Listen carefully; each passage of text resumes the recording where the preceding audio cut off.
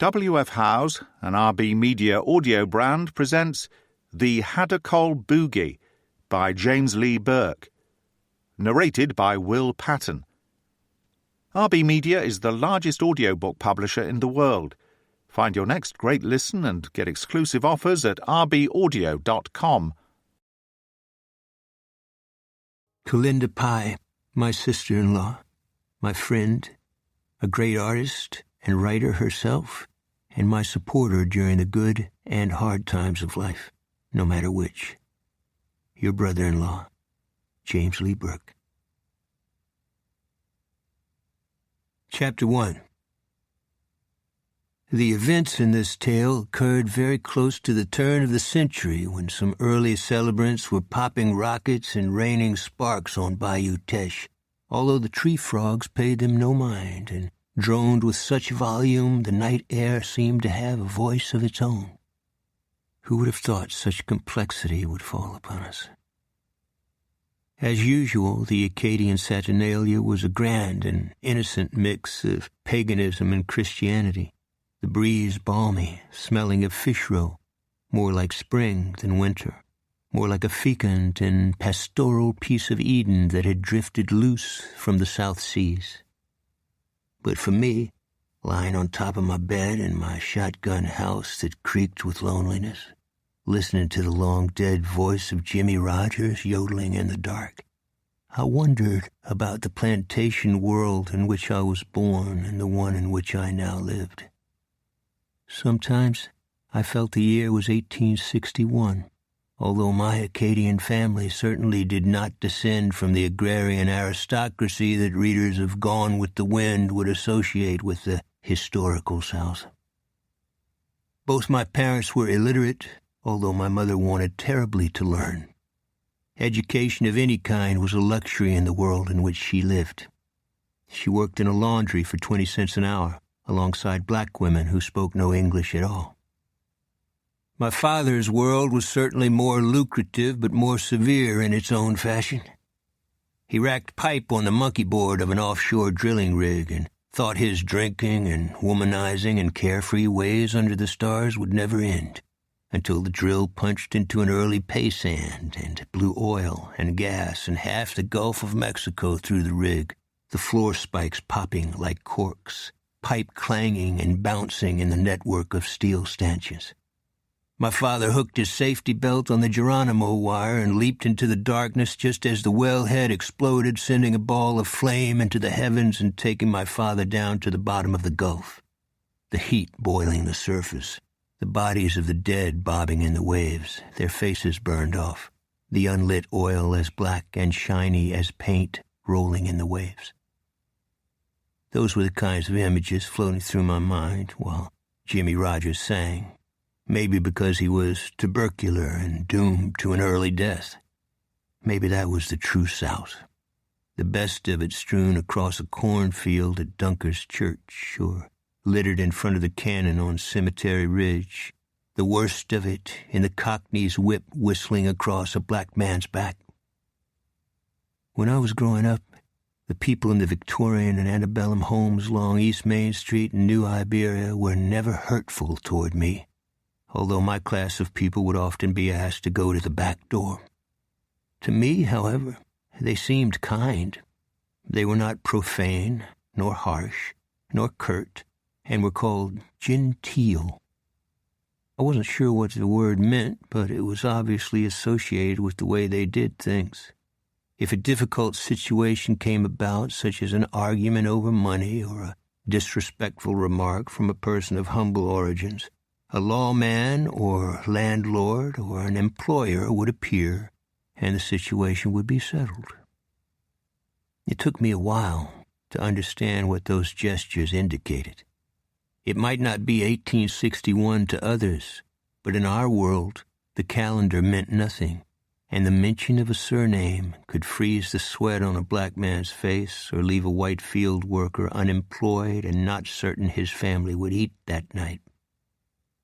Serenity along Bayou Teche sometimes was acquired at a heavy price. From its inception, Louisiana has been a home for pirates, brothels, gambling halls, corrupt politicians, legal and illegal slavery, and terrorism. The torch and the whip. The slave insurrection of 1811 in Orleans Parish was the most brutal atrocity in the history of our country. To this day, it is hard to believe it happened. I won't even describe it here. Later on, the White League made General Forrest's Ku Klux Klan look silly when they invaded New Orleans and shot former Confederate General James Longstreet and struck a deal with the Republicans to shut down Reconstruction. Angola Plantation on the Mississippi River became one of the first rental prisons in that nation. It was called Angola Prison, or Angola Pen, or the Farm, but hell would have been a more accurate title. Even today, no one knows how many of Angola's convicts died of disease or gunshots or beatings or starvation or the sweat boxes on Camp A. Their bodies are still in the levee along the river, the bones and teeth broken into chips. For many years, the farm's electric chair was kept in the Red Hat House. A black convict I knew by the name of Guitar Get It and Go Welch wrote a song about it, and here's what he had to say. How come they electrocute a man 12 o'clock at night? The current much stronger. The peoples turn out all the light. I don't wish to continue. Evil is evil, and giving it another life other than to prove it's real serves no purpose. But I will tell you about one event that for me was worse than the memories I brought back from Indochina. The emblematic nature of the story needs no interpretation. Evil requires support and consent and organization. It doesn't create itself. $100 hitman, Johnny Messina, whom I busted in New Orleans, asked me to visit him when he was about to be electrocuted. I didn't want to do it, but he had become an AA member on death row, and I couldn't turn my back on a fellow member. When I was about to leave, he stuck his right hand through the bars and slipped it into mine. The rims of his eyes were red, his head already soaped and razor-shaved, the tiny remnants of his hair like flecks of dirt on a rock. I could smell the stink on his body and the bile in his stomach. I thought his grip would break my hand. It didn't. His voice was a whisper, his hand as light as air. I ain't up for this one, Streak, he said. I can't control my sphincter. 2 hours later, I watched the executioner go about his procedure. I could not look into Johnny's face. My heart was thudding. I could not imagine the stress on his organs, the dryness in his mouth, the incontinence that was inevitable.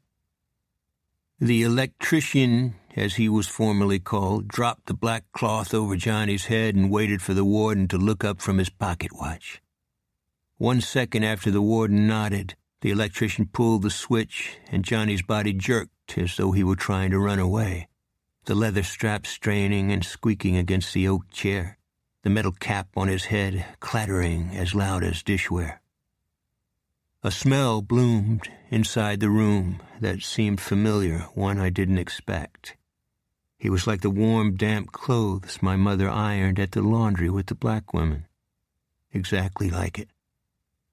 Sometimes I still cough when I think about the connection in my mind with my mother and Johnny Messina in his last moments. Was it because they were both pawns of the same system? No, I don't think so. I know so. My mother was as disposable as Johnny was. Now, as I lay in my bed, a recording of T for Texas by Jimmy Rogers playing over and over on my ancient record player, I wished my mother was there with me. Even though she tried, she never learned to read at an 8th grade level. If she were alive, I would teach her. Time surely gets away. Chapter 2. I got up from my bed and walked sock-footed and in my trousers and strap undershirt into the kitchen, took a carton of chocolate milk from the icebox, and sat at the breakfast table and drank it, watching the fireworks exploding above City Park. I also had a carton of eggnog, but I had bought it only on the premise that it was for guests who might drop by, perhaps with a bottle of Jack or brandy. In all probability, my subconscious was finding another way to get me to the package store. See, alcoholism is a disease that says you don't have a disease. And disease is the word for it. The carrier taints everything he touches or breathes on. Family, friends, employers, and even other drunks. My friend Cleet Purcell says most alcoholics belong in old-time diving suits with brass helmets. Better said, alcoholism is a form of psychological and moral insanity. The schemes you perpetrate on yourself are the deadliest of them all. It had rained earlier, but now the rain was only a mist that had been followed by a blanket of cold fog, one that was as white as cotton bolls between the mud banks and cypress trees along Bayou Teche. I saw some kids in a boat fire up a bottle rocket and send it across the water into my backyard. They sounded young, and I don't think they meant me any harm, but that's what they did. The rocket bounced off a wood post on my little dock, then went right through the flap on an old army tent I had propped up for an armadillo who had lost a foot after laying her pups, which are what baby armadillos are called. In minutes, the tent was glowing with an unwelcomed flame and dark smoke. I slipped on a pair of boat shoes and grabbed a fire extinguisher and headed down the slope. It didn't take much to put out the fire. I went to my tool shed and picked up a tarp and flashlight and replaced the burned army tent, then tried to round up the mother armadillo. The hardest job was to find the pups. They had scattered over the slope and were difficult to see in the fog and tall grass. My kind feelings toward the kids who set fire to the tent were beginning to thin. "Hey, you guys," I yelled. "How about obeying the law and not shooting fireworks inside the city limits?" "Sorry, Mr. Dave," a boy replied. I could see the boat now. There were 3 or 4 kids sitting in it. They were all about 15 or 16. Maybe 2 of them were girls. "We thought somebody was up to no good on your lawn," the boy said. "We don't have a flashlight. I thought I could light up your yard." "You lost me, partner," I said. "There was a man there, sir," the boy said. "Yes, sir, an ugly guy," one of the girls said. "Y'all row to the dock," I said. "We ain't in no trouble, are we?" the same girl said. "Of course not," I replied. "I appreciate y'all looking out for me." I heard the oars move in the locks and the wood blades dip into the water. It's funny about Cajun kids and what we call Acadiana. The accent never changes. The simplicity and humility and vulnerability remain the same generation after generation. When a tragedy finally wins its way into their lives, the destruction is total, like a kitchen match flaring around a rose. The bow of the boat scraped on the mud flat. "Okay, tell me about this ugly guy," I said. They glanced at each other, not sure what they should say. "I will not give out your names to anyone," I said. "You can't make a promise like that, can you?" the boy said. He wore a baseball cap backward. His face was soft and grinning. He was afraid. They all were. Cajun parents can be strict. "He was a tall man in a black raincoat," the same girl answered. "His hair was black. It hung straight down. It was dirty, like it had sticks in it. For a few minutes the moon came out from behind the clouds. His skin looked like it had knots on it." That was a pretty good description, the kind that can cause a witness a lot of trouble. "Mr. Dave," the boy said. "Yeah." "He was dragging a big plastic garbage bag. I ain't seen what he done with it. He was standing by the cattails with the bag. Then he walked off into trees and I couldn't see him no more." "Maybe he doesn't like to pay for his garbage pickup," I said. The kids didn't laugh. I bounced the flashlight beam on the bank so I could see them more clearly. Their foreheads were furrowed, their arms folded across their chests. They kept looking over their shoulders like they wanted to row back across the bayou. "What is it, you guys?" I asked. "He was really scary," Mr. Robichaud," the boy said. "I'm glad you come out. We got to go now." "Give me a minute or two," I replied. I walked toward the cattails, the flashlight's beam carving through the dark, the eyes of the tree frogs glittering on the cypress limbs. When I got close to the frogs, they scattered over the water like birdshot. A big black plastic bag tied in a knot at the top rested half in the mud and half in the reeds and the water and cattails. With one hand, I dragged it onto dry ground. I couldn't say it was heavy, nor could I say it was light, nor was it lacking solidity. That last part bothered me. I opened my Swiss Army pocket knife and sliced across the top of the bag just below the knot, then folded the blade and replaced the knife. I set down my flashlight, then with two hands tore the plastic wide. My breath went out of my lungs, audibly, as though someone had dropped a steel storm sewer lid on my chest. The woman was young and thin and nude and had olive-colored skin and was in a kneeling position. She was also dead. Her eyes looked straight at mine. They were pale blue, like a Creole might have. Each breast was tattooed with a large rose. Her body had no odor. "You okay there, Mr. Dave?" asked the boy from the boat. "Yeah," I replied. "Y'all stay there, please." "Anything wrong, sir?" he said. I kept the flashlight's beam on the dead woman with my back to the kids. I've seen many bodies, overseas and in this country, and in each instance I did not want to see how they died. I always felt I was a voyeur. An intruder had no right to violate the most private moment in a person's life. Most importantly, I did not want to witness retroactively the suffering that had been imposed on them. But I was a cop, and cops don't get to make the rules. With my left hand, I held the flap I had torn in the bag, and with my right hand, I lowered the light into the hole, flattening the beam's brilliance on the woman's throat. A thin, bronze-colored wire had sunk deep into the woman's throat. I couldn't be sure, but I thought it was a guitar string. I heard a rustling sound behind me and quickly clicked off the flashlight and rose to my feet. The three kids had gotten out of the boat and were staring at me. "It ain't garbage in there, no?" the boy said. "No, it's not," I said. "It's an animal?" the second girl said. I couldn't keep the kids straight in my mind, even though they obviously knew me. I thought the boy used to throw my newspaper.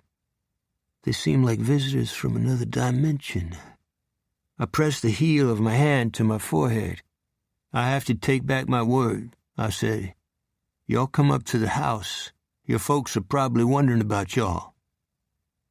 They followed me up the slope into the kitchen, and I gave each of them a cold drink and a piece of cake, then went into the living room alone and dialed the private dispatcher's number at the Iberia Parish Sheriff's Department, then made a call to Cleet Purcell at his motor court farther down the bayou. I wanted to tell Cleet everything about the young woman's body before my colleagues got to the crime scene, as odd as that sounds. "What are your first thoughts?" I said when I finished. "Sounds like a real perv wants to do you some damage, nobleman," he said. I guess that was one way to put it. Cleet beat the ambulance and Sheriff Helen Swallow and the coroner and two cruisers and a new homicide plainclothes named Valerie Benoit to the house. I was sorry for the kids, but glad that Helen was there. She took their statements herself, then told them to beat it and keep their mouths shut and don't violate our fireworks laws again. The real issue, of course, was the possible danger to the kids. If they saw the man with shaggy hair drop the body in the cattails and shallows, he probably got a good look at them, too. How would you like a guy like that looking in your kid's window? Sometimes I really hated my job. If I seem to have portrayed Helen as rough, it's intentional. She worked her way up as an NOPD meter maid with no help from several NOPD males who were one cut above white trash. Plus, she was bisexual, which gave them an extra handle to make her life miserable. Cleet not only stayed out of the way, he sat in my stuffed chair with his feet on a stool in the living room and watched Turner Classic Movies while eating a ham and onion sandwich loaded with extra tomato and lettuce and mayonnaise, his pork pie hat crowned down on the TV. Cleet was a movie addict and believed The Godfather, Shane, My Darling Clementine, and For Whom the Bell Tolls were the best films ever made. He also believed he had spoken several times to Joan of Arc, the real one. He even visited the town in which she was burned to death and cried openly in front of a group of tourists from Iowa who treated him with great kindness. Cleet Purcell led many lives. He was a recipient of the Navy Cross, the Silver Star, and 3 Purple Hearts, and would never discuss any of them. His complexity was such that he was never predictable, which on occasion made him an instantaneous threat to the mob, slumlords, jack-rollers, drug dealers, racist cops, pimps, women-beaters, and con men who cheated the elderly, primarily because a collection of shitheads like this never saw their destiny coming, namely having their heads twisted off and spat in. Example? In New Orleans, Cleet threw a visiting greaseball from Miami off a balcony into the swimming pool. Except it was the wrong end of the swimming pool. That was minor, though. He dropped a steel wrecking ball through the roof of a porn theater that had just set up across the street from a Black Baptist church. The pastor was a friend of his. Those were warm-ups. After Helen and the investigating team left the property along with the body of the woman who had rose tattoos on her breasts, I walked into the living room and sat down across from Cleet, my energies gone. He was drinking a Diet Dr. Pepper. He turned off the television. "Better get some sleep," he said. "So I can have nightmares?" I replied. "Did anybody have an idea who the guy was, the tall guy with sticks in his hair?" "Nope." "You said there was one girl who could probably sketch him or help a police artist to do it?" he said. I nodded but didn't speak.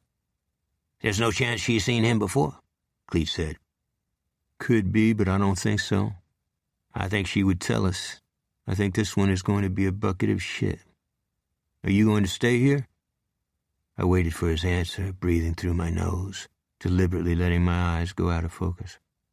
"Yeah, if I can listen to your Jimmy Rogers record," he replied. "Sure." "What do you like about Jimmy Rogers most?" he asked. Jimmy Rogers died recording on a cot at age 35, knowing every minute his time was up. "I knew you'd say that," he said. Cleet's neck was as thick as a fire plug, and a scar like a flattened nightcrawler ran through his left eyebrow. The latter was from a gang beef when he was 17 in the old Irish Channel. His eyes were green and intelligent and never dulled over. His hair freshly clipped and combed, still blonde like a kid's. He was also overweight and sometimes split the shirts on his shoulders. The liquids he drank and the fried food he ate were a study in coronary and arterial abuse, but he claimed seriously that his liver and kidneys were already petrified and hence none of it was worth worrying about. I wanted to think of Cleet as a happy elephant playing with an umbrella on a high wire, but that was too easy. Cleet was a tragedy, and most of his problems were buried in his unconscious. I'd probably gone along for the ride. In our days at NOPD, we called ourselves the Bobbsey Twins from Homicide. At various times, the mob put a hit on both of us, breaking their own code about killing flat feet. As an addendum, I think most of the department was pulling for the mob. "Why are you looking at me, nobleman?" "No reason," I said. He pointed his index finger at me. "You're thinking about the past, Streak. A great guilt you haven't paid for. The girl with the rose tattoos is the warning sign." Streak was a nickname given to me as a child. My hair was black, but there was a white patch in it, caused by malnutrition. "Everybody eventually has to pay his tab," I said. "Hey, we're the good guys, remember?" Cleet said. "I'm just saying, Cleet, you can't reverse time. Dead means dead. I'm not talking about overdue library books." "Are you talking about mistakes here or Shitsville?" he asked. I opened my palms to say, what difference does it make? Cleet got up and went into the dining room and started up my old Jimmie Rogers LP. Even in his last days, the Mississippi yodeler's mournful voice rose to the ceiling like a balloon cut loose from its string. Now, whether I'm right or wrong, I'm going to be gone before long. And I'll hush this crazy song. And I never will sing no more, no more. Chapter 3. The next day was Saturday. I was glad. I felt a lassitude I couldn't explain. I felt that my life was catching up with me, as though I had ignored the past and needed somehow to change it. But I didn't feel this just about myself. I believed it of everything around me. In a live oak tree on the bayou were iron spikes and lengths of chain left from the auctions conducted by James Bowie and Jean Lafitte in violation of the 1808 ban on slave importation from the West Indies. Another instance of our wayward past lay in St. Martinville, 10 miles away, the home of the legendary Evangeline. In 1947, a 14-year-old black boy was convicted of murdering a white pharmacist. The trial was a mockery. At least one of the executioners was drunk and botched the electrocution. The plea for mercy was turned down by Governor Jimmy Davis, the man who wrote "You Are My Sunshine." The boy's name was Willie Francis. He died the second time the state strapped him on the lap of Gruesome Gertie, the nickname for the Louisiana chair. Few people remember any of this. As I've said before, I could go on, but the past is the past, huh? I drove down East Main to Cleet's cottage at the Teche Motel. He ran his PI business in both New Iberia and in the French Quarter in New Orleans, chasing down bail skips, spying on adulterers, working as a bodyguard for celebrities and witnesses to serious crimes, searching out employees who sold information they stole from their employers, and doing grunt work for lawyers who wore sharkskin suits and looked like they combed their hair with motor oil. About twice a month he swore he was going to set fire to both his offices. His cottage was at the rear of the motor court's driveway, right by a grove of old live oaks that sloped down to the bayou. He was washing his latest Cadillac convertible, one of many he had owned. This one was orange, the top ragged and gray with mold, a spray of rust on the fenders that was as delicate as lace. He had parked the caddy so no one could see the other side of it. About 2 weeks ago, 5 holes appeared in the passenger's door. The pattern looked like buckshot or rounds from a small caliber pistol. Obviously, he had decided not to explain their origins. He was wearing navy blue boxer trunks, brand new white tennis shoes, a T-shirt with Ernest Hemingway's face on it, and an immaculate straw cowboy hat. He grinned with a big smile. "Nobleman," he said. "What's the haps, Cletus?" I said. "No haps," he said. "You look good." But I didn't feel good, and he knew it. As I was just saying to you, the past seemed stamped every place I looked. In fact, right here as I walked to the other side of the Cadillac. Those holes bother the hell out of me, Cleet. Is that supposed to be your flag? It was just a little accident. Really? Yeah, he said, squeezing a sponge over his wash bucket. This black gal in the 9th Ward was having trouble with her ex, you know, clubbing her in the face with the stock of his 12-gauge in front of their baby, and I talked to him about it, and he said he'd give up his 12-gauge, except he was drunk and got dramatic about it and flipped it end over end and it butt-fired. Who's the guy? I asked. Who cares? He replied. I was standing by the passenger door now.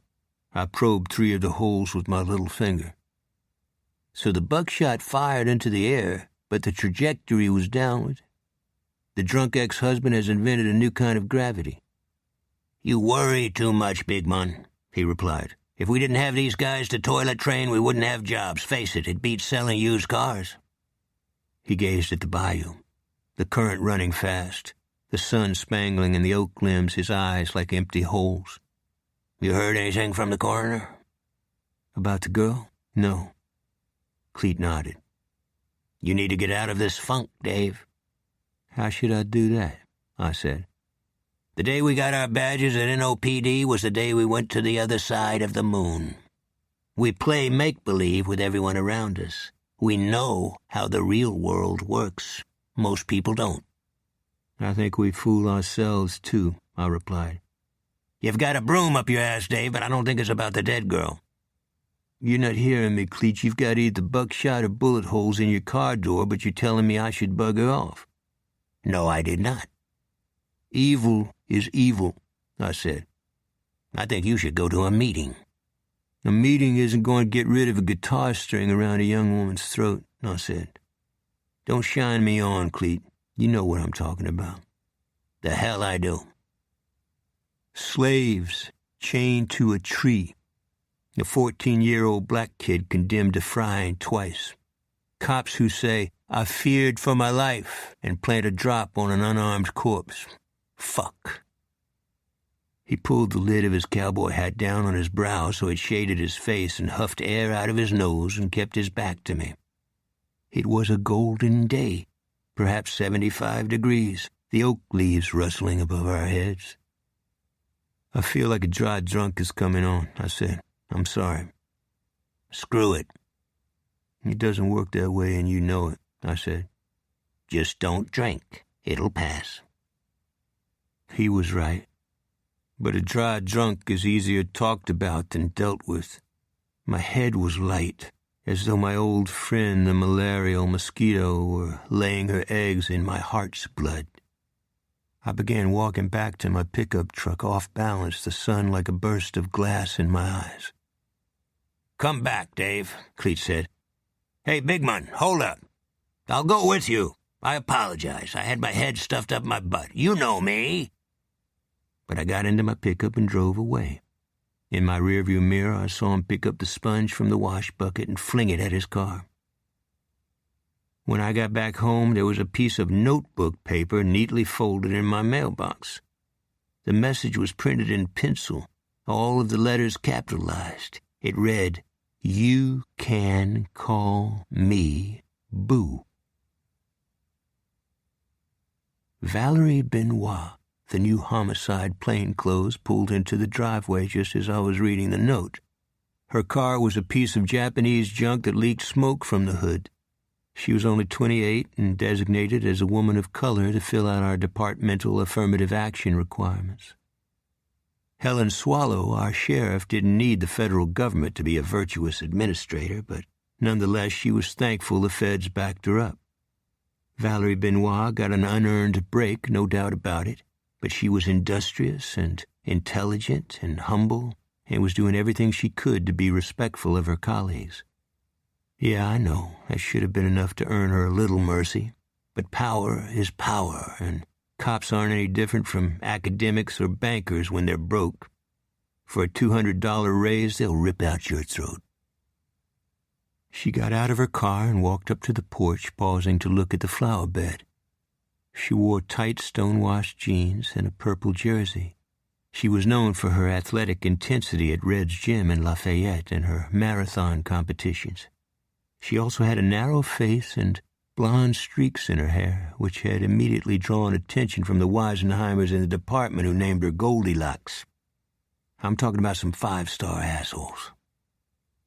How you doing, Miss Valerie? I said. All right, she said, glancing at the piece of notebook paper in my hand. You get anything back from the coroner? No. Sheriff Swallow said we'll be working together. That's good, I said. Her eyes went again to the notepaper. This was in my mailbox, I explained. It says, You can call me Boo. Know anyone named Boo? No, she said. Cranks come to my house with regularity. I know you like to work informally with your friend Mr. Purcell. That doesn't bother me. Cleet is my sidekick from NOPD homicide, I said. He's a pro. He won't get in anyone's way. You want some coffee? Yes, that would be great. You surely have a nice place. I let her walk ahead of me, through the house and into the kitchen. My home was indeed a nice place, what is called a shotgun house down south, meaning a boxcar you could shoot through the front door and the lead shot would fly down the corridor and out the back screen without hitting a single board. She looked at my books and music albums and framed photographs. None of the pictures were from Vietnam. Several were of local musicians. "You collect old 78s?" she said. "Yes, since I was a kid." "Like who?" "Bessie Smith and Robert Johnson, Benny Goodman, Hank Williams and Lovesick Blues." I couldn't tell if she recognized the names or not. She stood in the middle of the kitchen. The windows were open and blowing up the slope. She removed a lock of her hair from her forehead. It was gold and perhaps dyed, I couldn't tell. "I'm sorry to ask you this, Detective Robichaud, but are you going to handle that piece of notepaper or try to get a print?" she said. "To tell you the truth, I've given it no thought." She widened her eyes and looked at the walls and ceiling as though she had never seen the inside of a kitchen, probably because she had just insulted me. "This is such a nice house, and your trees and flowers and the animals in your backyard are lovely. It must bring you great pleasure." I kept my face empty. I can't say my stomach was churning, but it was close. I cannot stand people who make observations of me or my life. "Did I say something wrong?" she asked. "No, ma'am, not at all," I replied, staring through the screen. "Please don't call me ma'am. I would not dream of it."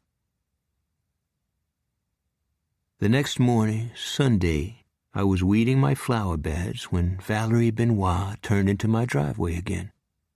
This time she was wearing a dress and a floppy straw hat with a wide lavender band around the crown.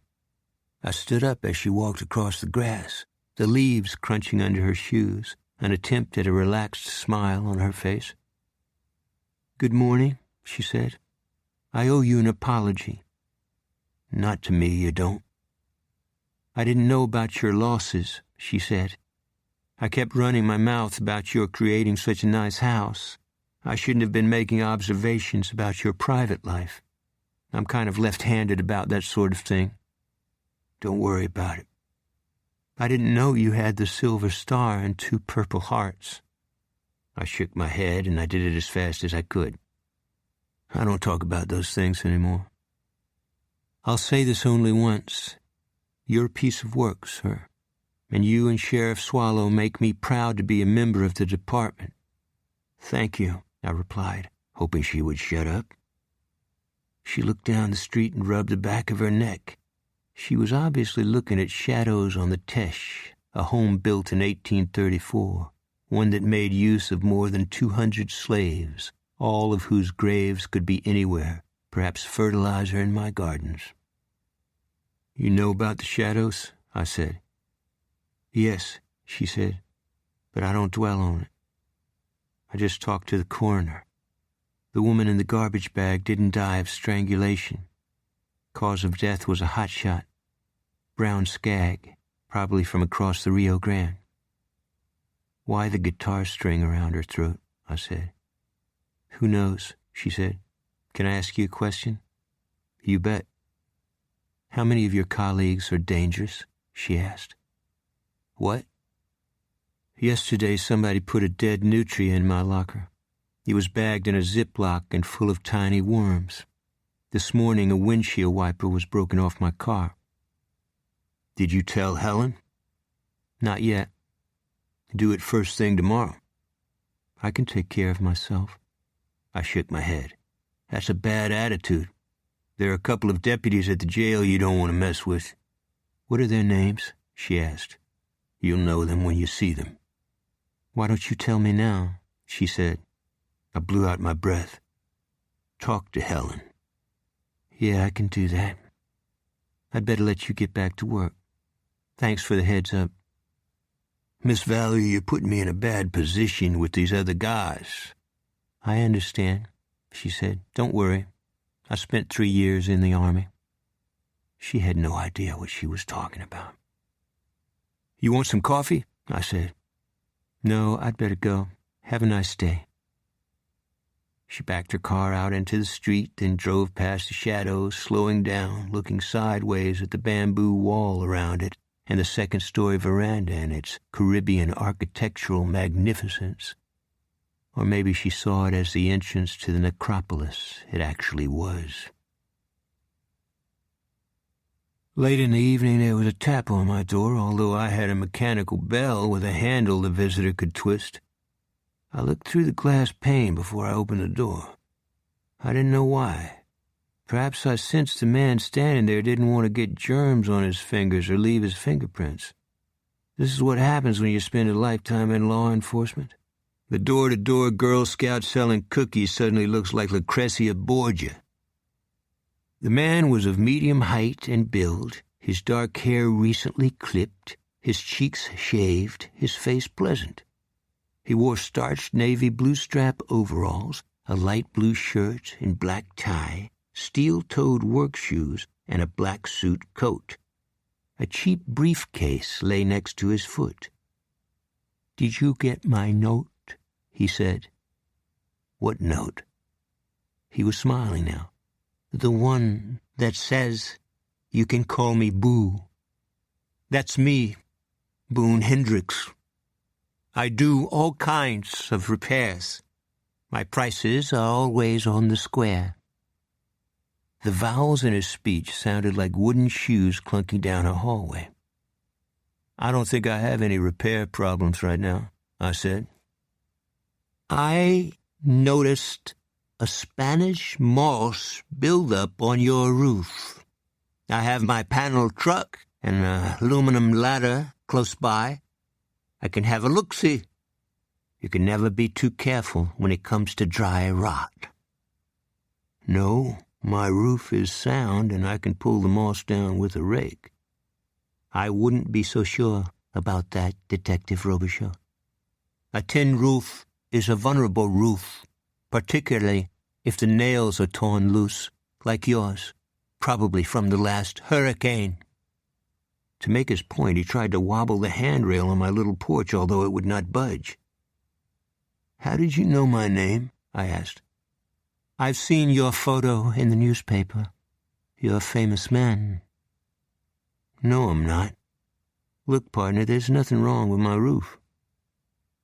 "Have you had any backup in your sewage line? I suspect it was put there a century ago. All the lines on the street are like that. I pulled a gob out from your neighbor that was hard to deal with, but I will not go into detail. All my jobs are done with ironclad privacy." "Thanks for your offer, sir, but I have some things to do." He nodded firmly, then reached down and picked up his briefcase, poking the inside of his cheek with his tongue. Then he extended his hand.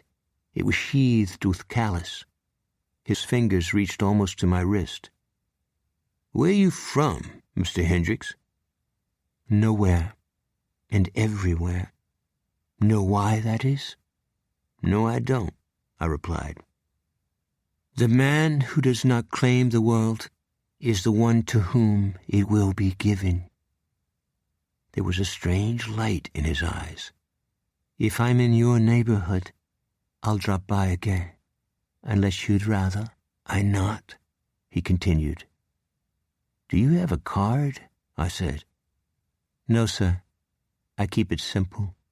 If the customer is not satisfied, I take no money, or I rip up my work and do it over. Yes, sir, but I seldom need to do the latter." He waited for me to speak. "That sounds like a good way to do things," I said. "Yes, sir, it is," he said, saluting with 2 fingers. Then he walked away with his back as stiff as a broom, the unraked leaves in my yard swirling around his knees. I closed the door and went into the kitchen and started to fix a sandwich, but Mr. Hendricks bothered me. Was he an autistic savant? If he was, he may have seen the shaggy man who dragged a dead woman on my property. I wished I had asked. Why hadn't I? Was I afraid of him? Now I was really troubled. The last ember of the sun was buried in a purple rain cloud in the west. I hurried down Main Street to catch Boone Hendricks. It wasn't hard. He was standing on the lawn of shadows on the Teche inside the locked gate, his cardboard briefcase hanging from his hand, the massive antebellum brick and wood building barely visible in the gloom. "Hey, partner," I said. "That's private property. It belongs to the National Trust for Historic Preservation. You'll have to come out of there." He walked toward me. "It belongs to who?" "It doesn't matter. It's closed." The live oak trees and Spanish moss had drained all the light in the yard as though the sun had never shone upon it. "There's people walking all around here," Mr. Hendricks said. "What people?" "Back yonder. A mess of them." "Last chance, partner." The street lamp suddenly lit up, startling me, causing me to turn around. Then I turned back around. He was 6 feet closer to me, one hand gripped on a fence pike, his eyes as round as $50. He pushed the gate open and stepped out on the sidewalk. The roots of an oak tree had wedged up the concrete, cracking it in half. "Why are you staring at me like that?" he said. "I wondered if you had seen a man with long black hair like it has twigs in it. He also had knots and bumps all over his face." "No," he said, faster than he should have. "This guy dropped a young woman's body on my property, Mr. Hendricks," I said. "I don't listen to those kinds of things." "I see," I said. "If you run into this fella, I'd appreciate your letting me know. Can you do that for me?" "Don't talk to me like a simpleton, sir," he replied. "I understand. You said you saw figures on the grounds of Shadows on the Teche?" "I did not say figures. I said people, black ones. Look at the sky in the west, Mr. Robichaux. The stars are dropping over the edges of the earth. It's a warning, sir." Then he walked rapidly down the street, passing the old Evangeline Theater and turning onto the drawbridge at Burke Street. Then he was gone altogether, as though he were wrapped in a cloak from an earlier time rather than the ordinary suit coat he had been wearing on my porch. Chapter 4. The next day was Monday. At 5:30 p.m., Cleet Purcell came over to the house in his orange Caddy convertible with the gray canvas top, the one that looked like it was dug up from a graveyard. He had a bud propped on the dashboard, a folded paper towel under the can. I was sitting on the front steps reading the newspaper. We had made no progress identifying the dead girl or the man who had dragged her on my property. Cleet cut his engine and picked up his beer and got out.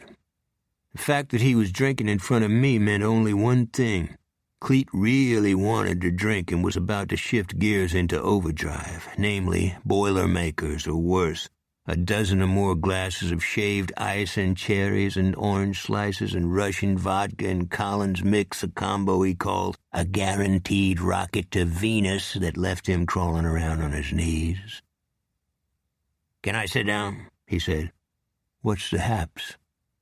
"I was going to tell you about the buckshot in my car door," he said. "Forget it." "No, this is how it went down. I was working under my car when this black gal's ex accused me of improper behavior, which was a lie. Then he shot my car door and shucked out the shell to give it a second try, so I pulled my ankle gun and aimed it along the ground and popped him in the foot, then threw him in his car, which is a shitmobile, and crammed his shotgun through the windshield and told him the next time he bothered me or my client, namely his ex, I would kick the shotgun up his ass until it was coming out his throat and then blow his head off." "Where did all this happen?" "I told you, in the 9th Ward. "At her house?" "Yeah, that's where she lives. Have you had a hearing check recently?" "Sounds professional to me," I said. "Just family friends getting together. I'm glad you're setting the standard." He drank from the can. "Will you stop picking on me?" "You're going to get yourself killed, Cleet, over nothing." "The guy's a sadist. Before his last 5 bit, he did specialty work for the greaseballs. Want me to describe his handiwork? No, I said. I apologize. Now give it a break. He looked at his can. He knew he shouldn't have brought it. He tilted it back and swallowed every drop in it, then crushed it. What's the gin on the dead girl? He asked. Nothing. Whether that guitar string killed her or not, it means something, Cleet said. Maybe a message. I looked straight ahead. There were shadows on the street under the oaks, the giant limbs swaying in the wind. Keep going, I said. The shaggy guy, or whoever killed her, knows you're drawn to music? That crossed my mind, I said. But why now? Maybe he just got out of the system.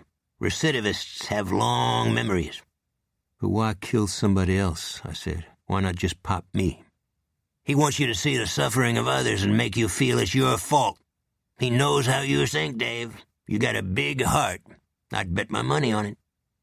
Maybe, I said. He brushed at his mouth. You got some hooch? Anything? No, I lied. What's eating you? I got the heebie-jeebies. The shitbird I busted up the torture specialist. I can't get this stuff out of my head. I think he's a serial killer, maybe including a child. I want to take this guy out. A guy like that doesn't belong on Earth. I pointed my finger at him. Get those thoughts out of your head. Where's Alifair? He said. Alifair was my adopted daughter I pulled from a sunken plane flown by a Marinol priest who was trying to save the Indians from the death squads in El Salvador. The little girl and I burst to the surface with perhaps 10 seconds to spare. Her mother died, so did the priest. She's coming home tomorrow, I said. Great timing, Cleet said. Knock it off, I said. He rubbed the back of his neck. It was red and greasy and pocked and as hard-looking as a fire hydrant. The fuck, he said to himself. Come inside, I said. I've got a bottle if you want it. I buy my own. I'm going to walk on down to Clementine's. Don't let them get behind you. That was Cleet's war call he had brought back from Vietnam. If you were there, you know what it means. It was the last order given by a young lieutenant in a place called My Lai. Yeah, I was right. Cleet got soused that night, so bad a good-hearted uniformed deputy in the department dragged him out of a garden of elephant ears and caladiums and piled him in a hammock suspended between 2 pecan trees in my backyard. At sunrise, I heard a thud, then a shout, followed by a moaning sound, and someone stumbling through my lawn furniture. I pulled back the curtain on my bedroom window. Cleet had rolled over in the hammock and landed on his face and now had fallen down again. By the time I got outside, he was taking a whiz on my azaleas. Hunched over in the thin light, he looked like Frankenstein. How about showing a little respect, I said. He stared at me bleary-eyed, wobbling, probably not sure where he was. He cut a belch that sent the squirrels skittering through the trees. I would like to say that Cleet's drunkenness was funny, but the truth was otherwise. Cleet was about to burn his kite. When he laid off the flack juice, he looked 30 years younger, his eyes happy and green as Ireland in the spring. Now he looked like he'd been beaten with a bathroom mop. You gotta stop doing this to yourself, Cleet, I said. He was trying to pull up his zipper. Doing what? He said. You've got puke on your clothes. You pissed into pet bowls. I wouldn't do that, he replied. His voice was adenoidal, like he had been punched in the nose. I just got to get my gyroscope straightened out. I think maybe somebody doped up my drinks. Yeah, it's called Jack Daniels, I said. I was ashamed of him, even though I had no right to be. I had degraded myself again and again, much worse than Cleet. Actually, all drunks are objects of pity and contempt and disgust, no matter what we tell ourselves. It's just a matter of degree. Cleet started out a happy drunk and slipped over the edge. I was over the edge long before I got to a saloon, usually armed with my 1911 Model Army 45, the gargoyles climbing the walls before the first shot glass of Jack hit my stomach. Then I would turn up the volume on full tilt boogie and find a de facto whites-only bar populated with neo-Nazis or bikers looking for a beef, then ask one of them how he would like to be the deadest bucket of pig shit ever poured in the ground. "I'm sorry, Big Mun," he said. "I was thinking about the black guy who tortures people and gets away with it. Jesus Christ, how do these guys stay on the street? We don't need DNA. You can smell death on them soon as they walk into a room." Then he lost it and pushed the heels of his hands into his eyes and began to weep. I took his big arm and draped it across my shoulders. It felt as heavy as a pressurized fire hose, his armpit soggy and rank. "Ready?" I said. "Ready for what?"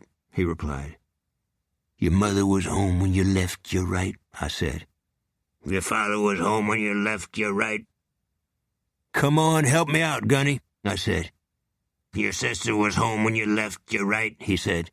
"Your brother was home when you left, you're right." "Sound off. 1, 2, 3, 4, 3, 4.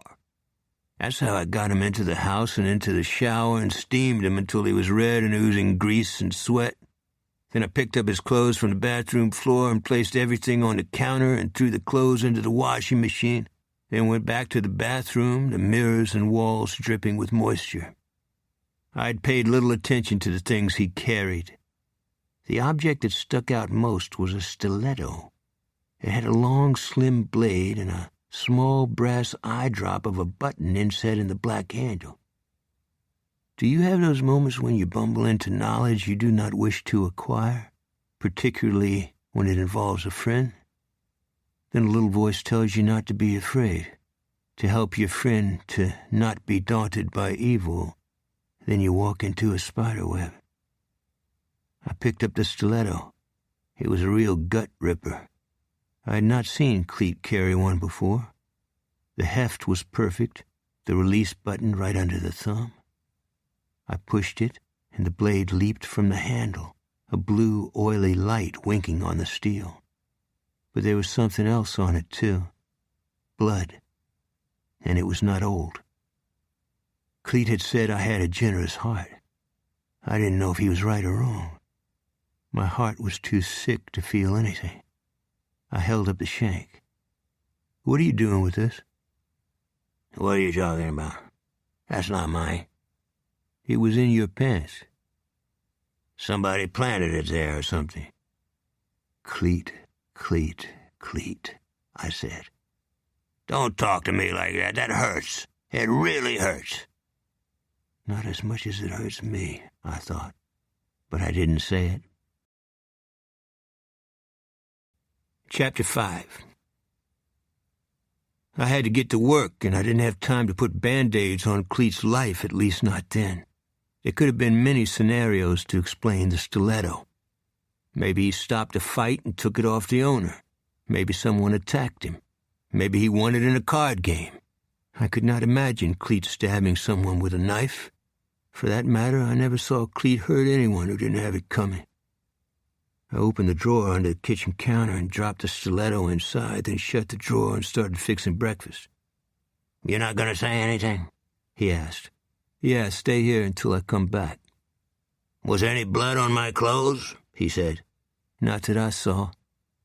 "Not that you saw? You put them in the washing machine." "I hadn't seen a knife with the blood on it." "That ensures I can't find out what happened," he said. "Yeah, I'm afraid so." "My systolic is going through the top of my head, Dave. I'm not up to this." Who is, I thought. I've had blackouts I never want to probe. "Don't beat up on yourself, Cleet," I said. "The world does enough on its own. So far, no one has knocked on the door, and the deputy who brought you to my backyard evidently had no calls on you, right? Plus, you walked to Clementine's. So you were out and about for only 2 blocks, right?" "Yeah," he replied, nodding. "So there you go." And once again I had slipped into the role of his enabler. There's one thing I didn't mention, Dave," he said. "I got some images crawling around in my head." "What images?" "Guys shooting craps. A dark interior with red neon. 4 or 5 dudes with a mean gleam in their eye. The women are on the stroll, but they're not all women. An open-minded joint. A guy was on a small stage with a bottleneck guitar. He was playing Robert Johnson's song about the crossroads. It's down by a swamp. Or maybe it's hell. He stared at me, his eyes unblinking, his face poached. In the silence I could hear the beating of my heart and feel a coldness in my hands and a dryness in my mouth, a moment of fear that is like a clutch on a night trail in a long-forgotten war. Cleet had called Alifair's arrival the next day bad timing. Obviously, I didn't take that very well. Why is that? Your children are your children. Your organs belong to you or they don't. You don't rent a locker at the bus station for your child. It's not complicated. Yeah, I know Alifair is not my flesh and blood, but so what? Your bond is your bond. Over the gunnels with the rest of it. Sometimes I get mad at Cleet. However, no matter how you cut it, I wanted to get a jump ahead regarding the body on the back lawn. I also wanted Cleet's latest trouble out of both his life and my life. For whatever reason, Cleet could not resist swatting a hornet's nest everywhere he went. The images in his head may have been unfamiliar to him, but I knew them well. I'll explain. Cleet grew up in New Orleans, in the Irish Channel, among people who spoke with a mouthful of corned beef and cabbage. He might as well have grown up in Boston or Little Italy in New York. Ever hear Louis Prima sing? He sounded like a sewer pipe. The point is, sometimes Cleet still doesn't understand blue-collar Cajun culture out in the parishes, particularly down by the Gulf. 40% of Louisiana is considered functionally illiterate. People think the communist Chinese bombed Pearl Harbor and Idaho is a potato. We thank God for Mississippi.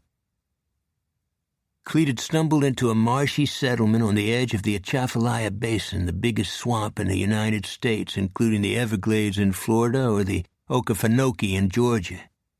How he got there, I don't know. He said he was going to walk from my house to Clementine's. I suspected he got drunk and hooked up with the wrong dude or woman and decided he'd take a late fling on the wild side of life in a place where the pterodactyls still streaked the sky. That's no jive. These were not simply Cajuns. Most of them pulled the plug on civilization during the war between the states. I doubted the people who lived in Jerry Carlucci's Landing gave much cognitive time to the environment in which they lived or cared about the long formation and destruction of ancient volcanoes that had once existed there, or the beasts that thrashed in the sandbogs, or the lightning storms that electrified the heavens without making a sound. For them, I suspected the issues were immediate and personal, such as staying off the computer, avoiding the IRS and vaccinations and marriage licenses and car tags, instead staying stoned and shooting whatever birds and four-legged creatures they felt like. In other words, during the French colonial period, it could have been a lovely prison. In more modern times, crank hit Louisiana in the 1980s, and Jerry jumped on it. The Landing became a fresh-air sanitarium for people who glowed in the dark or who had to tape their mouths to stop talking because they were blitzed on speed. I spent considerable time there when I came back from Southeast Asia. I also went there after my wife Annie was murdered in our bed at point-blank range with a shotgun. I was also an irregular visitor when I thought I could drink myself to the other side of Mars and keep my badge at the same time. Even Jerry 86'd me from his saloon. That's like getting kicked off a garbage truck. Worse, though, from time to time I still had an attraction to the world of Jerry Carlucci. It wasn't all bad down at the Landing, I told myself. It was like Van Gogh's paintings or the paintings of his friend Paul Gauguin. In Carlucci's Landing, the sky turned yellow at evening and stretched out over endless miles of marshland and swamps that dipped into the Gulf of Mexico. The thunderheads in the south were purple and swollen with rain and lightning. Then the day began to cool and renew your spirits, the links of bays wrinkling like old skin in the wind. the mullet flying through the air, and the funnel of a waterspout twisting like spun glass, the sun blood-red on the horizon. Yes, that's right. It was a post-diluvian world that was free of authority and rules, where the blue-pink emanations on the Earth's rim seemed to lead us into eternity. But I knew it was too good to be true. In fact, these moments frightened me. Why? Arks and animals walking 2 by 2 make wonderful tales, but when I find myself justifying a trip to Jerry Carlucci's Landing, I know I'm putting a slide on myself. Way down in my unconscious, a screenwriter is typing 24 hours a day in order to get me back on the dirty boogie. One day I'm going to meet that screenwriter and stuff him in a septic tank. But that's how he works. Anger is the common denominator of all drunks. We get drunk at people, not with them. It's rough being a drunkard. You spend half your time worrying and the other half of your time feeling guilty about it.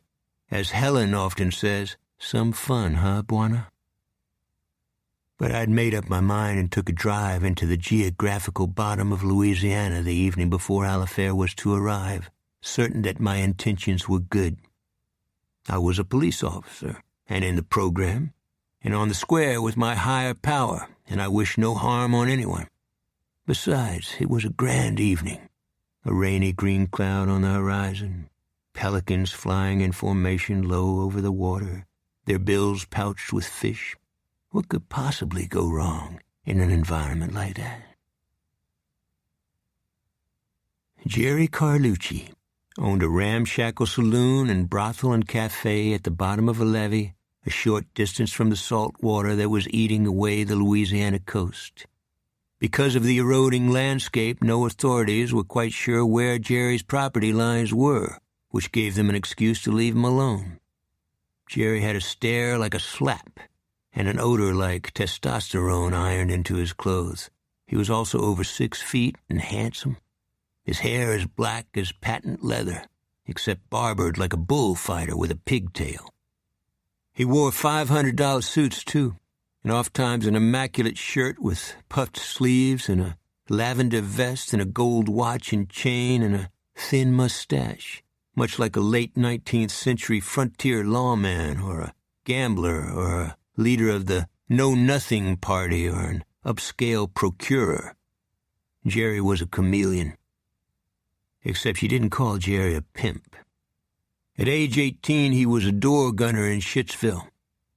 I shuddered sometimes at the thought of Jerry aiming an M60 out the door of a Huey racing over a rice paddy. His favorite song was Going Up the Country by Canned Heat. I parked my pickup in front of his saloon and walked across a wood footbridge onto a compacted pad of oyster shells and through 2 rusty screen doors into the bar. It was gloomy inside. A small stage against the back wall with a keyboard and 2 or 3 stringed instruments propped against a purple curtain. It was officially winter, but outside, Indian summer glowed on the acres of marsh, and thousands of insects hung in clouds above the water, and the tide was frothy and rocking with organic debris as though it were about to give birth. Jerry was standing at the back of the bar, his tall frame backlit by the window, counting the money from the cash register, writing on a notepad, his eyes lifting for just a second when he heard me close the door. "What's happening, Dave?" he said, voice as flat as a board. I put my arm on the bar, my foot on the rail. I didn't want to answer.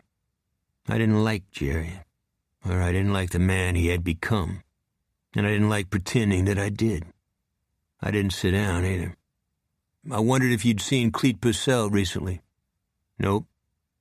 No sign of him? I've been out of town. I just got back. I nodded. Some women were drinking at a table on the other side of the stage, a couple of men knocking back shots with them. I wondered if they knew it was watered. One of the men went to the bar and filled a pitcher of beer from the spout. He gave me a look, then went back to his table. "You got a band playing tonight?" I said. "No, only weekends," Jerry said. "My bartender is off tonight." Come back tomorrow." "I'm sure Cleet was here," I said. "Maybe he stopped a beef, one that included a switchblade." "Purcell stopping a beef? That's a laugh." "You talking about my friend, Jerry?" I said. "Sorry. The plaster is probably falling from the ceiling of the Sistine Chapel." "What do you have against Cleet?" "He was born. That's enough. Got a secret for you, Dave. The pair of you should start wearing jock straps outside your pants. It'll help you with all this macho shit you can't get enough of." I took a hard-boiled egg from a glass jar and cracked it on the bar. "How much?" "On the house." I took $1 from my wallet and placed it on the bar so it stood stiffly on its edge. Why? I don't know. I wanted to do something he couldn't. "You got nothing to say?" he asked. "You're in the life, Jerry. You hurt people who trust you and think you're their friend." He stopped counting his money and walked slowly toward me, the heel of his hand barely touching the bar. He was wearing pointy, spit-shine Tony Lamas that echoed off the plank floor. "Excuse me?" "Most of the cocaine and brown tar hereabouts comes right through your back door." He rested his hand on the bar, the balls of his fingers cupped on the surface. He gazed at the green veins under the brownness of his skin. "Go somewhere else, okay?" "Somebody dropped a body on my lawn," I said. "I think she was probably in the life. She was also attractive. She had roses tattooed on her breasts." "I don't know anybody like that." "How can you be so sure?" I asked. "You've given breast examinations to all the women in southwest Louisiana?" He shook his head. "You just don't get it, Dave. People feel sorry for you because you've lost 3 wives. I've got a different take on that. I think they were lucky." I touched at my right eye, like an eyelash was in it, but I had no trouble with eyelashes. An electric switch had just clicked behind my forehead. It lit up a basement where I seldom went. Unicorns and pink zebras played there, and gargoyles liked to climb the walls. "Cat got your tongue," he said.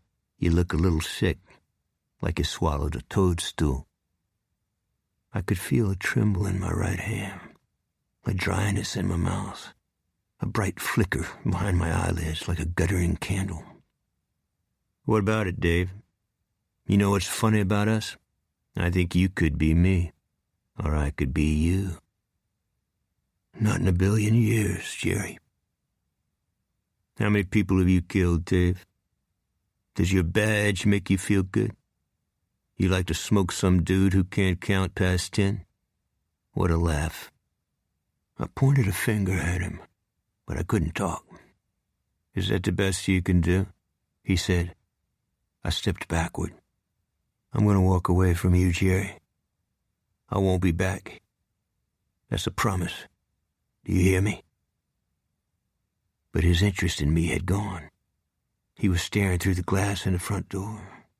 Then he went to the pool table and began dropping pool balls in his coat pockets. Then he ripped open the front door and walked out on the porch. "I told you to get out of here," he yelled. On the remnants of the old board road that led to Jerry's saloon were several shacks with sheets of plastic flapping on the windows and crawfish and shrimp nets drying in the yards and portable toilets probably stolen from a construction site. Boone Hendricks, the wandering handyman who kept secret the gob he had extracted from my neighbor's sewer line, was knocking on one of the shack doors. Jerry let fly with the pool balls, firing them one after another. Like me, Jerry had pitched American Legion ball. Jerry's forkball could knock down a Piper cub. He speared one between Boone Hendricks's shoulder blades. I saw the air go out of Hendricks's lungs, his mouth open, and the pain leap in his face. "You heard me, you crazy fuck," Jerry said. "If I see you here again, I'll put you in my crab traps."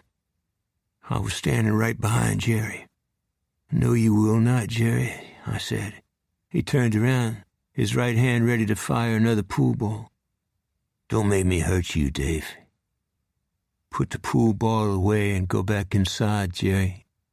You don't know this guy.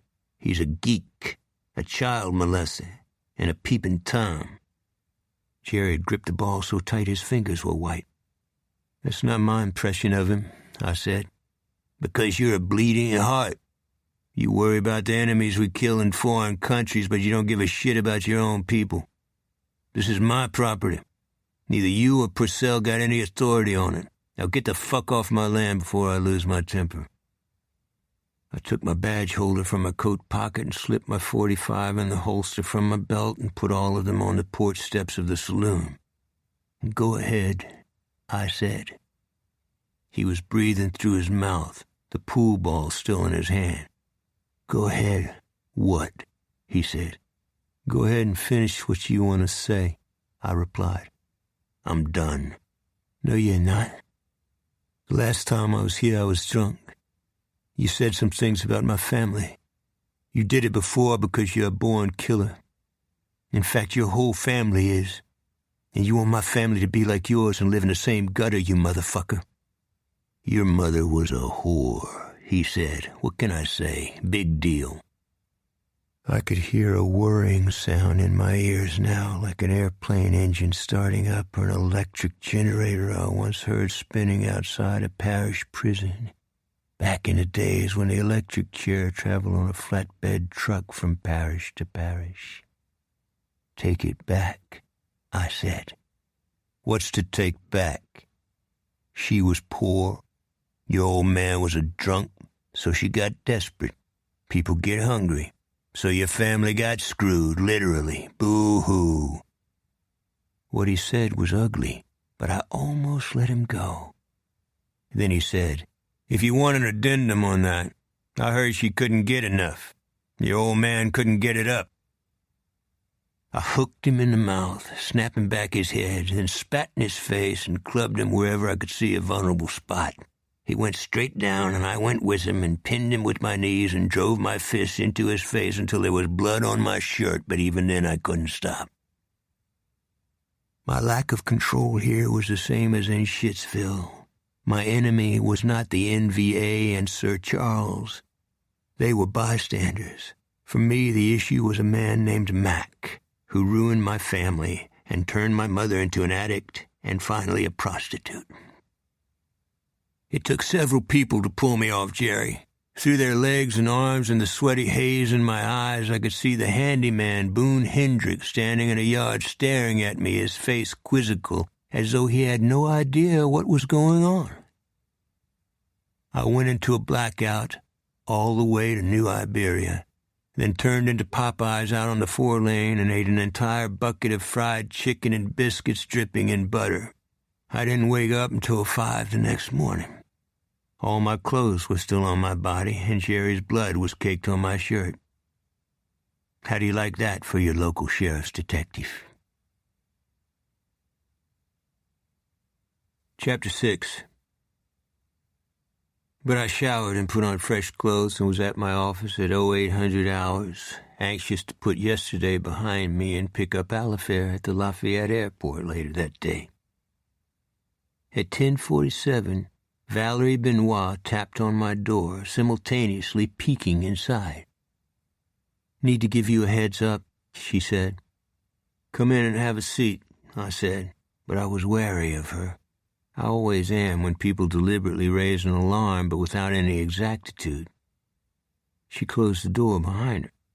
She was wearing khakis and a long-sleeved white shirt with 2 horses sewed on it, her badge and a holstered 9mm on her belt. She combed her hair off her eye with her fingers. The gold streaks in it were hard not to notice. "I've got your man locked down at the jail," she said. "He didn't take it very well." "Can you tell me who my man is?" "Jerry Carlucci." "What about Jerry?" "He attacked the handyman, Boone Hendricks. I've also got him down for obstruction. You really laid it on him, didn't you?" I put down the ballpoint and vacation application form I was filling out and leaned forward. "You arrested Jerry?" Of course. Mr. Hendricks called me. Hendricks didn't say a word to me at the scene. I know him, she said. He does odd jobs for me. Why did you put my name in this? Pardon? He didn't obstruct me. I hit him of my own volition. You told Carlucci to desist from throwing pool balls at an impaired man. He kept throwing them. That's obstruction. Hendricks didn't say squat to me, Miss Valerie. You shouldn't have done this. Her face went out of shape. That's a new one. You pissed because I saved you from a liability suit or a beef with a couple of those jerks in internal affairs, one of whom put a nutria in my locker? I have private feelings about Jerry, Miss Valerie. You should have talked to me first. What do private feelings have to do with anything? You told him to put down the pool balls, and he refused to do it. I feel like I'm in bongo land. I wanted an excuse to tear him up, so that's what I did. So why did you want to tear him up? She asked. I believe he killed children and women in a rice paddy. I heard it too many times for it to be a lie. My office was on the second floor of the department. The sun was shining on the bayou and dappling the trees and striking her face. One of her eyes was wet, as bright as a diamond. I didn't know about that, she said. Maybe he's tormented, but I've yet to see it. If you want to cut him loose, you'll have to talk to Mr. Hendricks. I don't care what you do with either one of them. You're a hard-nosed guy, Detective, she said. I thought you were a little different than the others. Who's the jerk who put the nutria in your locker? Mine to know, she said. His to watch out. I puffed a ball of air in my cheek. My daughter is flying in today. I think she'd like to meet you. Thank you, she said. I've heard about her. Miss Valerie? What? Don't underestimate Jerry Carlucci. He's not only a psychopath, he's a stealer of other people's souls. Stay away from him. He has no conscience. She looked at me for a long time. I'm looking forward to meeting your daughter. Don't give me any bromides, will you? I can handle any of these fucks, either in the department or out of the department. Mr. Carlucci should be a grease spot. Then she walked out, leaving the door unclosed. I picked up Alifair at the Lafayette Airport that afternoon. She had graduated Phi Beta Kappa from Reed College in Portland and now was writing her second novel. It was hard to believe she was the same little Indian girl I pulled from a submerged single-engine plane, or the same little girl who had screaming nightmares about a column of soldiers who walked into her village and massacred hundreds of peasants, burning and machine-gunning them, destroying their homes, killing babies and raping large numbers of little girls. The officers who condoned the atrocity, which went on for hours, were men we trained at the School of the Americas at Fort Benning. I saw her coming through the glass doors into the waiting area, smiling, wearing jeans and sandals and a purple shirt with flowers printed on it and her draw bag on her shoulder. She was beautiful, and I don't say that just because I'm her father. Almost every man who ever sees her turns around for a second look, whether it gets them in trouble with their wives or not. Hi, Dave, she said, putting her hand behind my neck and pressing my cheek against hers. It's so nice to be back home. I had not told her about the body that was dropped on my lawn and the dark man with hair like sticks who left it there. How's your novel going? I said. I still try for 750 words a day. I'm getting pretty good at it. How's Cleet doing? Fine, I said, clearing my throat. I felt her eyes on the side of my face. What's going on? She said. Cleet got on the grog again, but that's nothing new. I grabbed her suitcase off the conveyor belt and we went through the front doors into the parking lot. What are you not telling me, Dave? I think Cleet got into it with Jerry Carlucci, but I can't prove it. I thought I'd straighten things out, but instead I came down pretty hard on Jerry. We also have a new homicide case open. A black woman's body was found by some kids on the back of our property. That's all, she said. Nothing else of interest. Genghis Khan marching down East Main? It's not funny, Alf. When did all this happen? The past few days, I said. Do you know who the black woman is? Nope. She had a rose tattooed on each breast. A frown came into her face. That makes me think of the rose tattoo. You know, Tennessee Williams and Burt Lancaster and Hannah Magnani. Yeah, what about it? There was an older black girl I knew in St. Martinville. She wanted to be an actress. She was always talking about the rose tattoo. Later I heard she got both her boobs tattooed with roses. I stopped 10 feet from my pickup. You're kidding. Would I kid about something like that? What was her name? Benoit, she said. Clemmy Benoit. I pinched my temples. Did I say the wrong thing? She asked. We've got a new homicide detective in the department. Guess what her last name is, and guess where she's from. And she never mentioned any of this? Alifair said. No. Well, I'm glad to know that everything is going along smoothly as always, Alifair said. Are you leaving, Alfie? That was her pet name. She grew out of it, but I still used it, even if she minded. What are we having for supper? She said. The plane didn't have anything on board. Then she hit me playfully on the arm. When did I ever blow dodge on you, Dave? That was Alifair. From the time she was a little girl to the present, she would never let her family down. My skin tingled with pride. I've been married 4 times.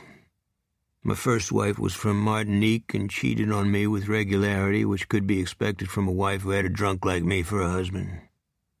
How about this? I literally knocked one of her lover's teeth down his throat at a cocktail party. I had to press down his tongue with a spoon to save his life. Annie was my second wife, a Mennonite girl from Kansas who never deliberately hurt a living thing in her life and was murdered while I tried vainly to swim across the bayou to our bait business while the flashes of the killer's shotgun leaped inside our bedroom window. Those memories have never left my dreams. My third wife was Bootsy Mouton. She grew up on Spanish Lake, where one afternoon at age 19, with raindrops chain-ringing the lake, we lost our virginity inside a boathouse and much later got married and had a wonderful life until Bootsy contracted lupus and died a difficult death.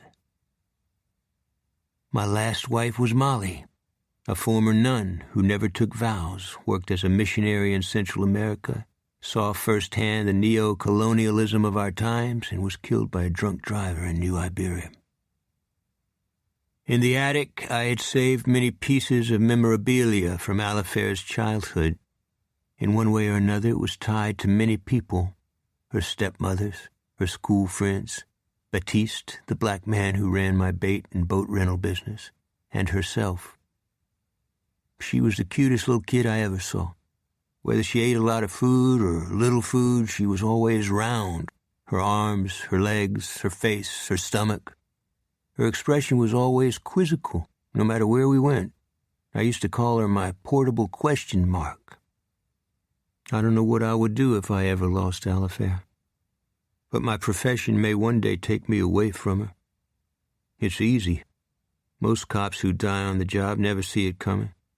Walking into a domestic argument, approaching a car with a running engine and tinted windows, answering a shots fired and eating a sniper's bullet. The families never get over it. Why?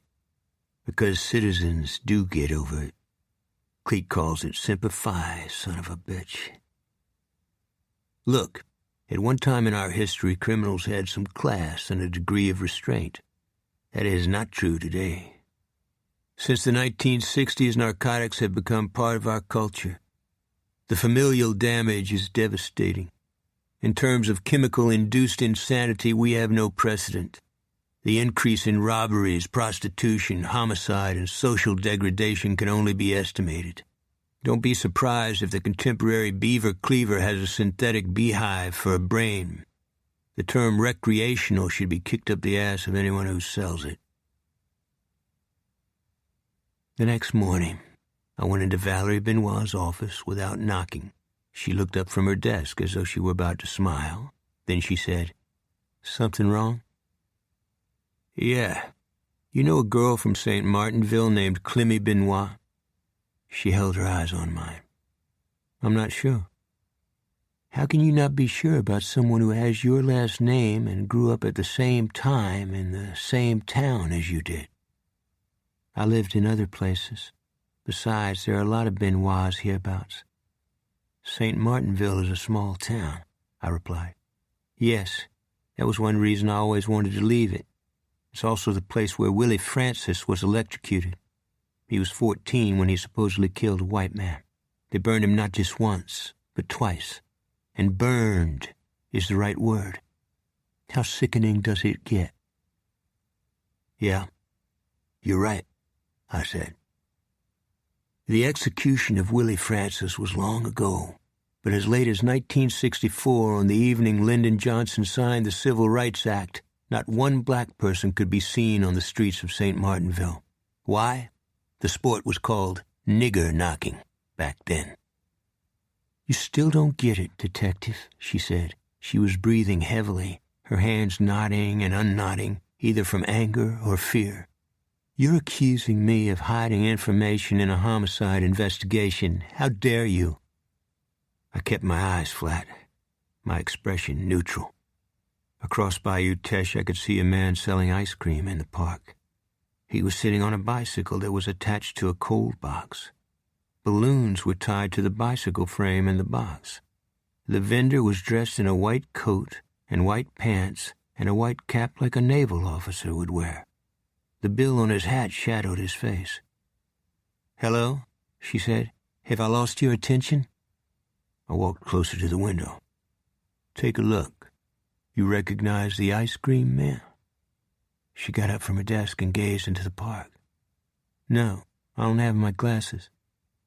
"That's Boone Hendricks," I said. She looked again. "So what?" "I don't know," I said. "He shows up all over the place. Now he's got you in an entanglement with Jerry Carlucci." "I think it's the other way round," she said. "You're on some kind of crusade." "I try not to borrow trouble." "Yeah, I can see that," she replied. She sat back down at her desk, clicking her ballpoint, her eyes flashing. "Would you please get out of my office?" "Alifair knew Clemmy Benoit in her teens," I said. "Fine. Write it up. Put it on the men's room wall." "They were both in an amateur acting group. Know anything about that?" She put a stick of gum in her mouth and began chewing, her pulse throbbing in her neck. "Problem?" I asked. "Yes, you're still here." "I wanted to be a helping hand," I replied. "I guess that hasn't worked out." She got up from her desk again and stared out the window, her arms folded across her chest, her back shaking. "You okay?" I said. "I'm sorry," she said.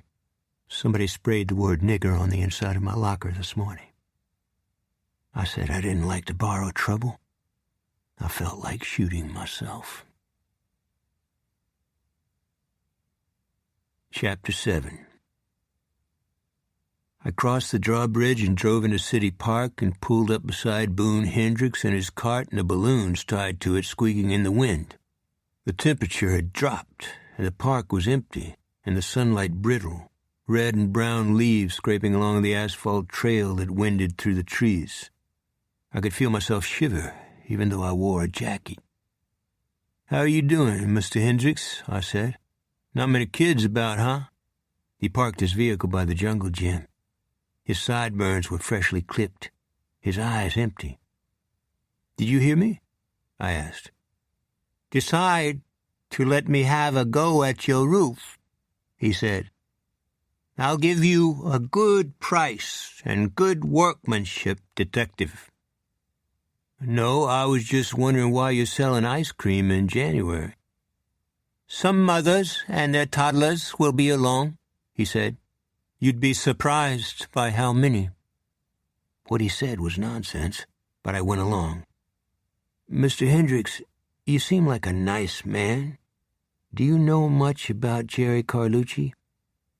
I know enough to stay away from him, he said. When you file assault charges against a man, you sometimes find yourself with your necktie in the garbage grinder. Want a popsicle? Mr. Hendricks, what were you doing down by Jerry Carlucci's landing? Giving children Christmas presents their families couldn't afford to give them. That's a fine thing to do. You have children? A daughter, I said. His eyes clouded as he studied the bayou. Did you hear me, sir? I asked. Of course. Why would I not hear you? I had had my fill of Mr. Hendricks. All the best to you, I said. You're a kind man and a gentleman of the old school, but hasta luego, or adios, or something like that, and thank you. He might as well have been stone deaf. When I drove away, he was still staring at the bayou.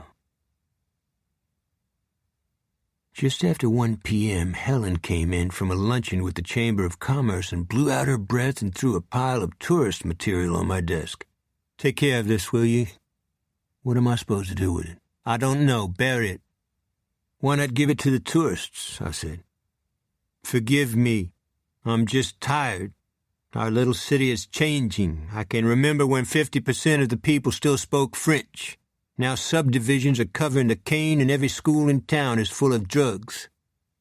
I hated to add to Helen's obvious problems with the 21st century. I've got some news, I said. The body with the rose tattoos has a name. It's Clemmy Benoit. She grew up in St. Martinville. Alifair was in a drama club with her. Alifair told you this? Yeah. The family didn't know she was missing? She asked. I haven't had time to get on it. This makes us look like shit. Is Clemmy related to Valerie Benoit? She said she's not sure. My ass, Helen said. I feel like I'm in a sanitarium rather than the sheriff's department. Get that girl in here. You might go a little easy, I said. Somebody sprayed the word nigger inside her locker. Helen clenched one hand, her knuckles whitening. Who's behind this? She asked. Most probably Lloyd Danjou. Where's your baton? In my drawer. Give it to me, she said. Are you serious? Follow me. I want a witness, she said. Detective Lloyd Danjou was standing at his window, slurping a cold drink from a carton, watching a speedboat on the bayou when Helen threw open his door without knocking. What the fuck? He said, almost dropping his drink, flicking the crushed ice off the back of his hand. Close the door, Dave, Helen said. What's going on? Lloyd said. Lloyd loved power. He dressed like it, too. But the steroids and shaved head, the bright smell of the deodorant he layered on his armpits, the visceral light in his eyes when he told jokes about a situation in the projects, these were cosmetic. Lloyd was a solid cop. So what if a freebie was sometimes more or less superimposed on him? He considered himself a savior. His unmarked car was often seen at the projects. He threw a wide net. You're asking what the fuck? Helen replied. She smashed a ceramic bowl full of paper clips in the center of his blotter. Lloyd's jaw flexed, but he said nothing. He could do squats with 300 pounds on his shoulders. He set down a cold drink carton on the desk and stepped back. I got no beef with you, Helen. You've been harassing a fellow detective, she said, her chest heaving. Dog shit, he said. You watch your mouth. I take back my profane words. I know your record, Danjou. Your worst nightmare is a black, educated woman who's not afraid of you. Lloyd Danjou was a dangerous and violent man, and I didn't like where she was going. I believed Lloyd had a sickness so detestable to himself he would spend a lifetime purging it by harming or killing others. Tell me you have not seen the same. Hey, Lloyd, I said, you're old school. Dial it down, partner. Lloyd massaged a crick from his neck. Yeah, he said. We go back? I can see that. He straightened his tie and lifted his chin. Helen was breathing like she had run up the stairs, her grip still tight on the baton. The last few minutes had not gone well for her. You can write me up with the Attorney General's office, Lloyd, but I'd better never see you harassing a person in this parish again. You reading me on this? You never saw me the first time, he said. That's because it didn't happen. But let bygones be bygones. He peeled open a roll of breath mints and thumbed one between his lips. Want a mint? I like to suck 'em. They keep your mouth fresh that way. Or you can just crack 'em. He snapped the mint on his molars. I spent the rest of the day trying to run down the family of Clemmy Benoit in St. Martinville. From what I could tell, they belonged to that group of people who thought a mailbox with an address painted on it was a symbol of success. Truman Capote talked about them. They were the new America, a drifting, invisible, drug-addicted, uneducable class who would never see that shining city on the hill. The dusty skies of Oklahoma were not their enemy either. A hole in the heart was. A mother or a father told them they belonged nowhere, and they believed it. Her parents had died when she was a child, and she lived in an orphanage, a placement home, a shack in an alley, and with a grown man in an alley. Her only job had been in a drugstore from which she was fired. Her only pleasure was her drama class, the same one Alifair joined. The last anyone saw of her was on a Greyhound. It was bound for Miami. Each person I interviewed was obviously uncomfortable. Why did Miss Clemmy get fired from her job? I asked. Did she use drugs? These were some of the answers. I ain't sure. She might have drunk some cough medicine. There's a lot of that going around. I done it myself. I don't think she done it, too. I can't wrap my head around that. Nope. I think her boyfriend was in Angola. Them kind ain't no good. I gave it up for the day and drove home in an unmarked automobile, which was the only kind we used in investigations, particularly in minority neighborhoods. Just as I turned into my driveway and started to get out, a splattered Jeep, one painted with camouflaged patterns, turned in after me and came 3 inches from my bumper as though making sure I would not leave the property. Jerry Carlucci got out of his vehicle. He was dressed in a 3-piece silver suit with a fleck in it and arrow-lined pockets and a black Stetson hat. His face was swollen and stitched above the lip, and he had an odd-shaped blood clot in one eye. I got out of my car. What's the haps, Jerry? Not much, he said, tooling around, enjoying the evening, contemplating some plastic surgery. How about you?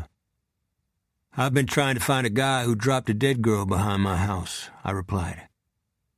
Say, I'm sorry you had to take a bust on my account, but the lady who jammed you is new and doesn't know how we do things around here. He wadded a handkerchief over his nose and blew into it. My lawyer is going to hang you from your toes, Dave, he said. I'll have liens on everything you own. You'll be mowing lawns after work. What are you doing here, Jay? Telling you to wise up. If you do, I might bring you in as a business partner. Really? I said. The street lamps clicked on all at once, threading light and shadow through the canopy of oaks above East Main.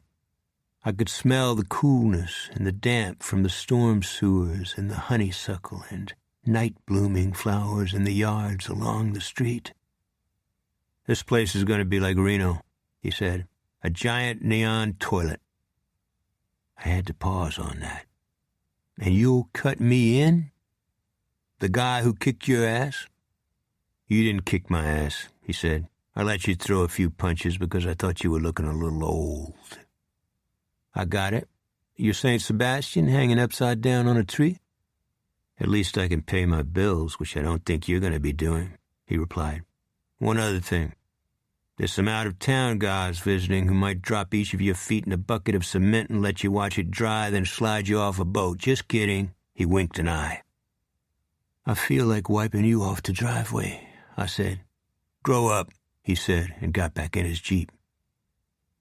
I went inside the house, trying to hide my hands. Alifair had just fixed supper. Anything wrong? She said. Not that I know of, I replied. What's for eats? Chapter 8. Alfie had put deviled eggs and potato salad and ham and onion sandwiches on the kitchen table, right next to the back window where we had a view down the slope to the bayou. "You didn't answer my question," she said. "Jerry Carlucci was just in our driveway," I replied. "If you see him around, try not to acknowledge him." She was putting 2 Dr. Peppers on the table now, the way people do when setting a table makes them happy. "What did he do?" "I got a little angry in front of his saloon and maybe hit him a couple of times." She paused as though she had stepped inside a camera lens. "Why would he come here?" she asked. "He said he's suing me and he wanted to let me know." "But that's not why?" "No one knows what goes on inside Jerry's head." "This really bothers me. Why did you get into a fight with him?" "He said some things about my parents," I replied. "He's hooked up with the cartels, Dave." "We'll nail him one day. Come on, let's eat." She sat down by her plate, a shadow on her face. "You don't believe Jerry is going to take a fall?" I said. "If you say so." I knew what she was thinking. For Alifair, a safe home or a safe nation was a gift. She never understood how the majority of the American electorate seemed to take it for granted. A flotilla with candles burning in all the boats was drifting down the bayou. I had no idea why. I suspected the boaters were a high school or a musical group. The candles were flickering in the wind, forming a collective glow on the current like ancient light-bearers on a moat below a castle. The sky was deep purple and etched with the last glimmers of an angry sun. Soon it would be dark, and the wind would blow out the candles of the boaters, but they would not give up their cause, whatever it was. Why are we not like these innocent young people, I asked myself. Why do we allow men like Jerry Carlucci to spread his narcotics and corrupt our youth and stain our soil and sexually exploit the poor? But I knew the answer. In any society, a vice flowers in only one way: permission. I squeezed the top of Alifair's hand. "This food is wonderful," I said, but my words bounced off her face. "You and Cleet don't listen, Dave. One day or night, your luck is going to run out." Her eyes started to brim. "No, Jerry is too smart to kill a cop," I said. "He'll launder the hit. Try to stop him from doing that. I hate him." That was Alifair, always ahead of the batter. I bit into my sandwich, my eyes lowered, my heart sinking. I wanted Alifair's homecoming to be a good one. I wanted her to stay in New Iberia and make us a family again, even though I was probably acting selfishly. I would do anything for that to happen. "I shouldn't have taken him down," I said, "but I can't undo it. Look, Jerry loves money. He probably has millions. He's not going to sacrifice that for a revenge hit. Give the guy some brains." "You're not thinking clearly, Dave. The body of Clemmy Benoit was dropped in your backyard for a reason." "Like what?" "I think it's me." "No, that doesn't make sense," I said. "Listen to me," she said. "When I was in the drama class with Clemmy, Jerry used to drive by in his convertible." "He was after young girls?" "No. He always had black dope vendors with him.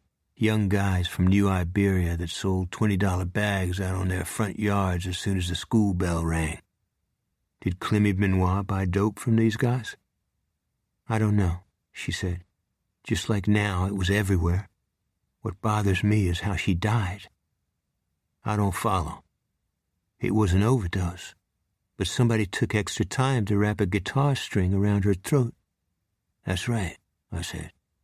"How does Jerry dress?" "Mostly Western." "What kinds of bands does he have at his saloon?" she said. "Rock and country," I replied. "But who cares what he plays? What's his motivation? Clemmy Benoit was dead and dragged on our property before I punched Jerry Carlucci." You already said what the motivation is, she replied. You mean money? I said. Or your property, she said. I put down my sandwich and looked down the slope at the bayou. The boats had floated almost to the shadows on the Teche and the drawbridge, the candle flames flattening. I was sad to see the flotilla go. Then I saw several black people rise from the back lawn of the shadows, dressed in rags, their numbers beginning to swell. More and more of them, walking down to the water and through the flooded bamboo and into the center of the bayou, deeper and deeper, their waists and shoulders and heads finally submerging, their hair shiny with moonlight, just like that. My heart was booming like a Congo drum. What did you see? She asked. I don't know, I said, sitting back down at the table. Don't lie, she said. People behind the shadows on the Teche. What's odd about that? She said. They were dead. She stopped eating. Her eyes went away, then came back. You're serious, aren't you? They had rags for clothes, as thin as cheesecloth. They had dirt all over them. They walked into the water and disappeared under the bridge. What happened to the people in the boats? They kept going down the bayou, I said. She took a flashlight from a kitchen drawer. Want to go? She said. It's a waste of time. She paused, then dropped the flashlight back in the drawer and closed it louder than she needed. You've been under some stress. So has everyone, I replied. We're about to complete the bloodiest century in human history. I could hardly look at her face. There was a great sadness in her eyes. Dave, I want to help you fight the people who want to hurt you.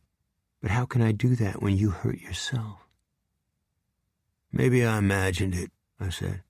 Plus, if those were slaves, they're no threat to us. They're our friends. That gives me the chills. I pinched my temples. I was ruining the supper she had made.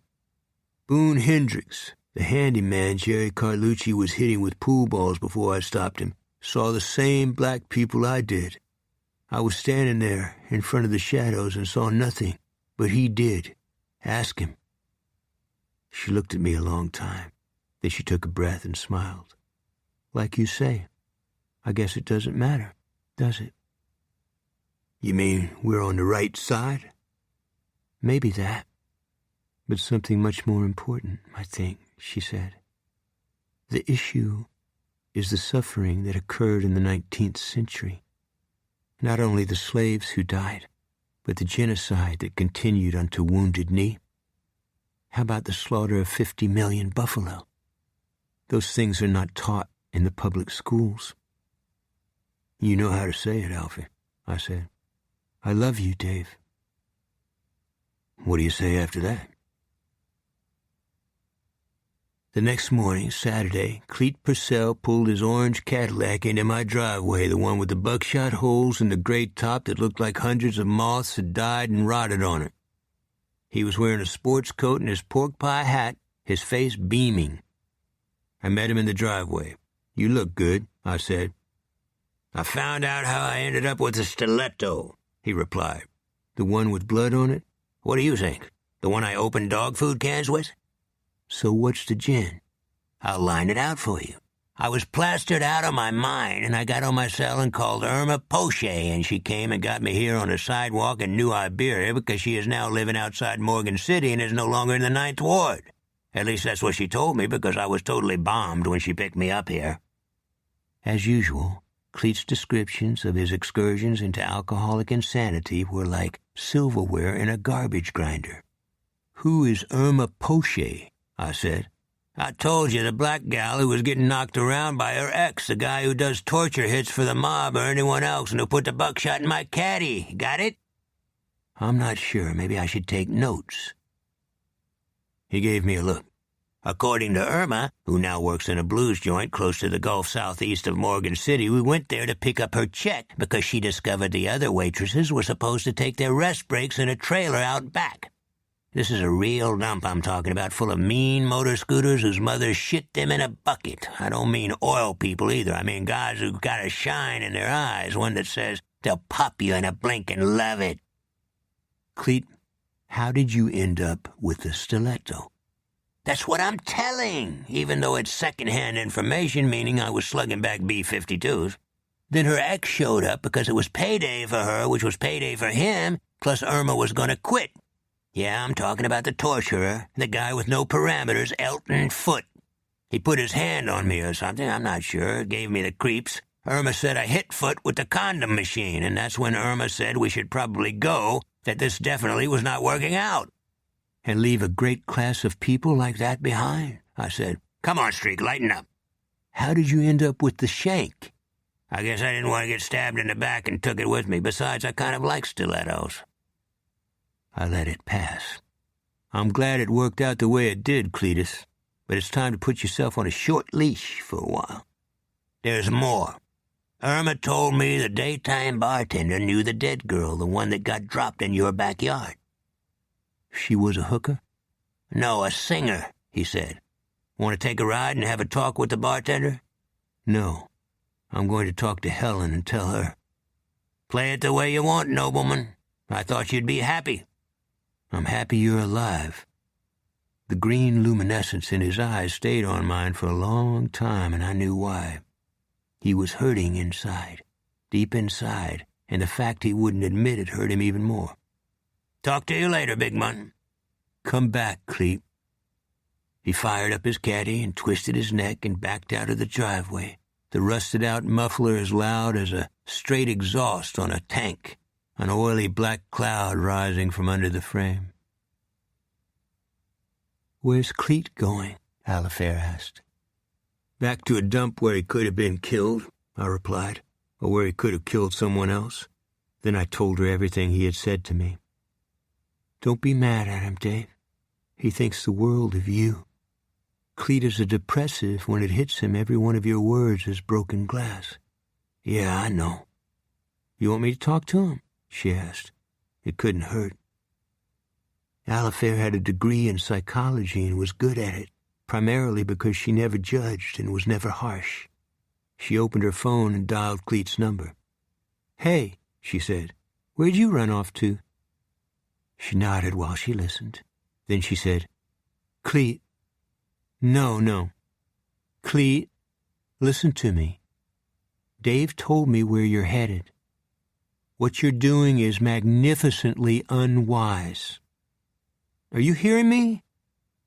No, I will not see you later. I will hunt you down and smack you upside the head. I believed Alifair was the only person in the universe who could speak to Cleet Purcell like that. He talked to her for a long time while she looked into space, breathing through her nose. Cleet, she said, you're the only family we have, and we're the only family you have. Does it make sense to lose your life putting yourself on the same level as people who have never read a book or a poem or cared about anything outside their viscera? There was a long pause, then Alifair said, I can hardly hear you. An electric storm? Turn around and come back. We were in the living room. She looked through the window and the sky darkening above the trees and the veins of lightning leaking in the clouds. It's your life, Cleet, she said, but listen to your own words. Never do the bad guy's time. Oh, you didn't say that? I give up. She tossed her phone on the couch. What are you thinking? I asked. Cleet grew up unloved, she replied. That's hard to fix. Chapter 9. It had taken Cleet less than an hour to find the bar in the swamp south of Morgan City. The road to it was little more than a line of cracked and sunken asphalt, backdropped by marshland with spots in the grass that resembled quicksand. The saloon where Cleet took down Elton Foote was at the end of the road. At one time it was a plantation store with a peaked tin roof and a gallery where people sat on straw chairs and cracked pecans and drank Jack's beer, although black people had to sit on the edge of the gallery. Behind the saloon was an old trailer up on cinder blocks, orange-red rust leaking from the corners of the windows. On the southern horizon, lightning was striking the water, but without sound, like gold wires in the bottom of the clouds. At the saloon, hailstones were bouncing off the roof. Only 2 cars were parked at the saloon. Cleet parked his caddy next to them and ran for the gallery, then pounded through the door, slamming it behind him. "Wow," he said, wiping his face, not looking yet at the personnel or the customers. "I thought those mothballs were going to blind me." The 2 men at the bar sucked leisurely on their cigarettes and stared at their own smoke as though it contained a mystery. The bartender walked toward Cleet on the duckboards. He was big, unshaved, and wore a checkered wool shirt with the sleeves rolled, his forearms covered with swirls of black hair. "You look like you're lost," he said. "No, I'm trying to do a good deed," Cleet said. "I think I got into a little argument with a dude named Elton Foote, and I think maybe I tore up your place while I was at it," Cleet said. "I'd like to pay for your repairs, if any, and maybe buy a little information as well. You've probably guessed I'm a private investigator." "Number 1, you can put your badge away. Number 2, there is no number 2. Number 3, hit the road, Jack, and don't come back. Sorry to be harsh." "I was told the bartender here knew Clemmy Benoit, a singer from St. Martinville. Is that correct?" "Give me a break here, Mac." "You know Elton Foote?" The bartender's eyes climbed up the wall. "What's your name again?" he said. "Cleet Purcell. Is there another bar around here, one that has a trailer in back?" The bartender untied his apron and wadded it up and threw it under the bar. "No," he said. "Let me start over," Cleet said. Clemmy Benoit was a young woman singer who overdosed or who was given a hot shot. Then somebody wrapped a guitar string around her neck and put her in a garbage bag. I know this is all pretty disgusting. One of the men at the end of the bar left. The other went into the restroom. The sky was full of rain now, hammering on the tin roof. "Are you still here?" the bartender said. "Give me a beer." "I'm half owner," the bartender said. "I just bought into the place. Talk to the cops." "You don't know Elton Foote?" The bartender gazed at the tops of his hands. "You want a guy like Foote as a customer? A guy who tortures people? For hire?" The bartender reached under the bar and lifted up an aluminum baseball bat and laid it on top of the bar. "Hey, I'm a teamster. Long haul. I've been around. What's it take, pal?" Through the back window, Cleet could see the rain whipping across the wetlands and the swamps and the winding bayous, dissolving finally into a colorless, torn sky. "There's a whole bunch of old machinery out there," Cleet said. "It must be sinking by the day. Y'all trying to rebuild the coastline?" The man who had gone into the restroom returned to his bar stool, then picked up his raincoat and left without looking at the bartender or Cleet. "That's 2 customers you've cost me," the bartender said. The bartender began walking toward the end of the bar. Cleet walked along parallel to him. "Don't do this," Cleet said. "I'm begging you." "You dialed it, buddy." "Here's $50 for a cup of coffee and an address for Elton Foote." "You got some kind of obsession?" "Yeah, I fought for this country. I don't like being thrown out of public places." They were at the end of the bar now. The bartender started to drape his bat on his right shoulder, then stepped off the duckboards and lost his balance. It was probably an accident. The bartender was indeed a new owner and didn't have his sea legs. Regardless, all Cleet thought about was the bat rising into the air. He picked up a full sugar shaker and thudded it into the bartender's face. The bartender crashed into a stack of boxes that fell on his head. "Why'd you make me do it, man?" Cleet said. The owner was on his back, his eyes crossed, his nose as bright as a broken tomato. He tried to get up, boxes all over him. "No," Cleet said, squatting down. "Take my handkerchief. It's clean." "What's your name?" the bartender said. "Cleet Purcell." "I should have known," he said. "Known what?" Cleet asked. "You got a reputation, not a good one." "Sorry about that," Cleet said. Cleet went behind the bar and filled a towel full of ice and crouched by the bartender and helped him sit up straight and place the ice towel in his hand. "Keep it on your nose a few minutes. I'm going to leave the $50. Then he stood up again and started to walk out. "Hold on," the bartender said. "What?" The bartender, or part owner, struggled to his feet. "Get a couple of Coca-Colas out of the cold box. My name is Tommy Driscoll. I put up my life savings to buy a partnership in a swamp. Except I didn't know the state was washing away 25 square miles a year. So when I wised up, I thought I would make something good out of something bad. The first thing I did was shut down the trailer out there. Then I tried to get Clemmy Benoit off drugs." "You knew her?" The light went out of his face, his eyes dulling. "You all right?" Cleet said. "No," the man named Tommy Driscoll said. "Clemmy went out hard?" "I don't know." "The guy who would wrap a guitar string around a young girl's throat wouldn't hurt anybody?" "You asked me a question," Cleet said. "I gave you the best answer I could." "Yeah, you did," Driscoll said. "You have kids?" "A daughter. I tried to do good by her. She makes motion pictures." "That's good," Driscoll said. "A lot of times a guy doesn't know what a gift he has, huh?" "Yeah, I guess," Cleet said, not wanting to relive many events in his life.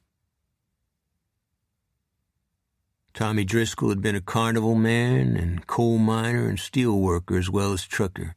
He also had a daughter who wandered away from the res up by the Canadian border and was never seen again. "Know how many Indian girls get kidnapped every year?" he asked. "No," Cleet said. "That's because nobody knows," Driscoll said. "Sometimes they get dug up in the spring." His face went empty again. He was eating a hamburger with one hand and drinking a Coke with the other. "Think I'm lying?" "No, I don't think that," Cleet said. The relationship with Driscoll and Clemmy Benoit was obvious and of a kind that would not help Cleet in his investigation. Clemmy Benoit, the girl or young woman, was probably addicted, strung out, repeatedly raped, dissolute, in despair, and with the resources of a leaf blowing across a continent. The great American plains were full of them. "You don't have any idea how she got here or where she went?" Cleet said. "No. I liked her, though.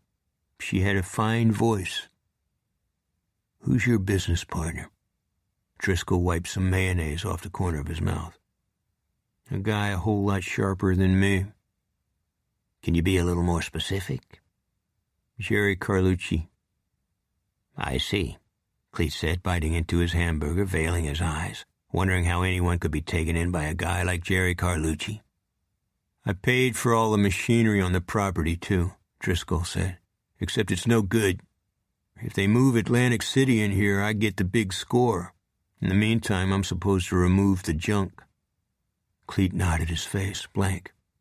"I got the cards of a couple good lawyers."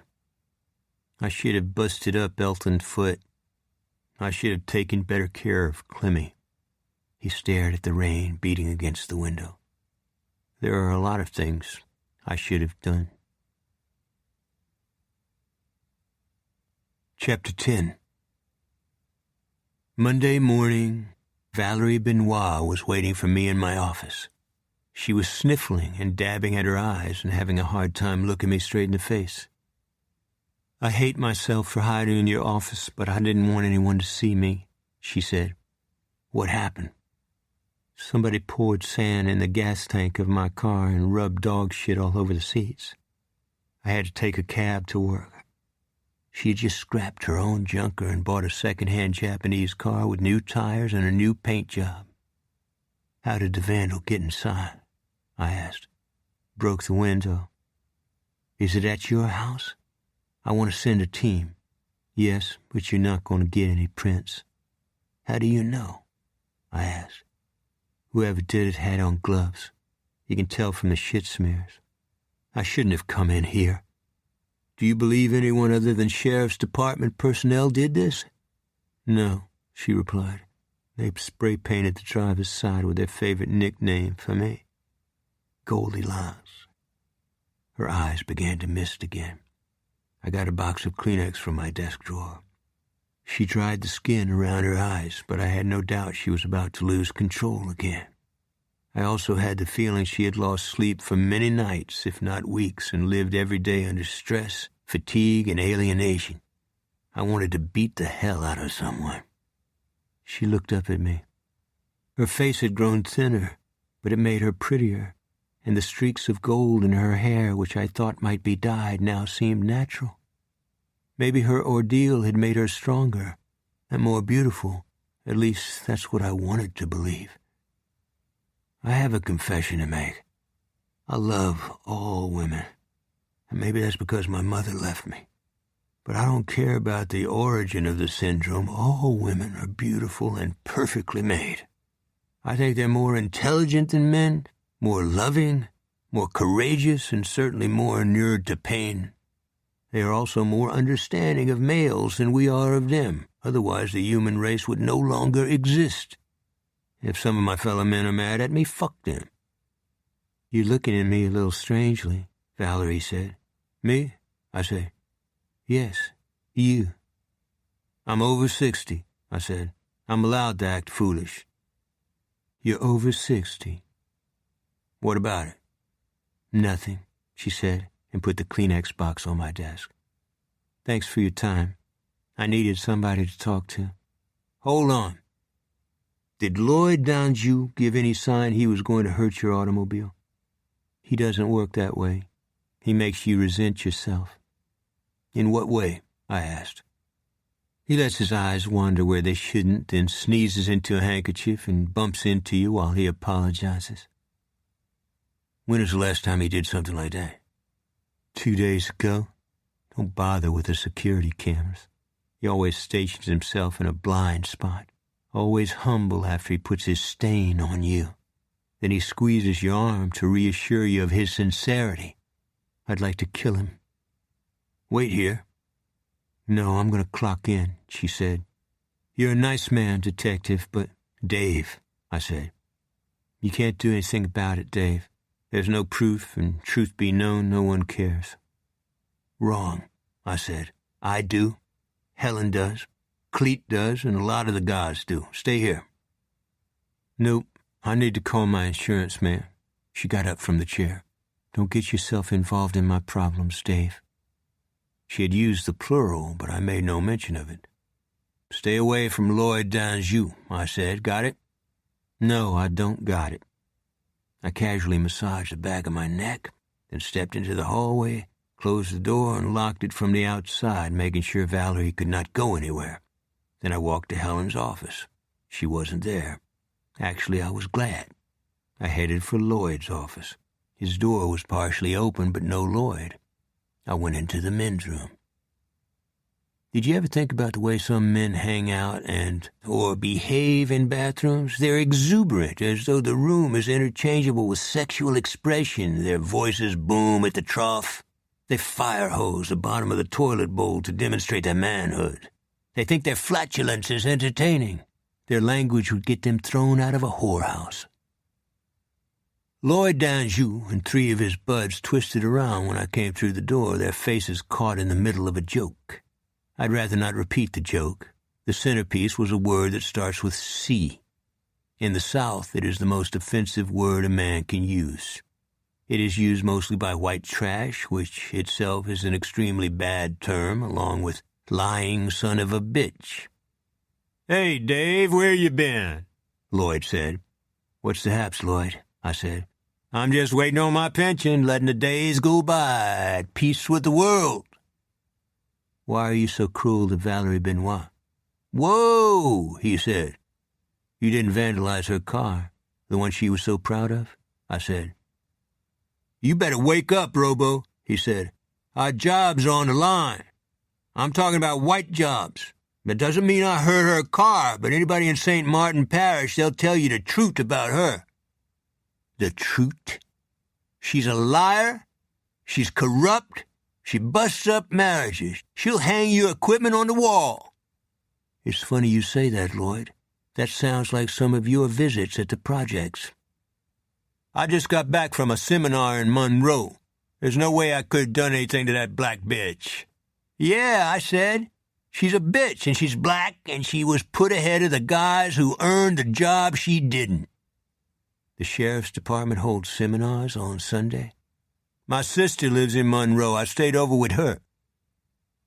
I looked at myself in a mirror, as though I was no longer interested in the subject, and rinsed my hands. You not going to say anything? He asked. If you didn't do it, one of these guys did, I said. How about it, fellas?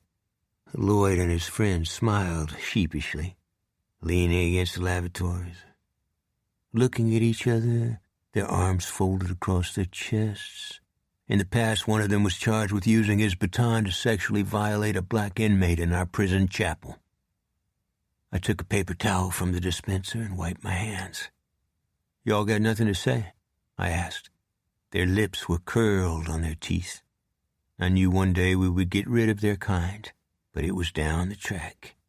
I think the problem is in the gene pool. They all have the same grin. They immediately recognize one another and always feel safe among their own kind, without exchanging one word. Check out a clan gathering. Don't expect them to be rational either. They laud ignorance. Looks like you struck out, Robo, Lloyd said. How about it on the nicknames, Lloyd? I said. Sure. You ever get it on with her? Say again. Have you got it on with Goldilocks? A smile was breaking on his face. The others were barely able to hold their mirth. Come on, Robo, Lloyd said. You've cut a big swath through Iberia Parish, particularly when you were on the sauce. I'm talking about your crybaby. You're black. Then he said the rest of it, but I will not repeat it. I hooked him with all my power in the middle of the face. As a young man, I was a finalist twice in the Louisiana Golden Gloves and once in the Nationals. My right cross was devastating to the degree I held back on it in an amateur ring. People like Lloyd Danjou were a different matter. A red-black cloud would blind both my sight and my conscience. I caught Lloyd in the face at least 5 times and splattered blood on the wall above the trough. I drove my elbow into someone who attacked me from behind, then heard him groan and go down on his knees, both of his hands clamped on his mouth trying to catch his teeth.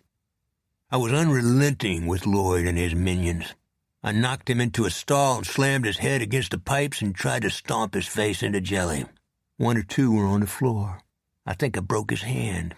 One man was crying. One begged for mercy. Then I stopped. But I don't know why.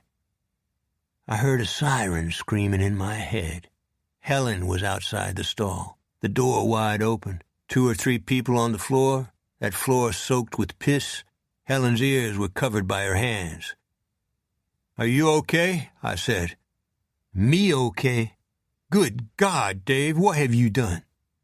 Done with what? I asked. Have you gone insane? I looked around.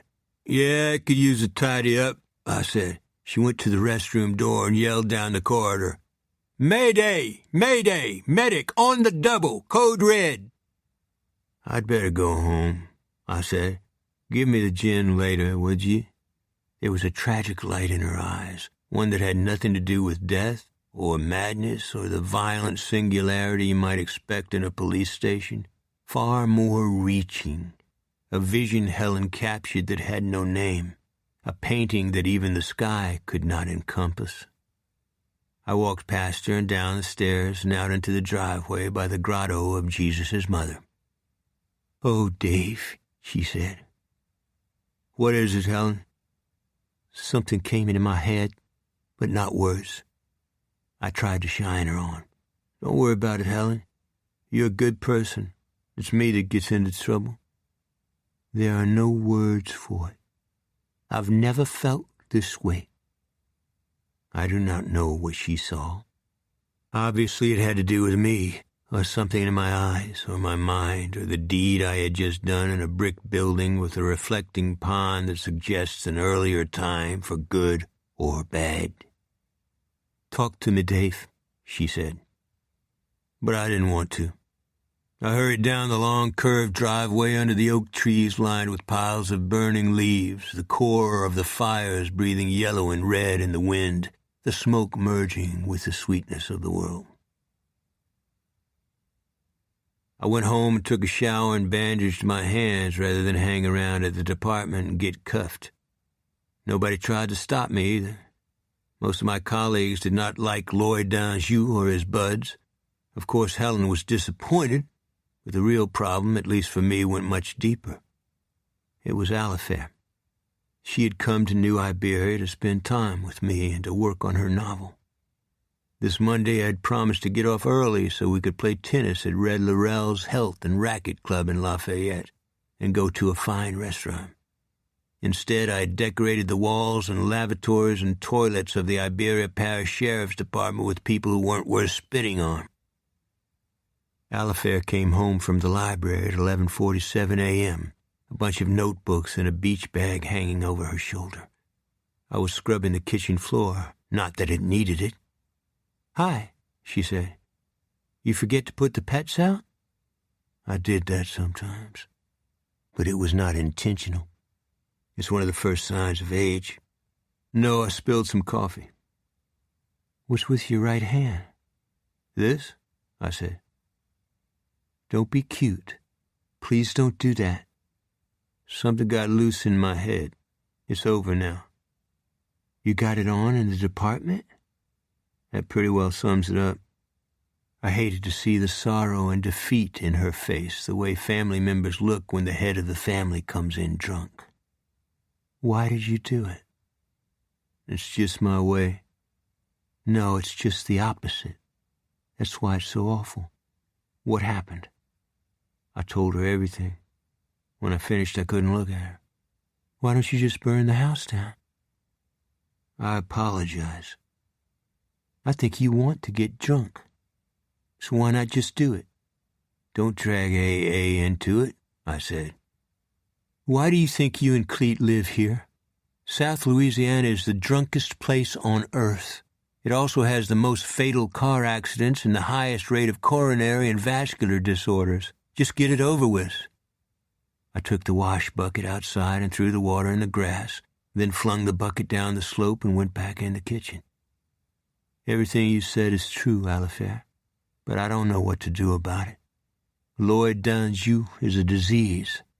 Valerie Benoit has no one to protect her. My mother was turned into a whore because my father let her be taken from her home by a pimp, right out of our yard, while I watched. So something goes wrong in my head sometimes. I didn't know that. I mean about the pimp taking her from the house. Why didn't your father stop him?" That was his way of saying good riddance. I saw her swallow, her eyes fixed on the animals in the backyard. "Are you under arrest?" "Not yet. I doubt if I will be." "There's something I've never told you," she said. "What?" "When I was 16, Lloyd Danjou put his hand on my breast. I still have ugly dreams about it. I never told you because I knew what you would do to him. So he got the justice now he didn't get years ago. I wish you'd told me, Alfie. Think you'd like to play some tennis today?" Chapter 11. I didn't go back to work Tuesday. Instead, I took Allifair to Red's and played racquetball with her. Then we showered and dressed and went to a movie, and then back home, just as the sun was setting, in the same way it always does in winter, as though the natural world is committing a treasonous act, that the day has shortened itself, that in its blood redness it has begun to create its own shadows on the earth's rim, denying what we thought was ours. "What are you thinking about?" Allifair asked as we turned onto East Main under the oaks and the Spanish moss, then into our driveway, our yard as dark as the lawn on the shadows. "Did you know That at a certain time in your life you regret the things you didn't do rather than the ones you did? I said. She was looking straight ahead. I knew she didn't want to enter this kind of conversation. Who does? This is why older people don't waste time on vacuous subjects among themselves. They know a great deal, but they also know they cannot pass the truth on to the young. What did Twain say? Why is youth wasted upon the young? But Alifair was not an ordinary young woman. And things you have on your mind don't have anything to do with mortality, she said. And you're not old. And your mind is always on humanity.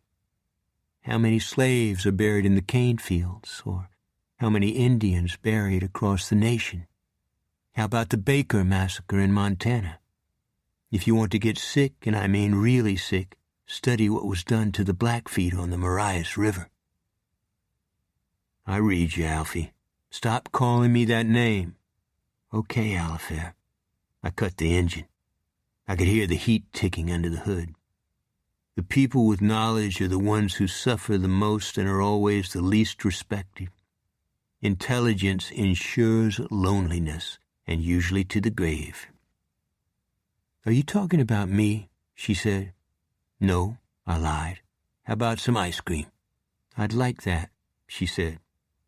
It sounded like a good way to watch the stars drop from the sky and listen to the creatures in the bayou and breathe the fish row among the lily pads and try to remember that the earth abideth forever. Or at least that's what the Bible says. It was certainly a better subject than the massacre on the Marias, a place I had visited many times, although I never told Alifair. I started the engine, then cut it again. What's that? I said, peering through the windshield in the porte-cochere at the back lawn that sloped into Bayou Teche. Where? Alifair said. A man, down where the body was dropped. It's the guy. What guy? The guy who dragged the body there. Stay here and get on the phone, Alfie. My butt, she said, her phone in one hand. I got out from behind the steering wheel and began running toward the water. The last of a red sun had melted in a cloud behind the shadows like a scene from Gone with the Wind, like Tara, a molten sun behind it, a scene that fills you with yearning but also with guilt and shame, none of which you can explain. The oaks and moss were as motionless as carved stone, the air dead, the grid on the drawbridge rattling whenever an automobile banged onto the steel plates. I tripped over a garden hose, got up and ran again, then heard the feet of a man who seemed to come out of a dream. No, a nightmare, a figure only a medieval necromancer could conceive. I wondered if indeed that had been the case when I originally saw him. Maybe the shadows had made him look larger than he was. Maybe the inflamed knots on his face and the sticks in his hair were an effect from running through the trees and brush with Clemmy Benoit's body in a garbage bag. Maybe all these things were a farce. Or maybe I was going mad. Why was I thinking this way? Because I was an ex-drunk. That's how it works. You become a souse, a rummy talking to yourself in front of a Salvation Army mission, hoping your bête noire doesn't eat your liver when you finally get a cut. That's why drunks like me don't want to encounter the creatures that dwell in the unconscious. More importantly, you don't want to know how they got there. I'll tell you how they got there. It's a barrel of laughs. For ghouls and reptiles to take over the basement, they have to exist, and someone had to make them. Who might that be? Guess. Yeah, you got it. You turned yourself into a monster. That's a hard one to live with. I heard a boat on the far side of the bridge, and the clanking of gears and wheels and cables, and almost welcomed the sounds of the industrial world, ensuring that the phantoms that live in the mind are simply that, the imagination at work. Yes, I said, my eyes had tricked me. A cloud of rolling white fog had puffed itself under the bridge, and the red and green lights of a boat were inside the fog. What had I seen? Maybe a gator splashing around in the cattails? Or even a nutria? Many creatures called Bayou Teche home. Surely the bridge keeper would walk out on the coolness of the steel grid and light his pipe and blow out a white column of tobacco smoke to show us that all was well. But that was not happening. Instead, he walked back to his little pilot house and closed the door and turned out his light. The boat under the bridge disappeared into the fog, and I saw stars in the trees and smelled an odor that was like offal. I also saw the man who delivered Clemmy Benoit's body to my lawn.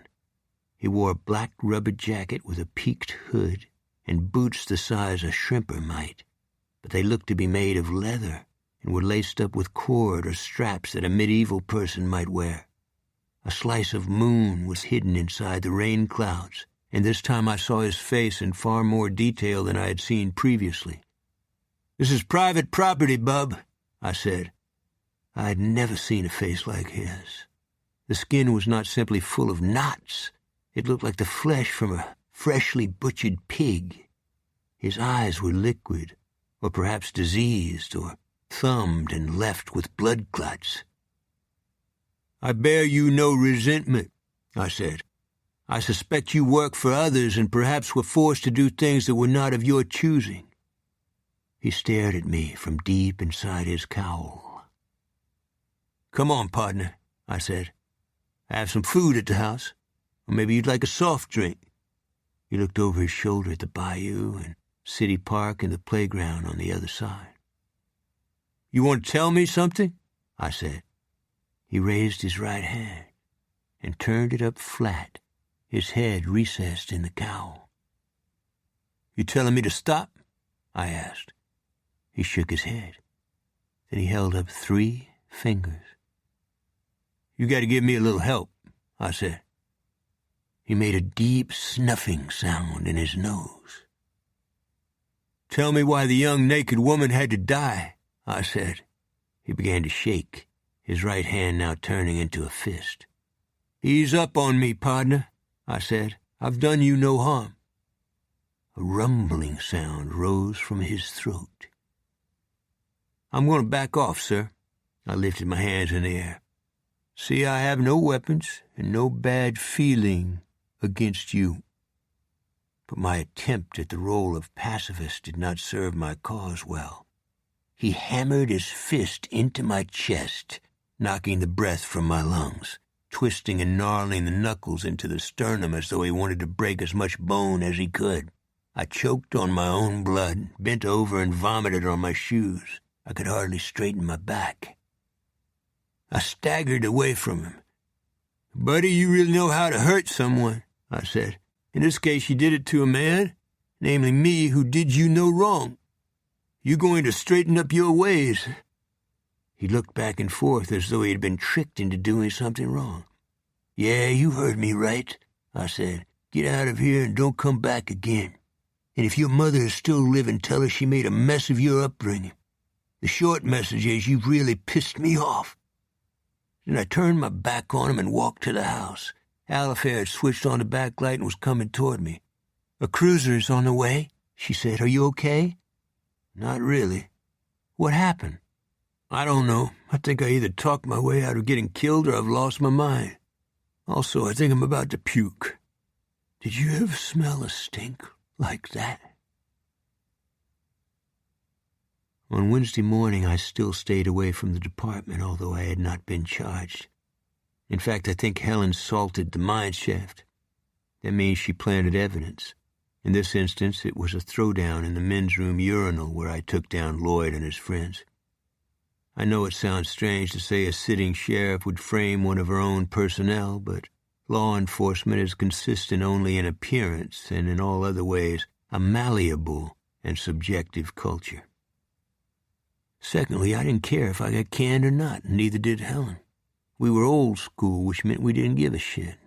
Pardon the fecal metaphor.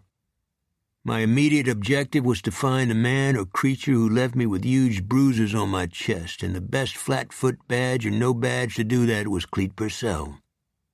Even mobsters who hated Cleet's guts admitted he was the best cop they ever dealt with, primarily because he always kept his word. Also, street people borrowed money from him, with no vig, and were happy to give him information. By the way, The best judges of people in any society are criminals and people of color because they have to survive as a minority. That may offend some people, but it's the truth. Cleet picked me up for breakfast at Victor's Cafeteria on Main Street and told me all about his newly found friend, Tommy Driscoll, who had invested his savings with Jerry Carlucci and was determined to find out who killed Clemmy Benoit by way of beating the daylights out of Elton Foote, the sadist button man used by the mob. Yes, that's a mouthful, but that's how criminality works. It's a network. They all work with each other. It's an aberration of capitalism, but a very effective one. Professionals call it in the life. Strong-arm lowlifes are looked upon with scorn. They're treated in the joint just as they are on the street. Remember my friend Johnny Messina, the button man who asked me to witness his execution? I asked him once about some smash and bash jewelry robbers in Fort Lauderdale, and he replied, "They got no class. I don't associate with them kinds of people." Johnny claimed to have clipped the cousin of Benny Siegel on a train. That was class. Cleet was talking and eating at the same time, his jaw full, a napkin tucked under his chin, his usual breakfast laid out before him. Scrambled eggs and sausage and hash browns and biscuits soaked in butter and coffee with cream and a small bowl of prunes that he claimed would preempt the pounds of grease and fried food he vacuumed up all over the state. I told him of my encounter with the man who left the imprints of his fists on my chest, which this morning felt like I had been hit with pig iron.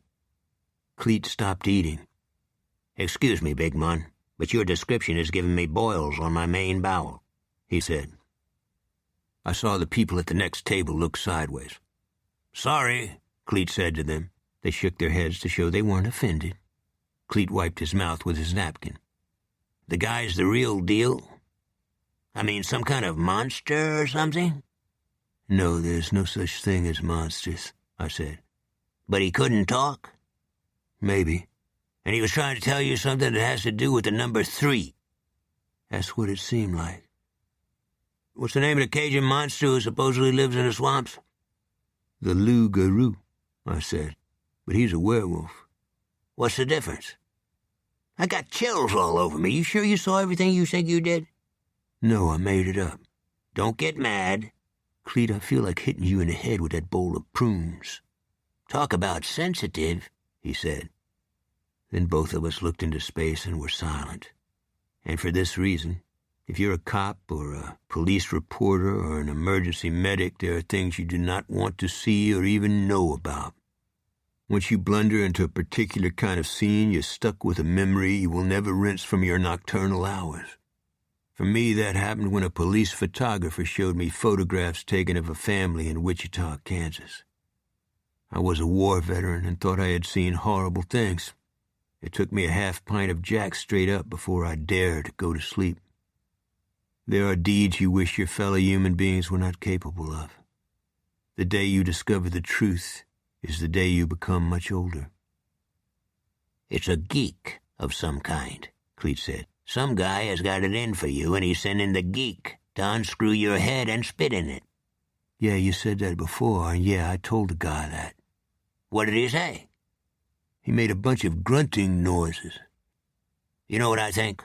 Cleet said. He didn't wait for me to answer. "Maybe this has something to do with Alifair. She was in the dead girl's drama class.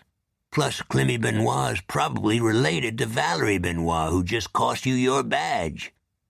"Thanks for breaking it down, Cleet. Now I feel a lot better." "Or maybe there's no rhyme or reason to any of this," he said. "Most of these idiots skip toilet training and think it's macho to take a dump in their jockeys." The people at the next table moved themselves and their trays to the front of the building. I got up and put a $5 bill on our table. "Talk to you later, Cletus." "Oh, come on, nobleman, don't do that." "Got to go," I said. "Everything is okay. Guys like us are transitional people, Cleet. The last generation that will remember what's called traditional America. So no matter what happens between us, we'll always know what the real score was like."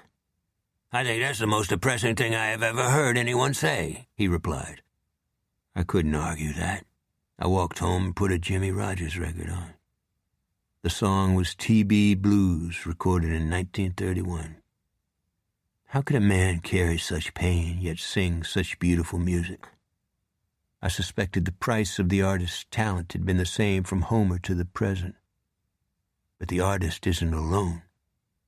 Silent people are often touched people. They're touched by an invisible hand, but they don't talk about it, because the day they share their knowledge of the unseen world is the day it will be taken from them. That's why Clete Purcell is Clete Purcell. He lives in a world of beauty and horror and courage and pity and welcomes no one to it lest they lose their minds. And while doing all this, he never lets the sunshine leave his face. I hated to get into it with Clete, so I walked back to the cafeteria with my baseball and both our gloves, and we went to the park like kids and flung the ball back and forth until our arms were sore and Clete's shirt was ripped down the back. When I got home, I felt like I had pitched 9 innings of nothing but fastballs. Clete retaliated and returned the ball probably faster than 70 miles an hour.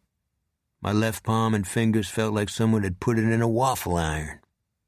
And I saw I had a visitor and looked at the heavens and said, "Please don't do this to me."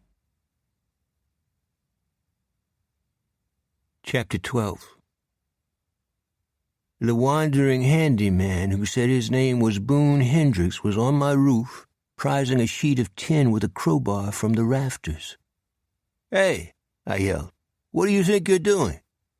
He was wearing a cork helmet and a freshly pressed denim shirt and cargo pants loop-strung with tools. "You went home, detective?" So I went forward with my initiative to beat the rain. He ripped a piece of rooted plywood free from a beam and flung it down in the yard. "I'll be done in a couple of hours. You neither have to thank or pay me.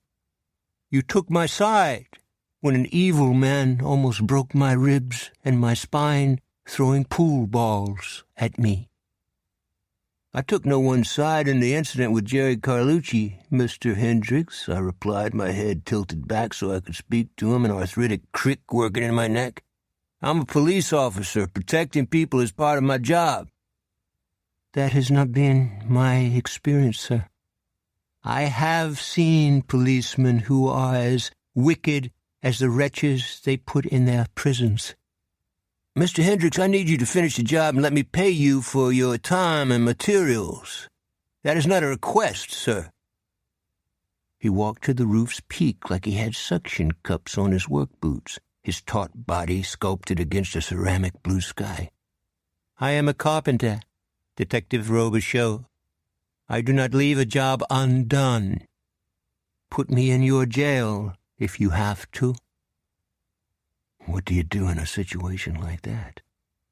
"Okay," I said. "But this is the last time, right?" "I will take that under consideration." His features seemed artificial, as though they were painted on his skin, perhaps like a Puritan whose clarity of thought had never allowed him to frown or leave a wrinkle on his face. "Is there something you want to ask me, Detective Robichaux?" "Yes. Why does Jerry Carlucci have such animosity toward you?" "Because he's a killer of the innocent, and hence a killer of children." "How do you know this?" I asked. "He has a black aura clinging to his body. Is filled with soot and dried blood. He hates you too, Detective Robichaux." "Call me Dave. Why does he hate me?" "You saved a child from a plane while he killed them from planes." "Come down here," I said. No, don't turn your back on me. Come down and come down now." "When I'm done," he replied. My hands were shaking, opening and closing, my throat full of rust. I started up his ladder, but he went over the roof's peak and down the other side. I didn't want to break my neck, so I climbed back down and lifted the ladder and carried it around the corner of the house. Hendricks was standing by the azalea bed. "How did you get down?" I said. He had the expression of a snowman, his features molded with charcoal. He was breathing through his mouth as though he had been running. "Answer my question," I said. He took the ladder from my hand and flipped it on his shoulder and began walking toward his truck. "Don't turn your back on me, Mr. Hendricks." But that's exactly what he did, walking to his panel truck, one that looked 20 years old. I wanted to pick up a rock and smack him in the back. I started after him, then gave it up. I felt foolish and confused, the way you do when you have said too much or too little. No, I can't say that. I felt I had put my hand through a veil, parted it, and looked at something that was better left alone. You're familiar with Hawthorne's story? Young Goodman Brown, aren't you? Goodman's pride and curiosity lead him into a dark forest that becomes his ruination, and the pain is all the greater when he has to acknowledge that his daring was unnecessary and was born out of pride. "Aren't you going to finish?" I shouted after him. But he slipped his ladder into the back of his truck and drove away, as though he didn't know me. Guess what? After supper that evening, as Halifair and I were washing the dishes, we heard hammering on the roof. "What is going on?" Halifair said. "I suspect that's our handyman, Boone Hendricks. Leave him alone." "How do you know he's not dangerous?" "I doubt he's any worse than some of the people in our legislature," I replied. "I see. He's only torn a hole in our roof without asking?" "I have to admit it needed repair," I said. She wiped her hands and went out the kitchen door and looked up at the roof.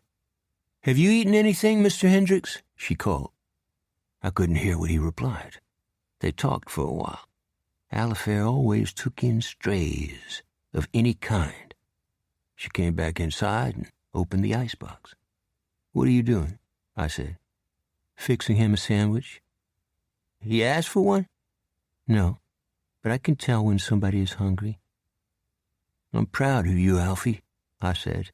She shrugged, then said, "It's mutual." The next day was Thursday. Helen had still not called me back to the office. I had a feeling I was going to skate on the beef in the men's room with Lloyd Danjou and his buds, if I just stayed out of things. Helen understood cops, but many cops didn't understand Helen. She believed in justice, but she also understood that justice was blind. Often I saw her eyes go flat and her face turn to concrete.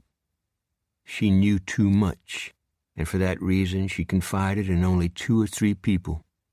Guess who they were? I knew what she was thinking, though. Probably because we had the same kind of childhood, although the devil in my childhood was a pimp named Mac who stole and ruined my mother. Anyway, predatory behavior was a big part of Helen's childhood. So was lying and greed and cruelty and control. All the inflictions that tormented her she is forced to remain silent about. I think that's how Helen got her multiple personalities. They were her escape, and had she not created them, she would have killed herself.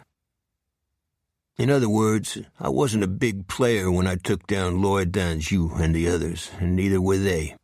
They were just flat feet who liked to chat in front of the urinals in the Iberia Parish Sheriff's Department. They were also trash, guys who had the same cranial chemistry as sociopaths. I wouldn't call them evil. I think they were insentient and unable to understand pain in others, either people or animals. The great oddity in them is the amnesia that takes hold of them in the aftermath of their deeds, and consequently never allows them to feel guilt. Hey, do you want to see the real thing? The back street sewer of the entire country? An aggregate of cynicism, grease balls, prostitution, kids selling dope on every corner, money laundering, union gangsters, cops on pads, and murder for hire. You ask me where? Probably every place except Vermont, and that's because no one is interested in stealing maple syrup. Mario Puzo said something about legalized gambling I never forgot. Here's a paraphrase. What kind of government would instill a vice in its citizenry? When you hear about a cop eating his gun, he probably had a reason and it was ugly. The criminal world is not a romantic place. Cleet came to the house that same Thursday. Knocked once, walked through the living room into the kitchen, clean-shaved, a soft white dress shirt on, his face the color of a fresh sunburn, his green eyes in manic overdrive. I put down my coffee cup. "Something happened?" I said. "My new friend, Tommy Driscoll," he said, his throat catching. "The sheriff in St. Mary Parish sent me a photo over the wire." "The Driscoll guy who partnered up with Jerry Carlucci?" "Yeah, and the guy who said he was going after Elton Foote, the piece of shit who maybe killed Clemmy Benoit." I didn't want to hear the rest of it. "You want to sit down?" "No, I don't. I printed the photo." "I don't want to see it, Clete." It was an 8 by 10. He held it between his thumb and fingers as though he didn't know what to do with it. I took it from him and looked at it, then turned it over and placed it face down on the breakfast table and took a breath. "What did the sheriff say?" I asked. "The body was in a pile of banana stalks. My number was in his wallet." "What else did the sheriff say?" "Nothing. He said if I wanted details, I could meet him in Morgan City." "Want me to go with you?" "I'd appreciate it." "Sit down, let's have some coffee." "Yeah, I'd like that," he said. He cupped his hand over his mouth. "Jesus Christ, what kind of sick fuckhead could do that?" "Just as you said, a sick fuckhead. Now clean it out of your mind. Maybe your friend passed out before the worst happened." "You know better than that," he replied. "And you know who did it, too." "You talking about Elton Foote?" "Who else?" "Don't put your money on it, Clete. We don't know what we're dealing with. I didn't get to finish. I couldn't blame him either." "We're talking about a chainsaw here. How do you account for people like that? He got strapped on the potty too long? He had diaper rash?" "Nobody says that, Clete. Now stop it." I know I was too sharp with him. There are times when you can't put your anger anywhere and you hurt your best friend, and I had just done that to poor Clete. This is how I see it. There are different kinds of evil. Some you run from, some you don't, and some you pretend you never saw. Take Manson. Know why his followers stayed swacked out of their mind 24 hours a day, probably on acid? My guess is they couldn't stand what they did for him on a daily basis. "I'm sorry, Cletus," I said. "There's no explanation for a bastard like this." Alifair walked in from the backyard. "Hi, Clete," she said. "Is everything okay?" He retrieved the photo from the breakfast table and folded it casually and slipped it into his back pocket. "I just got to borrow your old man a little while," he said, his eyes crinkling. "It's a fine day, isn't it?" There was nothing to be learned in St. Mary Parish, the parish down the Teche from New Iberia.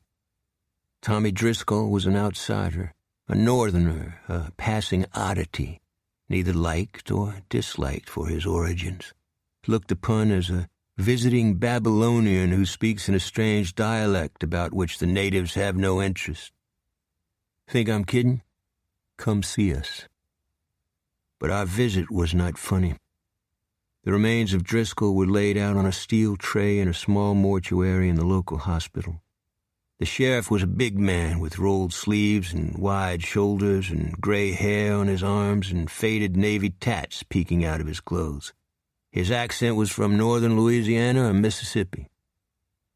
"I hate to be the one to show this, Mr. Purcell," he said. "You know him long?" "No, sir," Clete said. "I understand he has family up by the Great Lakes, near Res or some shit like that." "That's right," Clete said. "He told me he had a daughter." "You know her name?" "No," Clete said. "I guess I better start digging then." "He said she wandered away and was never seen again," Clete said. The sheriff had the clear blue eyes of a man who retains nothing unless it's important to his immediate needs. "Y'all got any ideas about who did this?" "Have you heard the name of a button man in New Orleans named Elton Foote?" Cleet said. "I haven't had the pleasure," the sheriff replied, then waited in silence. "If I were you, Sheriff, I'd dial up Jerry Carlucci," I said. "It's not his line of work, but he might be connected." "Why is that?" the sheriff said. "The stinks of prostitution," Cleet said. "Is that your opinion too, Detective Robichaux?" "Yeah, that's possible," I said. "But Jerry is a businessman. He doesn't like attention. Maybe you can rattle his cage." "You couldn't rattle that bucket of goat piss with a fire hose, boy," the sheriff said. There it was, the poor white buried resentment that passes from generation to generation. The contemptuous insult, the condescending sneer. They cannot survive without it. "I didn't quite catch what you said, Sheriff," I said. "Maybe get yourself a hearing aid." I stared at the trunk and body parts of what had been a human being. "Thanks for your time, Sheriff. I like your accent. It puts me in mind of all kinds of things." "Yes, sirree, Bob."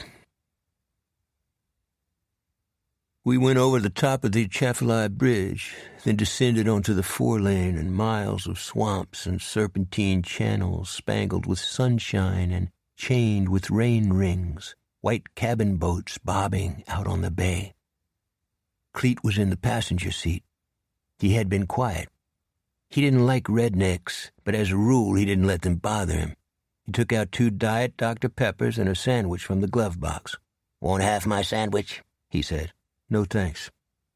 I shook my head. He bit into the sandwich and went back to gazing at the boats in the bay. "Worried about something?" I asked. "We don't know who our enemy is. I think the issue is in the past, like you were saying. I mean, all the dog shit we've never dealt with. I think it's got something to do with people in St. Martinville, like Valerie Benoit. I think maybe she's trying to put a leash on you, big mun." I looked sideways at him, the pickup crossing the yellow stripe. "What was that last part?" "You heard me," he said. "She's beautiful, lonely, and a victim. Then an old-time swinging dick comes along and decides he'll be 25 again and swings on the first pitch that comes down the pipe. Know anybody like that?" "You talking about me?" I said. He studied the sky, then at a pelican flying low over the water. "I don't know. What's your opinion?" "That's incredible," I said, "particularly coming from you." "Some Army friends of mine dug up some complaints of racial and sexual harassment she filed at Benning and Fort Riley." "So what?"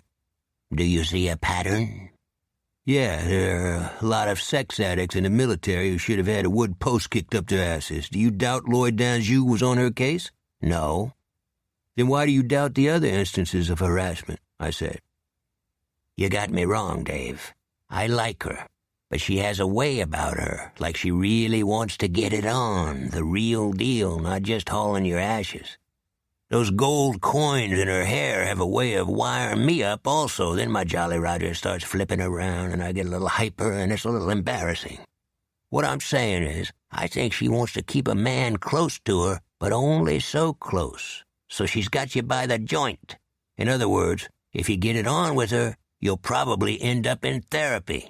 Do you copy that, big man?" "Have you lost your mind?" I said. "All right, I'll shut up. But tell me if I'm right or wrong." He stared at me, then pointed his finger. "Yeah, that's exactly what I thought." We drove for maybe another 5 minutes in silence. Cleet drifted off, then lifted his head with a jerk. "Wow," he said. He rubbed his face. "Where are we?" I refused to answer. "Are you pissed off?" he said. "No," I lied. "How'd we get in this business?" "Nobody else would hire us," I said. "Smart people. Know what we haven't talked about?" "Money?" I asked. "You got it, big man. But whose and where?" Then he went back to sleep. A waterspout was wobbling across the bay, the funnel like spun glass, the top as big as a thundercloud and dark as cannon smoke. Chapter 13. Call it vanity if you want, but Cleet got to me with his remark about Valerie Benoit strapping a collar on me. After I dropped him off, I drove the 10 miles up the Teche to Valerie's gingerbread house not far from the town square in St. Martinville. The sun was red and low in the sky, like a red flame behind the moss and the oak trees along the bayou. She was cooking on a barbecue pit in her backyard and wore a purple wool jacket with tight faded jeans, the knees split. I knew what Cleet meant when he said she looked like she had gold coins in her hair. "Hope I'm not bothering you," I said, stepping out of my pickup. She shaded her eyes, then smiled. Her stomach showed above her jeans like a little girl. The bayou smelled cold and dank, and the trees were gray with smoke from a stubble fire. "You might give Helen a call." "My battery is dead," I replied. "Use mine. You got your badge back." "No kidding," I said. "You bet. Congratulations, and thank you for all you did for me." "You owe me nothing." "That's not the way I see it," she said. "We've got to get this straight, Miss Valerie. Are you reading me on this? You're a nice lady, but Helen had your back, not me." "If you say so. Want a hamburger?" I could hear myself breathing. "Now that I've got my badge back, you and I will be spending a lot of time on the Clemmy Benoit homicide and the death of a man named Tommy Driscoll.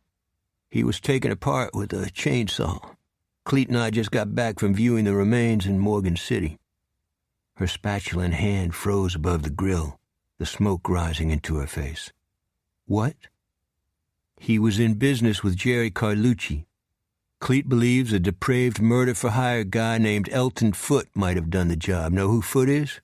"No." "You will. What do you know about the mob in New Orleans?" "Most of them are dead," she said. "The others smell like hair tonic. The big ones smell like a dirty clothes hamper. I'm not a fan." "You're a little hard on the Italians, aren't you?" I said. "Not Italians. The mob. I worked in one of their restaurants. One used to pinch the inside of my thigh when I was hurrying down the hallway to night school. Yeah, they're really cute." I folded my arms on my chest and watched the meat constrict on the grill. There are times when you should be silent. This was one of them, but I seldom follow my own advice. "Why are you mad, Miss Valerie?" "Because you treat me like a ball of shit," she said. "Me?" "When I thank you, you take me to task. When I try to describe my experience with the nastiest people I've ever known, you accuse me of being a racist. As soon as you got out of your truck, I congratulated you for getting your badge back. You responded by giving me a lecture, so fuck you." I nodded. "Fuck me. Anything else?" "I asked you if you wanted a hamburger. You still haven't answered, so fuck you twice." Actually, most of what she had said was true. I looked up at her house. A cat was sitting on the porch, yawning, then stretching and yawning again. "You like cats?" I said. "Yes, but I fear for him, and that's because Lloyd Danjou and his friends aren't finished." I looked down at my feet. "Tell me that's not true," she said. "Helen's had it with those guys, Miss Valerie. Have some faith." She paused as though arguing with herself. "Okay, I'm going to drop it on you, and you can do whatever you want with it. Come inside, it's getting cold." "What are you talking about?" I said. "I'm going to tell you some things other people don't know about. You want to listen or not?" I was tired and didn't want to hear any more from her, even though I believed she was sincere. She put 2 meat patties on a plate and closed the barbecue pit. "Coming? It's about Willie Francis, the 14-year-old boy my hometown couldn't wait to electrocute." I followed her into her kitchen. Her cat came with us, his tail straight in the air. "A few others and I are going to sue St. Martin Parish and the state of Louisiana for his execution," she said. Willie Francis died in 1947. He didn't die. He was murdered in 1947, she said. And the date doesn't matter. There's no time limit on prosecution of a homicide. If you haven't noticed, the people who killed him are all dead. The individuals are not important. The entity they represent is. That means the state and the parish and Angola prison and the governor's office. It's similar to racial reparations. Yeah, I said, nodding, my eyelids fluttering. Whose idea was this? Mine, she said. I see. I'd better run along. She had just layered 2 hamburger buns with lettuce and sliced tomatoes and onions. You're not going to eat? I was afraid she was going to slap a burger across my face. I'd like one. Thank you. It's kind of you. What's the matter with you, Mr. Robichaux? You don't think that little boy deserves justice? You think a tax bump is more important than his suffering? I have the same feelings you do about Willie Francis, Miss Valerie.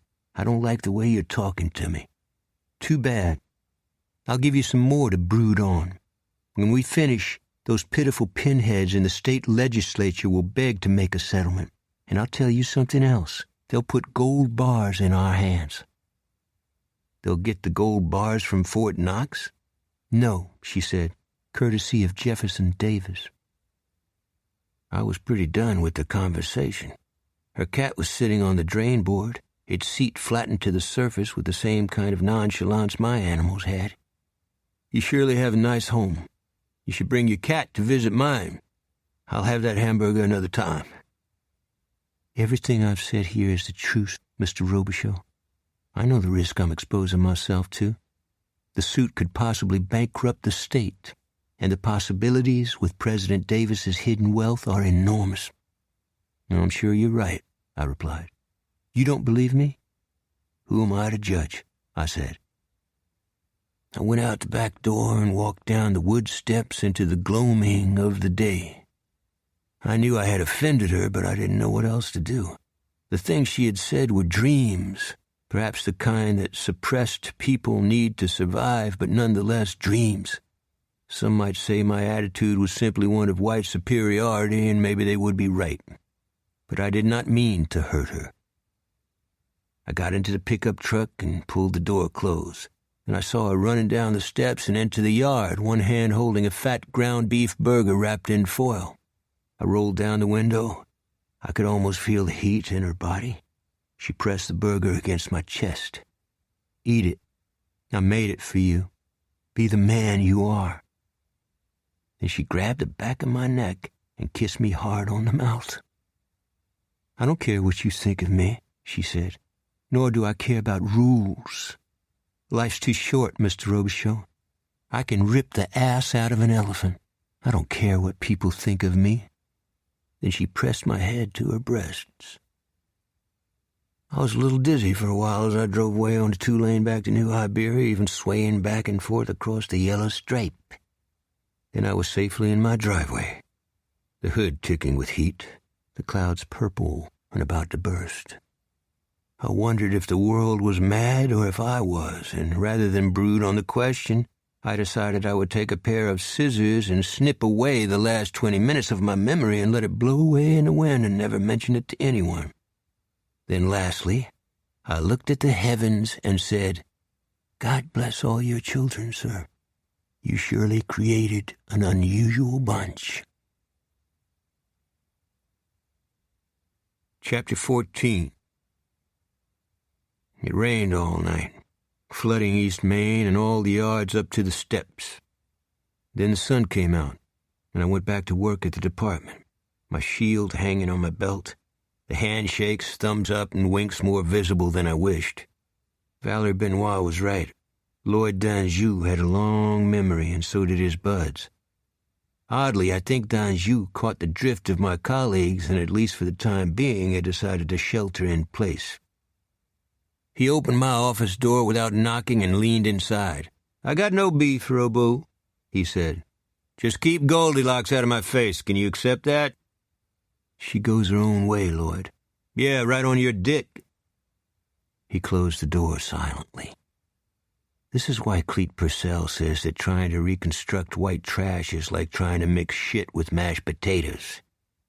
Anyway, I decided to forget Valerie Benoit's bizarre behavior and Danjou's depravity and do my job and find out who put the body of Clemmy Benoit in my yard.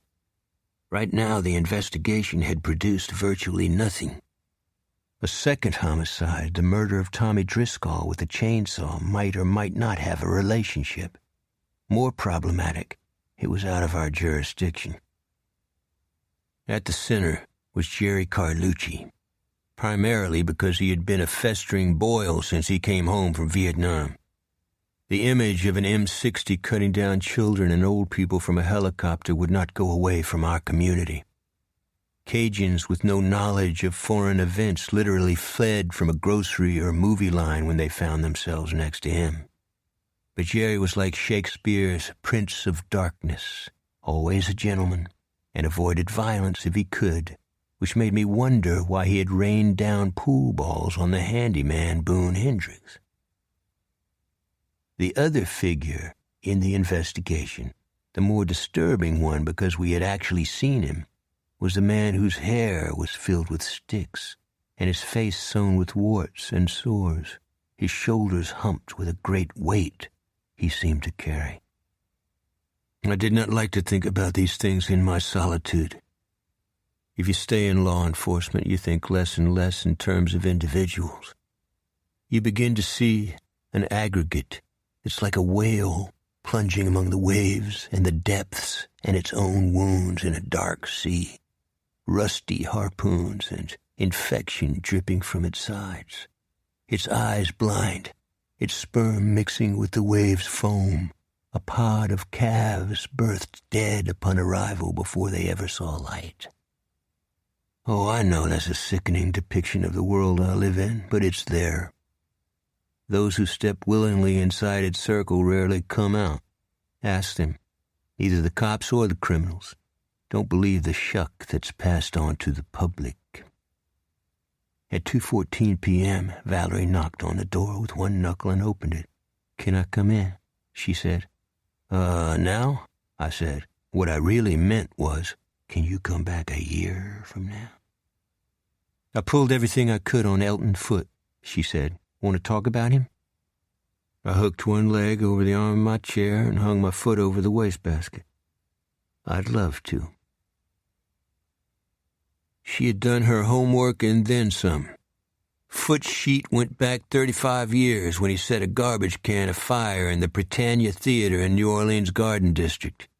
He moved on from arson to petty theft, animal cruelty, pushing old people down the stairs in the Iberville projects, bicycle theft, motorcycle theft, car theft, strong-arm robbery, grave robbery, procuring, assault with a deadly weapon, rape, molestation of a minor, forgery, extortion, blackmail, attempted murder, and depraved indifference, leaving a child in a hot car.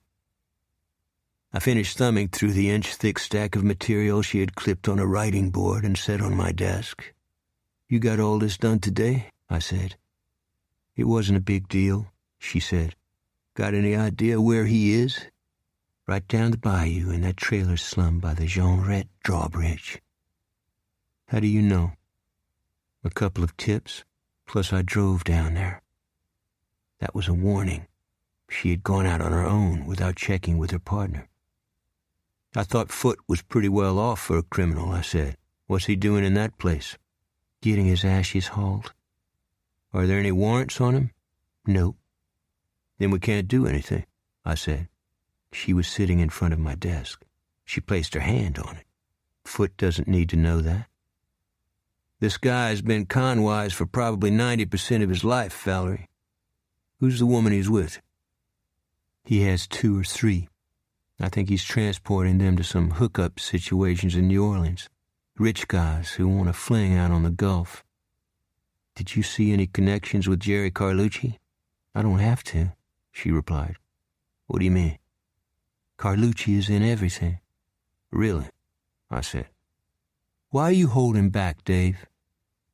"I like all the work you've done, Valerie, But when you tap into guys like Foote, you can't make a mistake. Look, he accidentally shot up Clete Purcell's caddy. We might be able to get a warrant on that. In Orleans or St. Bernard Parish, that shouldn't take more than the second coming of Christ. I drummed my fingers on the clipboard. We do it at night. Why? He'll probably be stoned or have his pants down.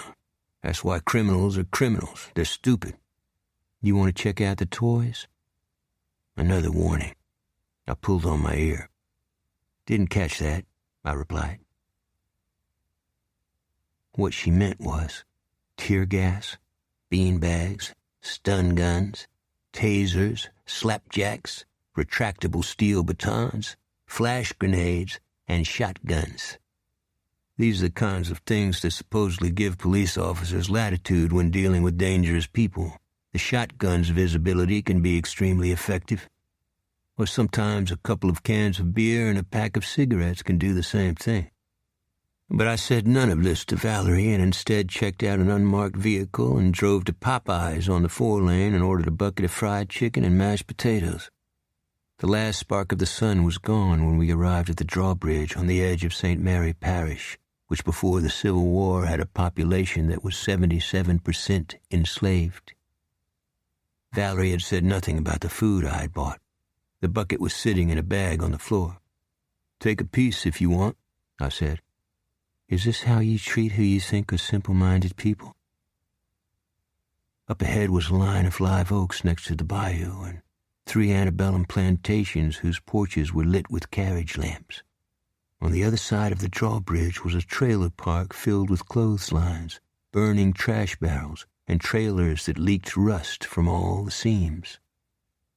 Stonewall Jackson said, "Mystify, mislead, and surprise your enemy," I said.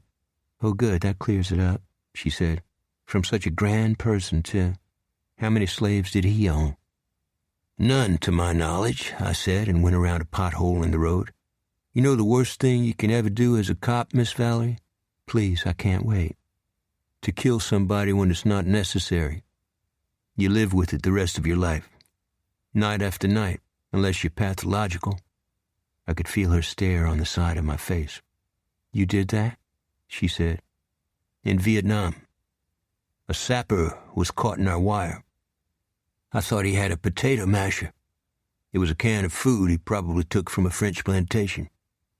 I could hear the tires on the asphalt and nothing else. I glanced at her. You okay? I asked. Yeah, sure, she said. Sometimes I say too much. Join the club, I replied. We banged across the bridge and into the trailer park. She pointed at a trailer that was newer and bigger than any of the others, with a wood porch and shed built on it, and a deep blue Chrysler and an outboard boat on the patch of grass in front. There were also flower pots on the porch. How do you want to play it? She said. Straight down the pike. Meaning what? She asked. We asked him if they want some fried chicken. I probably sounded like I was taking her over the hurdles. I wasn't. In dealing with a malignant personality, you do the opposite of everything he expects. A benign expression, a reassurance in the voice, even flat indifference can emotionally disarm a violent adversary. Why? Because he doesn't understand people who have no fear. And that's because every aspect of his own life is predicated on it. I turned off the headlights and the engine and rolled down the windows of our unmarked car. We were perhaps 20 yards from the trailer Valerie said was Foote's. The first odor I smelled was weed, a lot of it, dense and musky like a squirrel's nest, maybe with angel dust sprinkled on it. The latter, called PCP, is the equivalent of putting a bullet in your brain. Stay here, please, I said. I want to go around back before we knock on the door. What for? It was time to be candid, although I didn't want to. Miss Valerie, you came earlier without telling me. If Foote or his girlfriends made you, we might walk into a shitstorm. Clete Purcell knocked him around a couple of times. I'm sure Foote knows I'm Clete's friend. I tried not to berate her. Her nostrils were dilating as though she were about to speak, and she let out her breath and stared at the light shining from the curtains in Foot's trailer. She cleared her throat. "Copy that," she said. I winked at her, then got out of the car. All of our unmarked vehicles had the inside lights turned off or removed. I made a loop around Foot's trailer, then came up on the backside of a darkened storage room. I'd hung my badge on my belt and put a titanium 5-round .38 special in the pocket of an old bomber jacket. The ground was wet, the weeds sodden, the humidity of the park's security lights glowing like flares. Fortunately, I brought a fedora that shadowed my face. I wanted to believe I had neutralized any mistakes Valerie may have made, but my organs knew better. My armpits stunk and my heart was thudding in my ears. I took a deep breath, peered inside the rear window, then took my small flashlight from my trouser pocket, pressed it against the window glass, and clicked it on. My eyes were stinging, my nose itching, my nostrils running, and my stomach churning, a taste like pennies in my mouth. I wiped my eyes on my jacket sleeve but could not believe what I was looking at. But there it was in the flashlight beam. The black handguards on the machine, the starter cord on one side of the fuel tank, the oiled chain, and the steel teeth of the long, flat silver blade. It sat on top of a wood toolbox, gleaming, the rest of the items in the room nothing more than junk.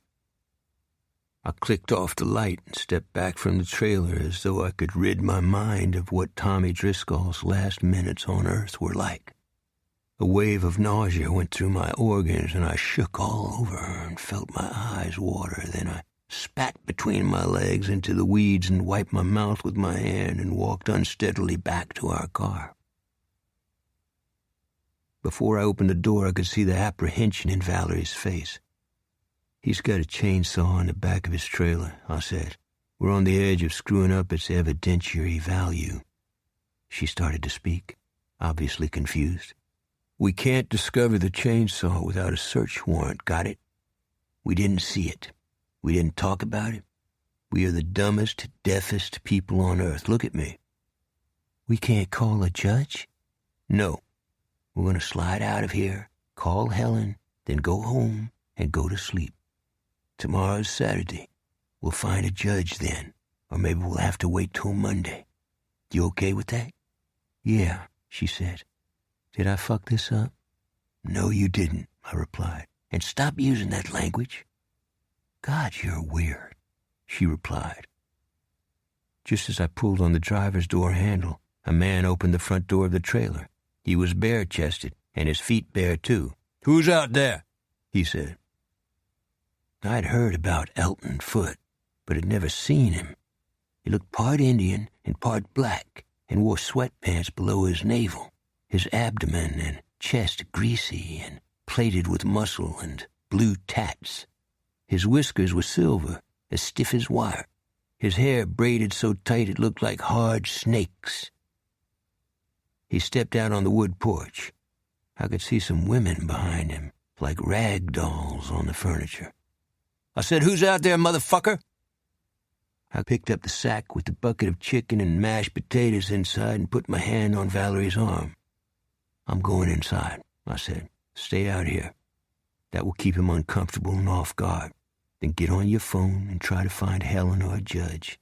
Don't let Foote see the phone, and keep your face pointed downward. You don't want them to recognize you. Got it?" "Why all this shit?"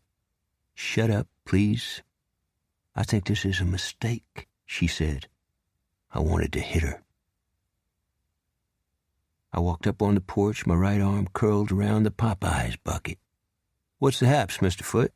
I said. "I'm Dave Robichaux, Iberia Parish Sheriff's Department. I usually work homicide, but I had some time off tonight, and I wanted to see if I could do a good deed and smooth out a beef between you and my friend Clete Purcell. You follow me?"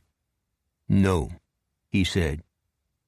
"You know that accident y'all had when you dropped a shotgun and the gun misfired and punctured a few holes in his caddy? You don't got to tell me about that cocksucker," Foote said. "He tried to get into my ex's panties." "Who's in the car?" "A rookie.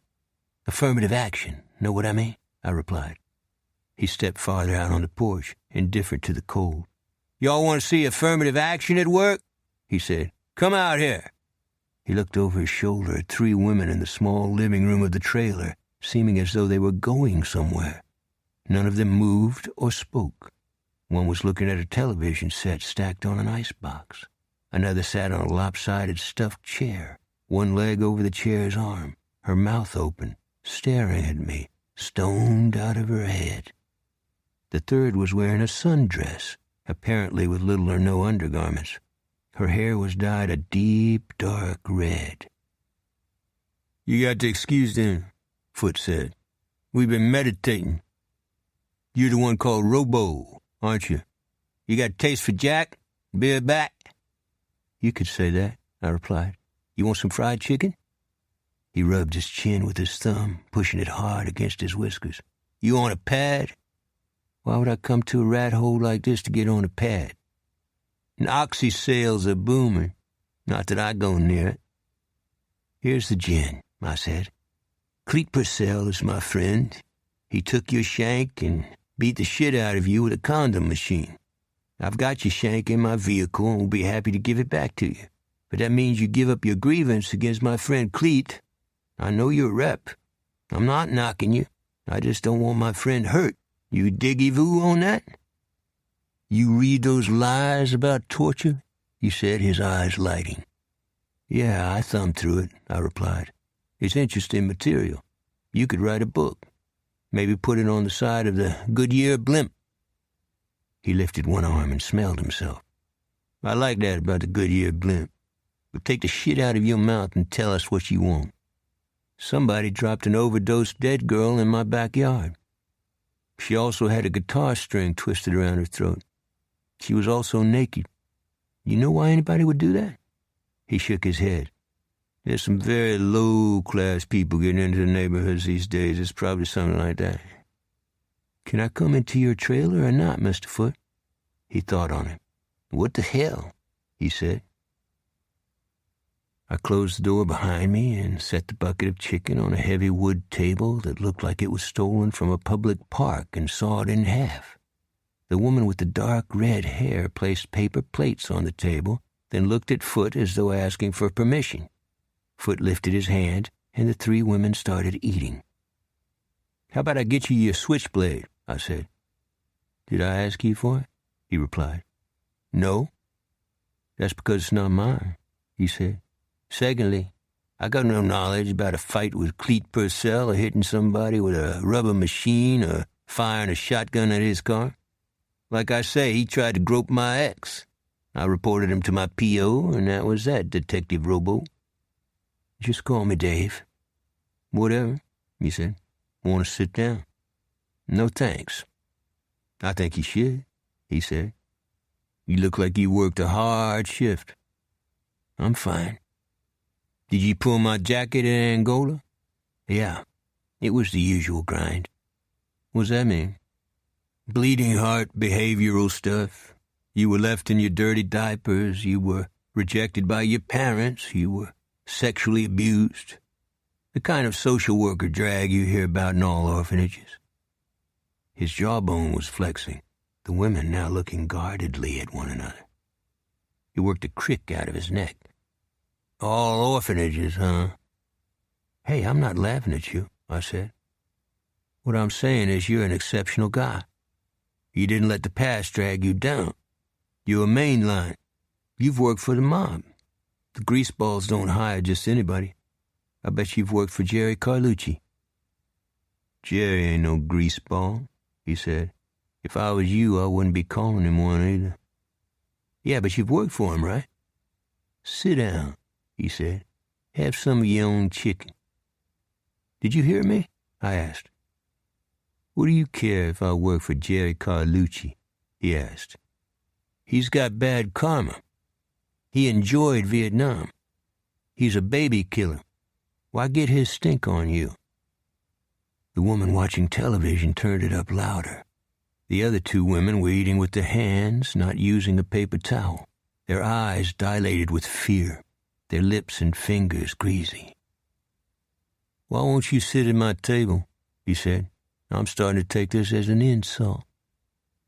I'm in my office all day, I replied. I like to stretch myself in the evening. He rubbed the backs of his fingers on his whiskers under his chin. You know what you didn't see on my jacket? They put me in a microwave. They did what? I said. My mother and a guy porking her, they laid me in a microwave and closed the door and turned it on because I was crying. His face looked dead, as though he were beheaded. There was no expression in it at all. No pain, no anger or disgust or sorrow, not even pity for himself. That's straight up, I said. Sit down, Robo. I'll tell you how the world works. Forget the world, I said. Look at me again and tell me if your mother and her partner actually did that. Does napalm burn? Am I part nigger? Does your girl in the car give good head? Fuck you, Robichaux. You got no idea where I've been and what I've seen. You'd wet your pants. I had known many bad men, but not until that night did I ever see such hatred in the eyes of a human being. However, I didn't have time to meditate on these thoughts or tell him the system that raised him and delivered him to monsters was compiled of assholes. I saw Valerie pick up a clay pot on the porch and heave it through the front window, crashing glass and packed black dirt and tiny white roots and pottery shards in the midst of the chicken and the mashed potatoes. He's got a rig under the table, she shouted as she came through the doorway. It's a cut-down. He was going to blow up your shit, Streak. That was the first time she had called me by my nickname. Welcome to Popeyes on the Bayou, darling, Foot said. Would you like a plate? Chapter 15. The next day, Saturday, I told Cleet, Helen, and Alifair what happened in the trailer park right across the bayou from a row of plantation homes that represented a culture many secretly wished was still with us. To me, the juxtaposition of the trailer slum with the world of Scarlett O'Hara was a great irony, namely, that the world is more like the past than we think. I expected the ambulances and fire trucks and sheriff's cruisers from 2 parishes to acknowledge that I could have been eviscerated by the sawed-off .410 shotgun rigged under the table. But technically, since it was not loaded, no crime had been committed, even though Foote was an ex-felon and forbidden to own or carry a firearm. The woman with the dark red hair had her name on the trailer and the .410. Technically, the only person who committed a crime that night at the trailer park was Valerie Benoit. I have to say I felt sorry for her. Fortunately, none of the cops who caught the 911 said anything about the chainsaw. If we had queered it, we would have destroyed the one piece of evidence that could strap Elton on the injection table. Valerie and I got back in our unmarked car and drove across the bridge and watched the emergency vehicles leave. It was not a good night. But I didn't care. I'd changed my attitude about Valerie. I didn't know if Foote would have blown up my grits had the .410 been loaded, but I think he would have been tempted. Back then, the whole country was drunk with the idea of stand-your-ground craziness and couldn't wait to drop the next-door neighbor. That same Saturday afternoon, after I'd done all the paperwork, I went to Valerie's gingerbread house in St. Martinville. She was giving her cat a bath in a washtub in the kitchen. Her long-sleeved denim shirt was splattered with soapy water. The cat seemed to be having a fine time, whipping its tail in Valerie's face. The neighbors are looking out their window, she said. So let them look, I said. She raised her eyes from the cat and looked through the screen. Why borrow trouble? I'll make it short, I said.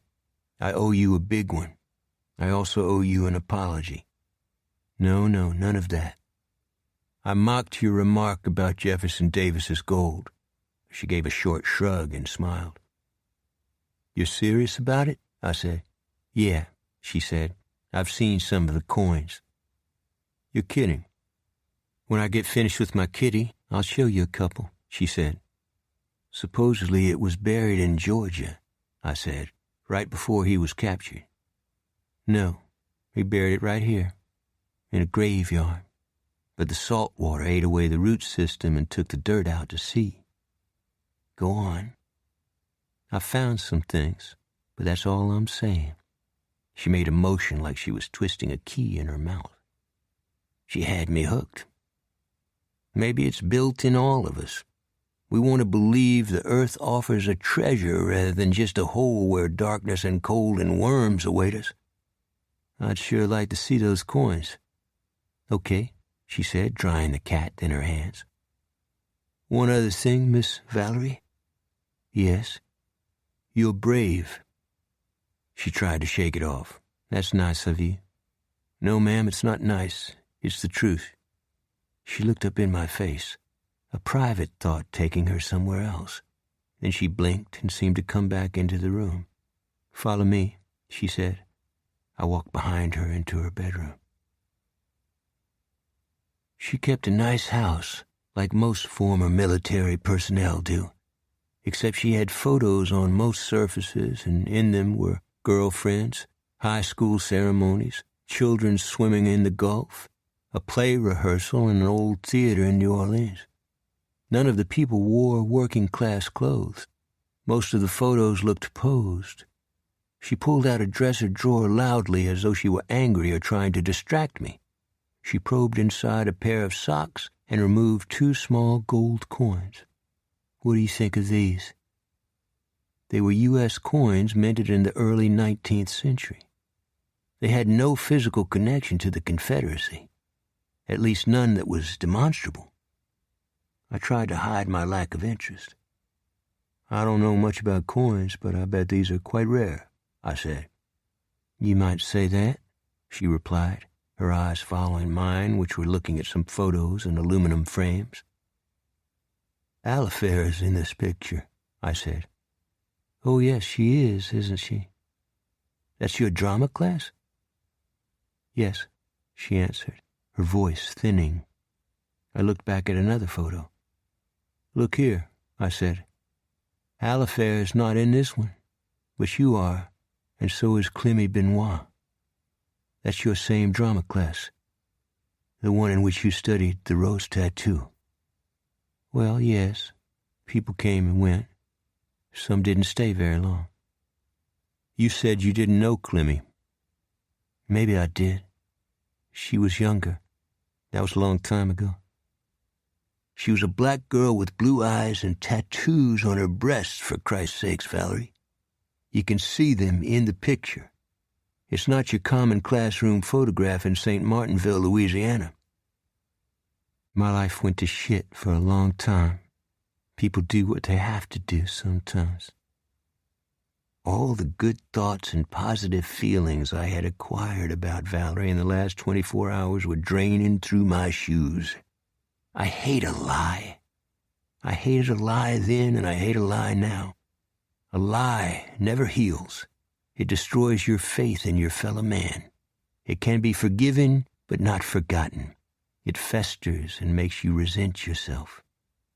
Is there any sin more harmful? I didn't want to hear any more of what Valerie had to say. I wanted to flee her bedroom or put face down the photo of Alifair and Valerie together and take back all my words about her bravery. My eardrums were creaking as though I were underwater and a great pressure was about to crush my head. I'd better go, I said. Don't, she replied. There's no fix for this, Valerie. You had to know that poor girl was in your drama class. Why did you hide something like that? You, a detective. Her eyes were damp, her nose sniffling. She rubbed it with her wrist. I'm not sure. Stop it. Stop what? Lying. You lied to me. You lied to Helen, and you lied to Alifair. Worse, you violated your sacred oath as a police officer. At least I backed up your ass last night. Yeah, you did, and that's why I'm not going to dime you. But you've got to do it yourself. I feel like mailing my badge to the office and not returning. That's not an idle thought. Suit yourself. You're a son of a bitch, Dave Robichaud. It's the opposite. I trust people when I shouldn't, and other people get hurt. That's weakness. I feel like kicking your butt." That last statement was egregious and a cruel cut of the sword. She openly wept. It wasn't feigned either. I put my hands on her upper shoulders and squeezed as hard as I could. Her muscles were as hard as softballs. "That's a lousy thing I just said, and you can kick the crap out of me if you like. If you want to get this behind you, tell me the truth, and I'll be with you all the way down the track. But if you lie to me again, I'll see that you go to jail." I could see the swollen hardness in her chest, see the pain and humiliation in her eyes, and smell the heat and adrenaline in her body. "Look at my guitar up on the wall," she said. "What about it?" "It's a Korean knockoff. I was never good at it. Not far back from when Clemmy died, I saw her playing with a street band in Bro Bridge. She broke a D string and didn't have a replacement. Then she saw me in the crowd." "I'm not following you," I said. "She asked me if I had one. I told her I did. She asked if she could have it, so I gave it to her." "Does this have to do with the guitar string that was wrapped about her throat?" "I don't know. She was playing a Gibson, but I don't know if she was using Gibson strings or not." "What kind of string was around her throat?" "One of our techs said it was a foreign one," I replied. Her face went gray. "I think I'm going to be sick," she said. I believed her. Her breath was bilious, her teeth starting to chatter. "Better sit down," I said. I went into the kitchen and came back with a glass of water. She was sitting on the edge of the bed. "Are you going to ask me the rest of it?" she said. "Whose band was Clemmy playing in?" "It was a pickup group, mostly Cajun. They hang at Jerry Carlucci's joint." "That's why you busted him, didn't you?" I was referring to her handcuffing Jerry after I had already beaten him up for throwing pool balls at the handyman Boone Hendricks. "Yeah, I guess so," she replied. What a mess. I patted her on the shoulder and took the water glass back into the kitchen. I wanted to pull the plug on Valerie and all her troubles. However, they were small compared to some I have seen in law enforcement, including cold-blooded murder. The cat was eating on the floor. I picked him up and finished drying him with a towel that was on the counter. He kept trying to walk back and forth as I rubbed his fur up and down. "Looks like we have a big pile of doo-doo on our hands, don't we, fella?" I said. He gave me a power shove with his head. "That's what I thought you would say. Do you have any suggestions?" He scratched himself with one paw, sprinkling me in the face, then gave me a huge yawn. "Yes, I think the same as you," I replied. "You've got it, partner. You couldn't have said it better."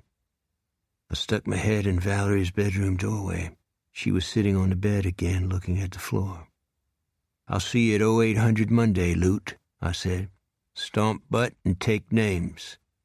Then I walked out the door and drove down the road and didn't look back.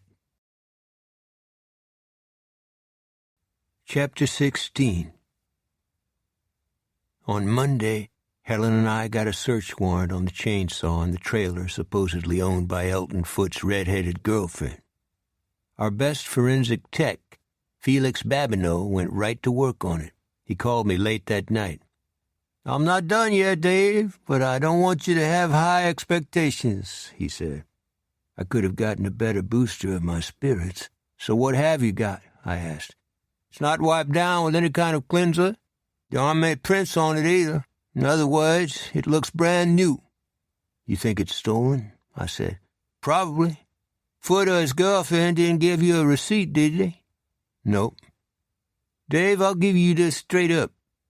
I don't think this chainsaw ever cut anything. It was started a few times, but that's it." I didn't reply. "You still here?" he said. "I'm not buying Foot's innocence on this," I said. "There's too much coincidence involved. What's he doing with a chainsaw anyway? A chainsaw that he acquires right after someone he knows has been torn up by one." "He knew the victim?" "Yeah," I said. What if I hold on to my report and let Foot and the redhead sweat for a while? That's not a bad idea. Can I ask you something? He said. Go ahead. You know much about this guy? I mean, Foot? Like what goes on in his head? I couldn't guess. Why do you ask? I got kids. The thought of a guy like that just a few miles from our house creeps me out. I didn't want to talk about Foot anymore. The chainsaw we took from the storage room was not the one that killed Tommy Driscoll. That's all that mattered. The injustices of the world would go on being the injustices of the world. Is that cynicism? I don't think so.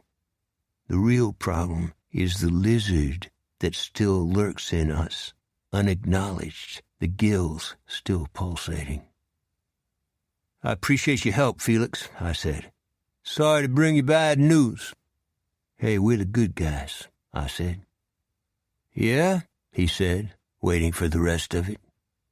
But there was nothing else to say. Tommy Driscoll, who had lost his own daughter, probably tried to help Clemmy Benoit before she overdosed, as his daughter may have.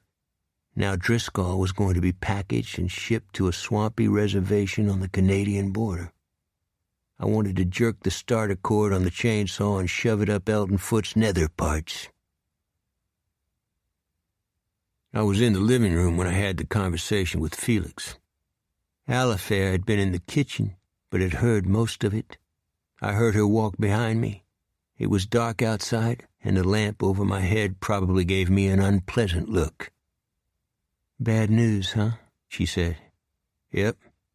You still think Foot did it? How many people in one area would do something like this? I think you're going about this the wrong way, Dave. For some reason, I think I've heard that before. There were 3 women in that trailer, she said. They all got a pass. That stinks. You didn't see them? Skanks are skanks. Don't talk about them like that, Alf. They can get clean and sober and get a job just by walking into a meeting. You know that, Dave.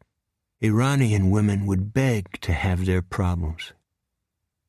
Alifair could be a hard case on occasion, but I learned long ago not to criticize her.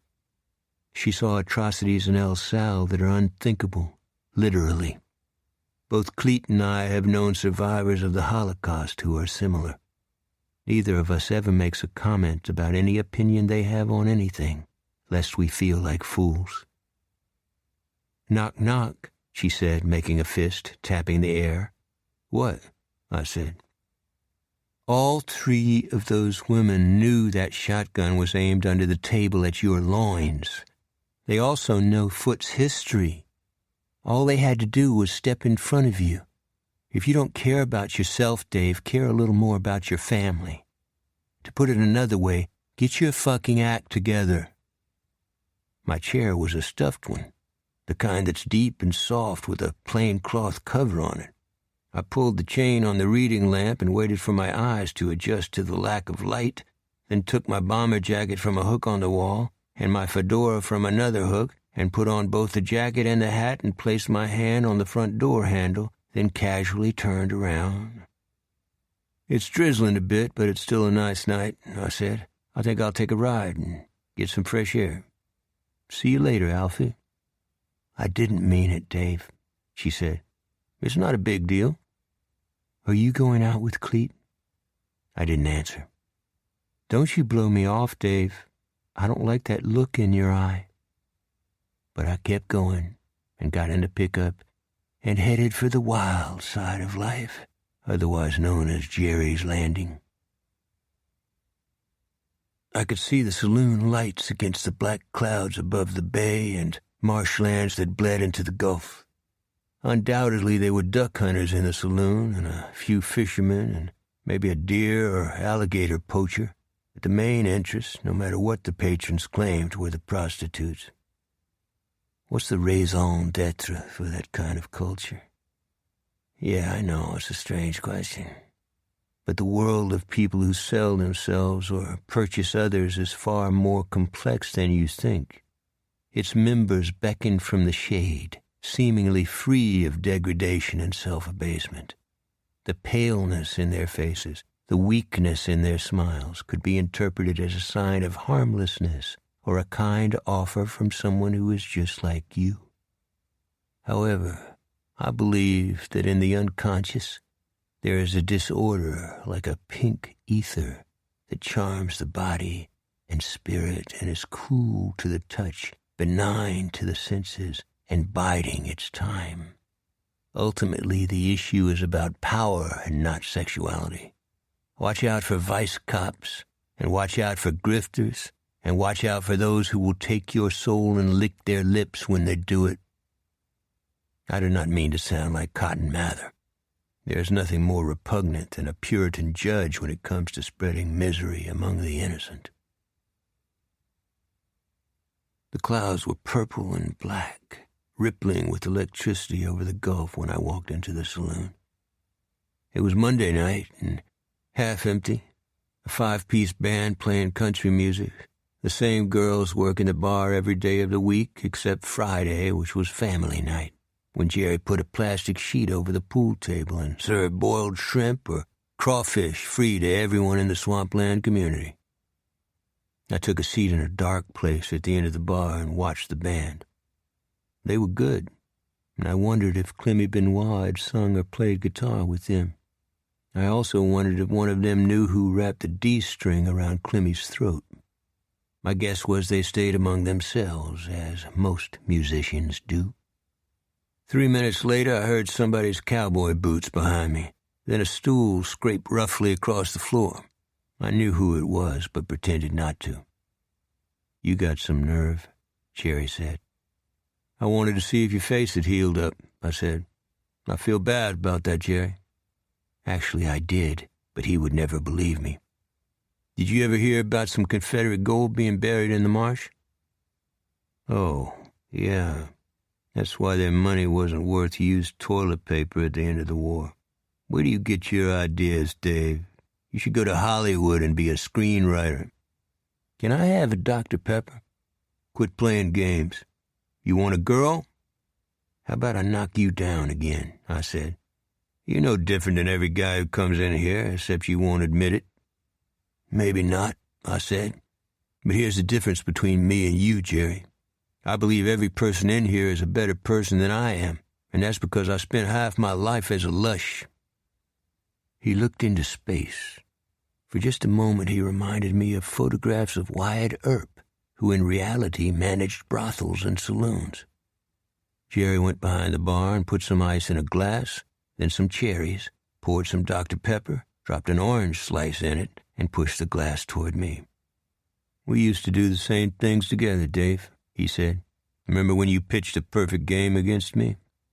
How about the Golden Gloves? How about the same fucking war we fought? Why do you always try to hurt me?"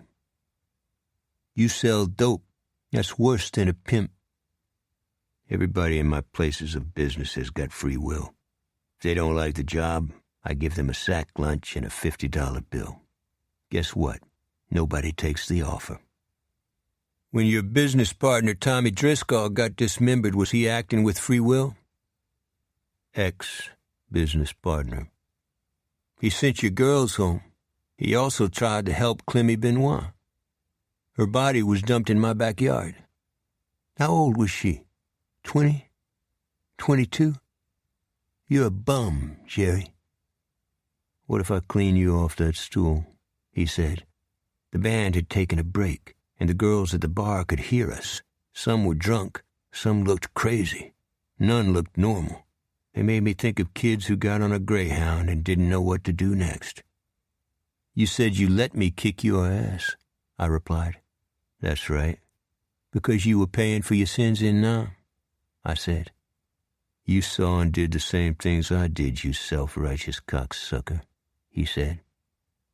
I picked up my glass of crushed ice and Dr. Pepper and cherries and an orange slice and threw it on his clothes. I thought for sure he would swing on me, but he hooked his arm around the back of my neck as though he had just won the American Legion All-Star game we pitched when we were 17. I could smell the heat of his skin, his breath on the side of my face, his thigh against mine. The girls dropped their eyes. He tightened his arm. "I didn't mean that about putting your feet in buckets of concrete," he said. "I don't know why I said some dumb fucking thing like that. Your old man was okay. I was always sorry how he got killed on that drilling rig." Remember what he said about my father and mother before I almost disfigured him? Was he actually contrite, or was he afraid? No, Jerry was lots of bad things, but fearful wasn't one of them. But neither could I accept him as a teenage grunt who stumbled into the war and who was more victim than villain. His face was 6 inches from mine. In his eyes, I saw a soldier in a helmet that was strapped under his chin, a black plexiglass shield covering half his face, his M60 pointed downward from the Huey, the shells jacking from the chamber faster than you could count, the carbon buildup on his skin as black as soot. I pushed him away from me. "What'd you do that for?" he said. "I got entangled in the stool and kicked it loose from my shoe."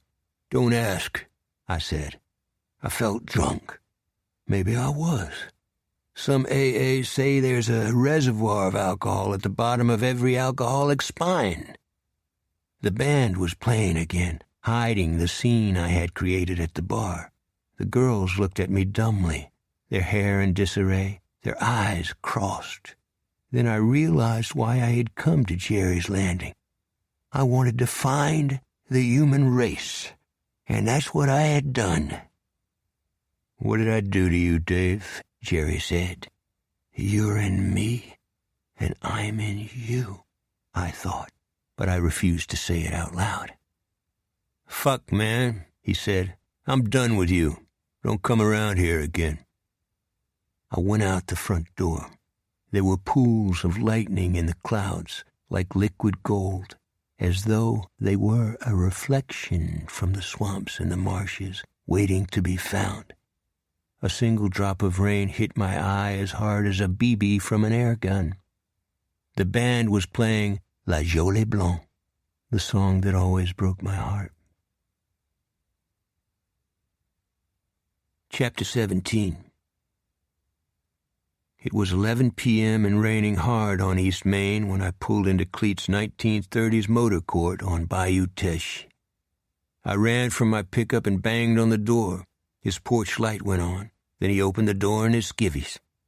"Why didn't you wake me up?" he said as I brushed past him. "I got into it with Jerry Carlucci," I said. "Where?" he said, shutting the door. "At that slop trough of his on the Gulf." "You shot him?" "No, but I wanted to. He offered me a girl." "I get the feeling you're leaving out something, big man." "You got a towel?" "Yeah, in the bathroom where towels are kept." "Forget it," I said, and picked up a paper napkin from the breakfast table and blotted my face with it. "I did something that was chicken shit. Jerry was trying to make amends. I threw a Dr. Pepper on his chest, one he gave me. Then he tried to hug me. My stomach started flip-flopping. I wanted to puke, but the guy was trying. He doesn't do that often." "This definitely does not sound like Jerry Carlucci," Cleet said. "His old man was into rackets, but Jerry wasn't a bad guy. When did you have your last nightmares?" "About Nam? I don't remember." But I knew better. The Shitsville Film Company knew how to supply monstrous images behind your eyelids night and day, admission-free. "I wanted to believe I wasn't like Jerry," I said. "I wanted to be better than he was." "You are, Dave. Both here and in Shitsville. You got that?" "I still see that kid who got caught in our wire. The one with the can of beans. The same day I called in the 105s on our own position. How many times can you fuck up in one day?" "Y'all would have died if you hadn't," he said. "You get all that guilt out of your head." He didn't give me a chance to answer. He opened the icebox and tossed an ice-cold can of Dr. Pepper at me, almost braining me. "I've got another problem, too," I said. He rolled his eyes. "She doesn't have gold streaks in her hair, does she? Like maybe Valerie Benoit?" "How did you know?" I said. "Oh, just a wild, crazy guess. How bad is the problem?" "She lied about knowing Clemmy Benoit." Valerie Benoit lied about a possible murder victim whose death she was investigating? Yeah, I said. Boy, you can pick 'em, Streak. Why don't you dig up Ma Barker, get it on with the Bride of Frankenstein? How about Tokyo Rose? Will you stop that? I can't, he replied. Nobody would believe it. Why didn't Valerie Benoit want a fellow investigator, namely you, to know she knew Clemmy Benoit, who she was probably related to? She was ashamed. Sell that somewhere else, nobleman. Remember when you were a kid and a lady up St. Charles Avenue invited you to a party in her backyard? He looked at the rain hitting the window, and at the blackness in the sky and the lightning striking the water down the bayou. When you came back in your Easter suit, you found out the kids were all black. Later that night, you broke all the glass in the lady's greenhouse. He opened the icebox again, and this time ripped a beer tab for himself. He drank almost all of it in one swallow. Time rolls by, doesn't it? He said. I waited for him to finish, but he didn't. He simply walked to his television set and activated his copy of Shane. I can never get enough of this film, he said. That little boy's voice echoing in the Grand Tetons makes me want to cry. The next day I went immediately to Helen's office and told her about Valerie. She was silent when I finished. The rain was still falling, and across the bayou in the park the leaves were shredding from the trees. She propped her elbows on a desk and knitted her fingers, her eyes empty, but she said nothing. Should I walk back out and come back in? I said. Don't be a smartass. The problem is one of immaturity more than anything else, I said. Tell that to the white guys like Lloyd Danjou who hate her guts and the guts of every black person they see. Screw the white guys. She put down her hands as though she had no other place to put them. It doesn't work that way, Bwana, and don't pretend otherwise. Maybe not, but I still say give her another chance. Don't tell me y'all are getting it on. No, I replied. She's much younger than I am. Number 2, she's very vulnerable. And number 3, that's a shitty thing to say. She blew a strand of hair off her eyes. There are times I want to hit you, Bwana. I'm sorry, I can't change that. We didn't have this conversation, she said. Fine with me. I started to leave. I didn't say you could go, she said. We've got a dead nude girl in your backyard who was either murdered or died of an overdose. We have almost zero information about her life, except that she probably wanted to be an actress or a singer and ended up naked and dead in a garbage bag with a guitar string wrapped around her throat. The latter alone and her exposed body make me sick. That's why I'm a little angry. I don't want a goddamn melodrama in my department. I was standing between her door and her desk. Helen seldom showed her emotions, but the abusive minority people, particularly women, tended to open up memories of her own, all bad. Copy that, I said. I've got another problem, too. I'm pissed at our citizenry. Not one person has come forward with a drop of information. The same with the chainsaw murder, for God's sake. It's like the whole area took a nap. It's denial, I said. Good people don't want to believe what their neighbors are capable of. Yeah, they're good people. But I got another feeling, Bwana. I think the enemy is already inside the castle. Helen had many personalities, all of them damaged in some fashion. Cleet said a former SS officer in St. Mary Parish molested her when she was a child. I trusted Cleet, and I also trusted Helen. But when she was my plainclothes partner, she sometimes used a baton on dealers and pimps, and I had to step in front of her. Lord Danjou is a homophobe and misogynist from his dick to his eyebrows, she said. So are the asswipes he hangs with. I think they plan to get me removed. Over Valerie? I asked. I think it's bigger than them and bigger than her or you or me, she said. I just don't know what it is. Alifair just told me Danjou put his hand on her breast when she was 16. Why didn't she tell you? Fear I would kill him. I could see her nostrils swelling. That's why you busted him up in the men's room? No, I said, which meant I would be after him again. I cut her off. Let's talk about something else. I'll tell you what I think about the Clemmy Benoit homicide. I think it's about money, and also about young women all over this country and the world. I think they've been fucked from the beginning of time. Who wound you up? She said. Nobody. It's just the way it is.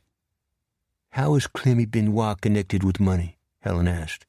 She knew something she wasn't supposed to know. You don't think she died of an overdose?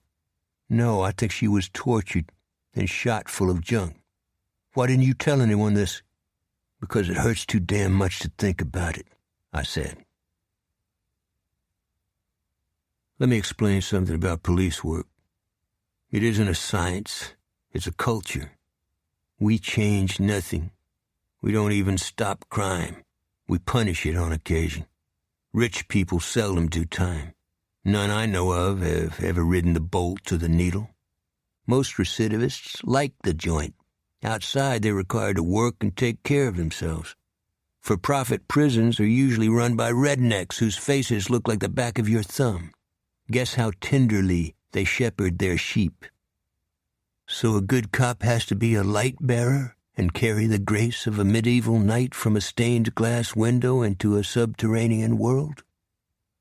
I suspect this may seem an elevated characterization of an underpaid police officer, but there are many brave men and women in law enforcement, and they proved that at the start of the century when they went inside the towers, knowing they would probably not come out.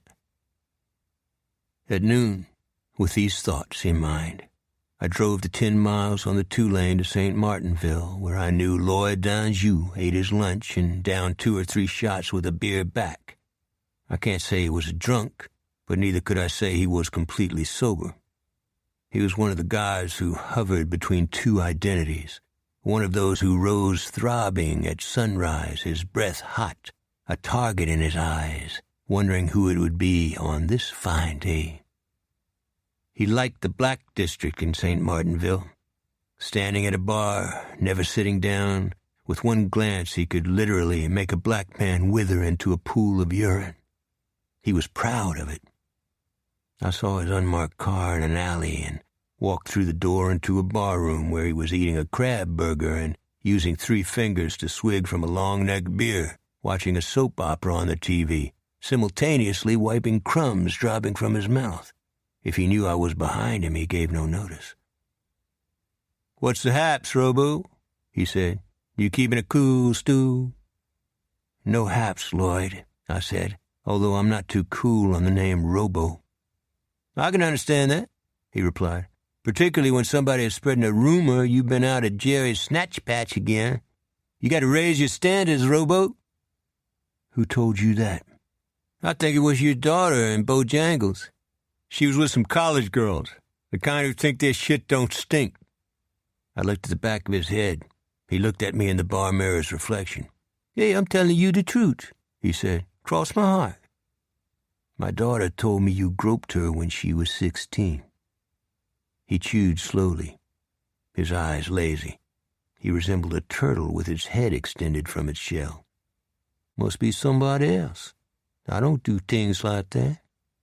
Lloyd had a way of shifting linguistic gears and becoming an innocent Cajun. "I'm not trying to jam you, Lloyd. Maybe you tripped and bumped against her. Maybe you were drunk." "You're saying shit happens?" "No, I'm saying my daughter doesn't lie, but accidents happen." "I got no memory on that, Robo." He tilted up his beer bottle. "I'll call her on my phone. All you need to do is apologize. Less than 5 words." "I'll give you 2 words. One starts with if, and the other starts with why." "Okay, partner," I said. Then I looked up at the TV screen. Lloyd had been watching a medical soap opera. "Who's the patient being operated on?" "How should I know?" he said. "The patient looks like a mummy," I said.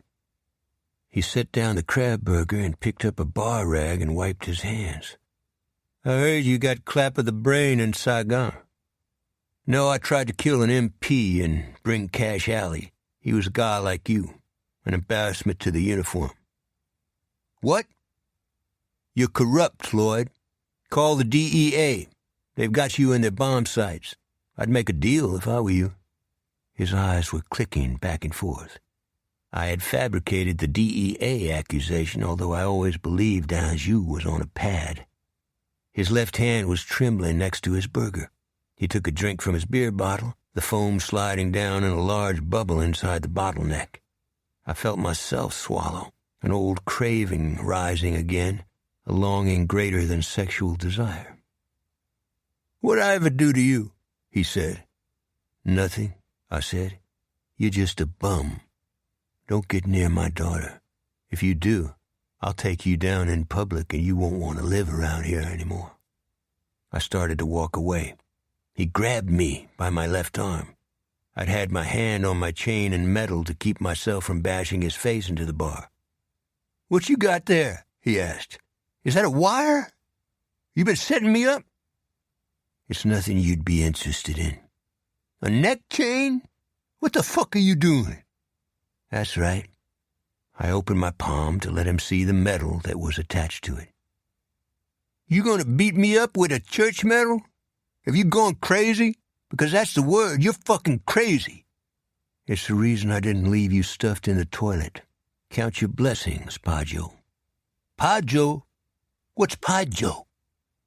Ask Cleet Purcell. "Come back here. Hey, you hear me? I'm talking here." Chapter 18. I walked home at dusk. The days were short now, the air damp and smelling of stone and moldy pecan husks pressed into the soil under the trees, the last of sunlight like a cool fire burning brightly inside the clouds. I suppose I was reckless in my taunting of Lloyd d'Anjou, but if he came after anyone, it would be me, and I gave up long ago worrying about the future. The things we regret are not the things we do. Real remorse comes when we realize the things we didn't do. Plus, if you want to scare the bad guys, roll the dice in their faces and ask if they're willing to do the same. It's like grinning and walking through the cannon smoke. It drives them up the wall. That, of course, is part of the credo of Cleet Purcell, which might make you think twice. I went inside the house and turned on the lights and saw a note on the kitchen table. It read, "Hi, Dave. I'm at Red's gym.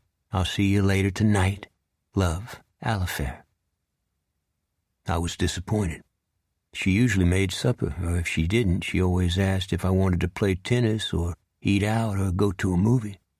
The fact that she said later tonight instead of later this evening was troubling too. That meant she would not be home until bedtime because Alifair rarely stayed up late and always rose early to work on her novel.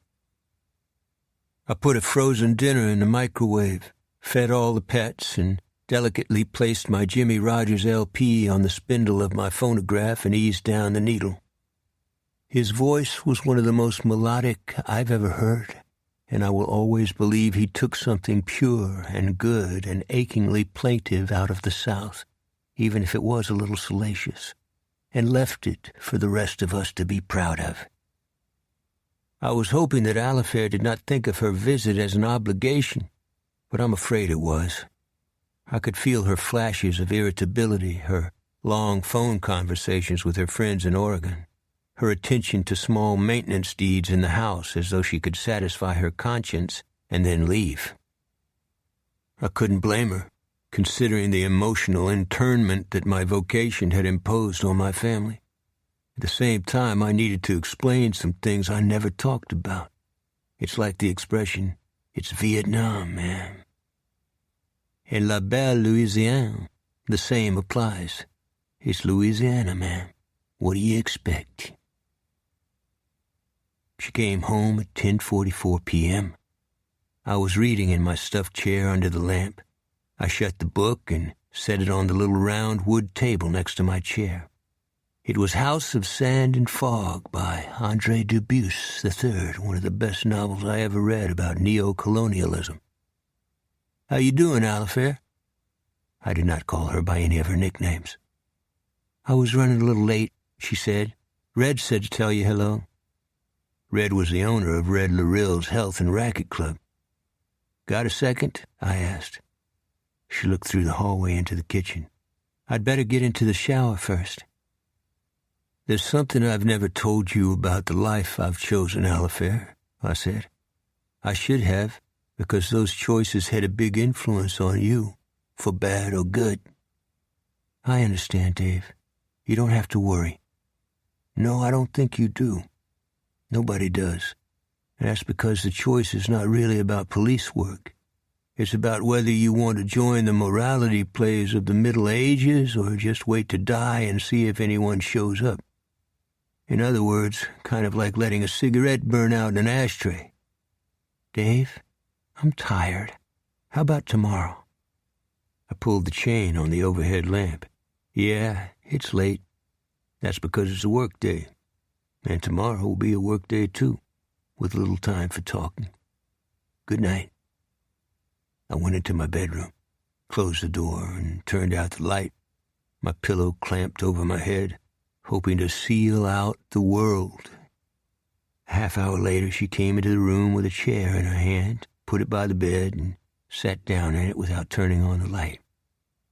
What did you want to talk about? She asked. This is the way I see it, Alifair. All life is a mystery, I said. We come from the dark, then have a few years to walk around on the big blue marble, then we go out the back exit and into the dark again. Or do we? That's the issue. That's the big mystery. The very fact that it exists means that there's probably a metaphysical reality surrounding us. That means we get to be players. And what better way to be a player than place yourself on the ragged edges of humanity? I know I've been a grump, she said, but it's not about you, Dave. At least not directly. I've had bad dreams about my mother. When I pulled Alifair from the submerged plane at South Pass, her mother had already drowned. Most of Alifair's bad dreams had been about the soldiers who massacred the peasants in her village. The soldiers used machetes to cut open the women who were visibly pregnant. Can I help in any way? I said.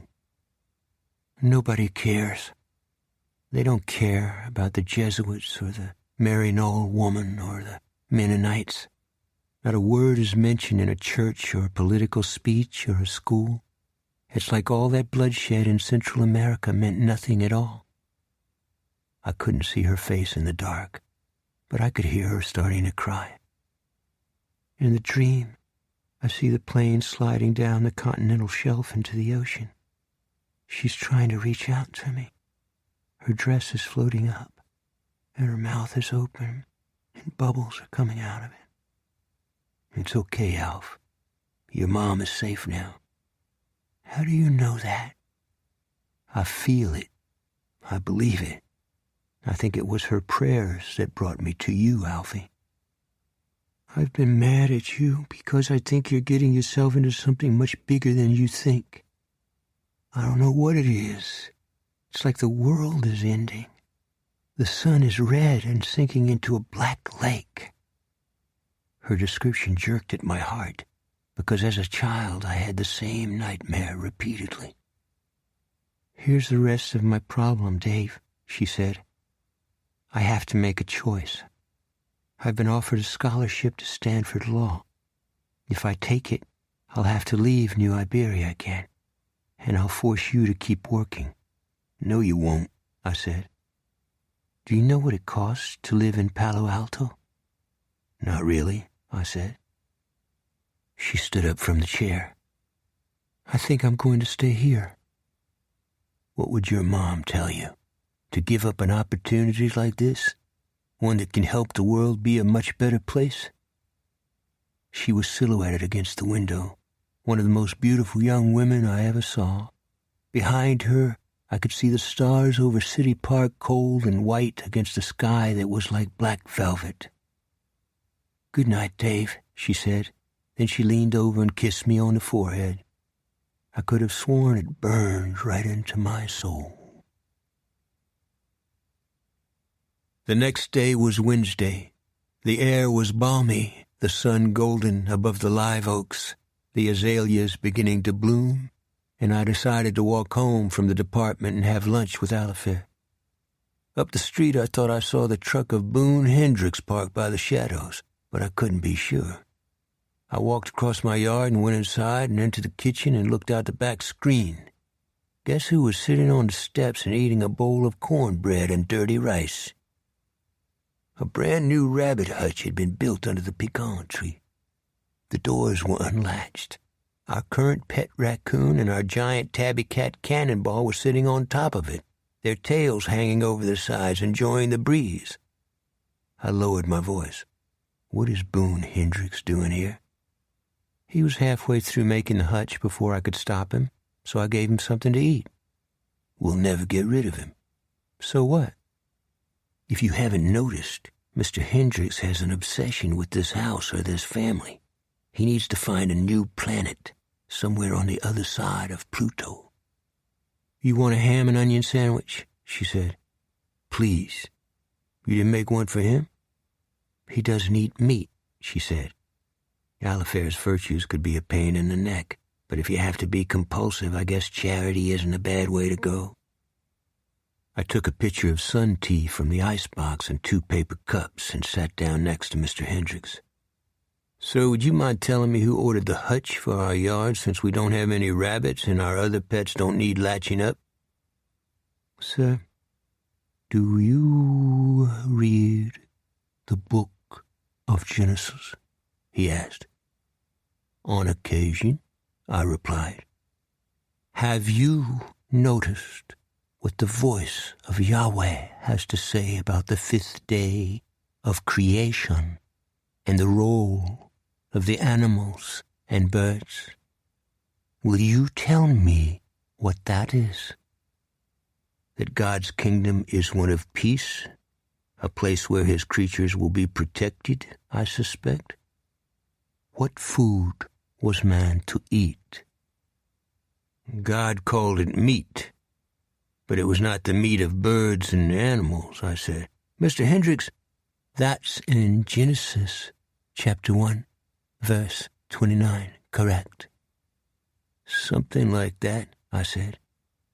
Something like that. Yes, you are correct, sir.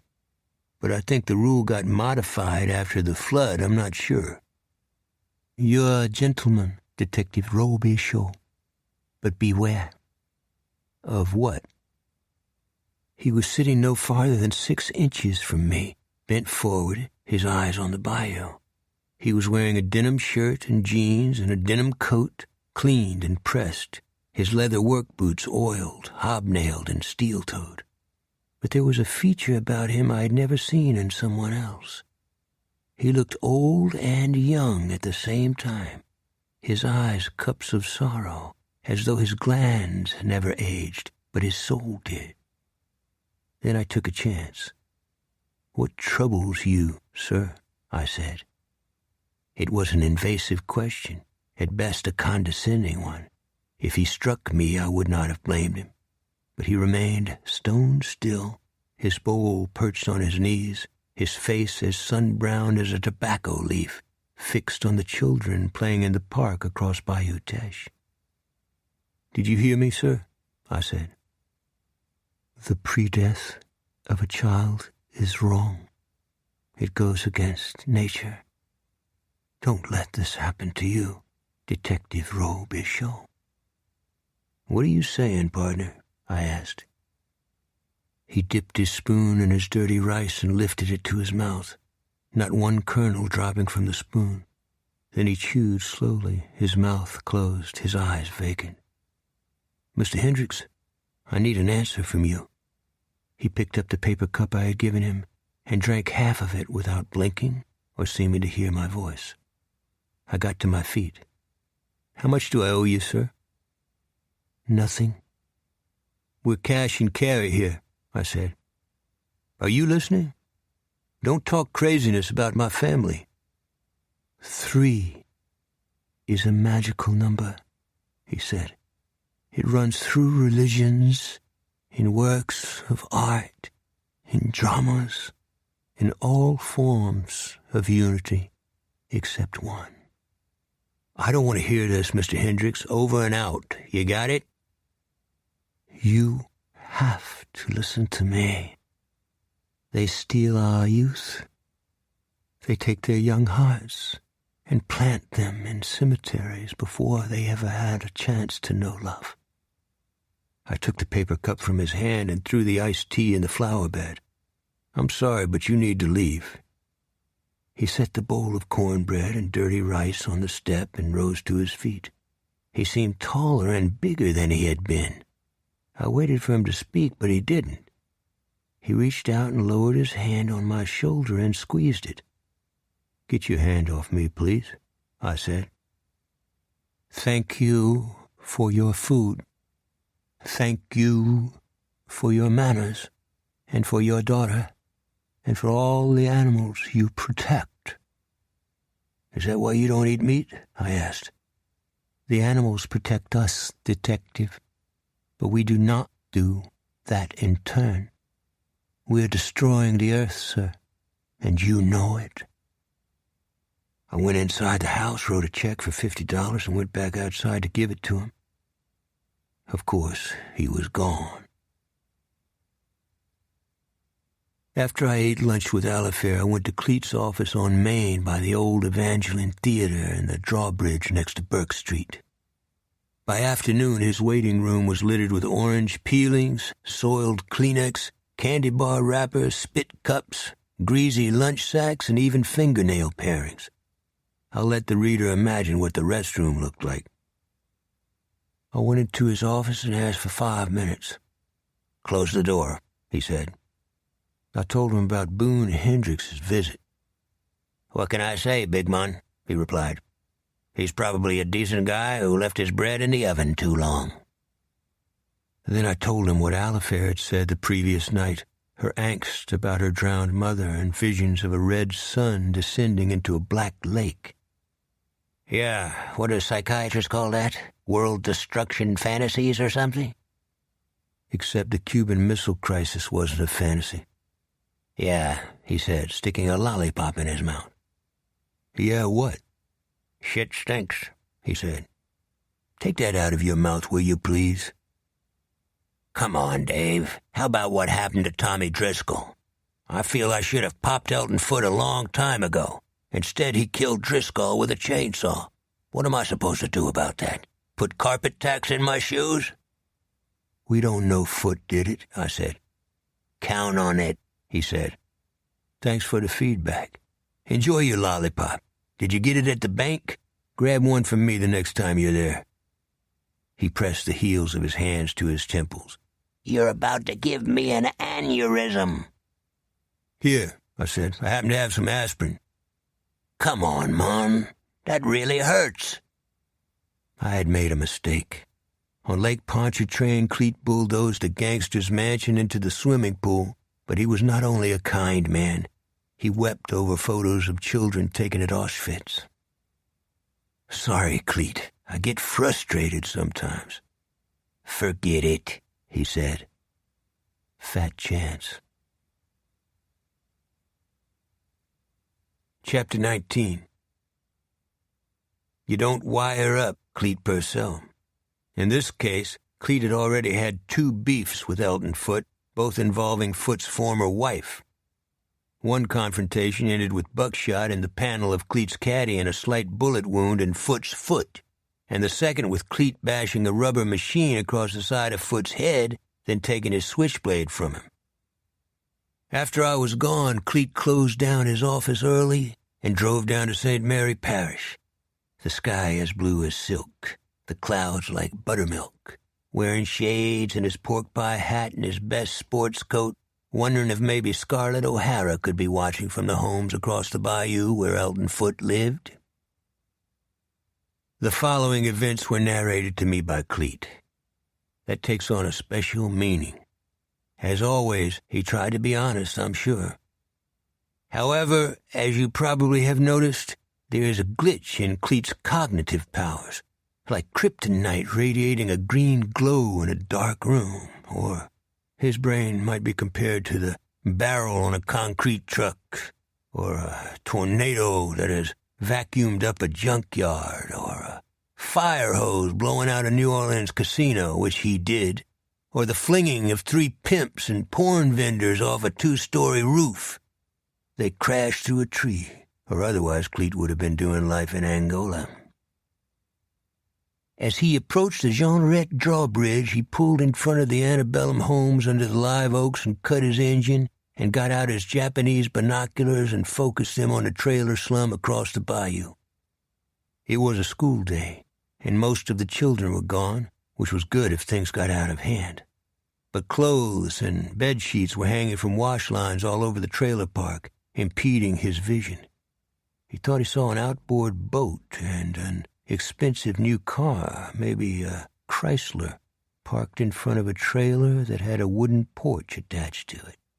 Yep, that had to be Elton Foot's crib. Cleet got out his phone and dialed Irma Pochier's number. Irma was Foot's ex. "Cleet," she answered. "How you doing, darling?" he said. "Where are you?" she said.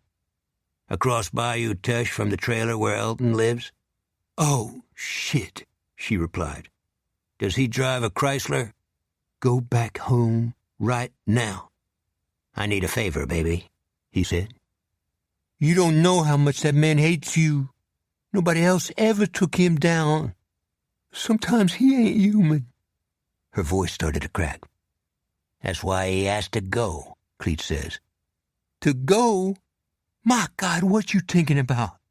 "I mean he needs to leave and go somewhere else. Give me some credit, Irma." "I got a chance to go to night school. I just don't want to have no more trouble like this." How could he blame her? The sun was shining through the oaks on the plantation yards. Small children were playing croquet on the grass, and black women in lacy housemaid dresses were watching over them, no differently than they would have done generations ago. "I won't put either of us at risk," Cleet said, then felt instantly guilty for the lie he had told. She knew it too. He could hear her breathing and thought she was going to hang up. A child was crying in the background. "What do you want, Cleet?" "Tell me about the girls he's living with." "They spend a lot of time on their backs." "I know that. What else do you know?" "Check their eyeballs. They jitter, like pinballs in a skillet." The noise in the background was intensifying. "Whose kid is that?" "Maybe his. I don't know. He raped a neighbor. I help her sometime. Sometimes she pays me." "What are the names of the women in the trailer?" "The one with red hair is Flo." "The others?" "That's it. They're junkies. They're sitting on the railroad track, and it doesn't bother them." "Are you willing to get Elton out of the trailer?" he said. There was a long pause. "I can't. I ain't that brave. I know what he can do to me, 'cause he already done it." "I understand, Irma." There was another long pause. "This is Wednesday. On Wednesdays, Elton goes to a doctor for his foot treatment, the one you shot. It got infected. He goes at 3:30. Don't ever give me away, Cleet. You won't let that happen, huh?" He looked at his watch. It was 2:47. He put his binoculars back in the glove box. He had no plan, at least not for Elton Foot. Foot was a psychopath, and as such was unknowable. The women were different. The peculiarity of addiction is the guilt that goes with it. 5 a.m. can be purgatory for both the drunk and the hype, and he meant curling up in a ball of pain that is like a hot coal sinking through your entrails, right or wrong. The sunlight was spangled on Cleet's caddy. The windows cracked so he could smell the bayou and the 4 o'clocks that were beginning to open. As a little boy, Cleet had always loved the spring because his alcoholic father sometimes took him on a St. Charles streetcar and then to a ball game. The two of them would hop off the car onto the neutral ground, where a white-jacketed black man sold snow cones out of a cart that had an umbrella. When they hopped off the car, his father always held Cleet's hand, the only time he ever did. His father had been gone a long time, but on an afternoon like this, Cleet would remember the good moments of his childhood and almost reach out with the tips of his fingers and touch two people, a milkman and a little boy, just as though they were standing inside a soap bubble. Then it would pop and be gone, and he would feel a pang he never wanted to feel again. Suddenly someone knocked on the driver's window glass. He had fallen asleep. What a foolish thing to do, sleeping on the side of the road when tractors and cane wagons were rumbling to the sugar mill. In fact, he could see the thick white curds of smoke billowing above Jeanrette, the columns from the chimneys so high in the sky they made him dizzy. The woman at the window knocked again. She was beautiful, to the degree that he fumbled rolling down the window and probably looked stupid trying to get the sleep out of his face. "Sorry, ma'am," he said. "Am I bothering somebody?" She had chestnut hair that hung in ringlets on her cheeks. "Oh, no, sir," she said. "I was afraid one of the cane wagons might hit you. Are you all right?" "Yes, ma'am. I'm Cleet Purcell. I was taking a little nap." "Well, I didn't want you to get hurt, that's all." Her voice was melodic, but she didn't give her name. "Y'all surely have nice homes here," he said.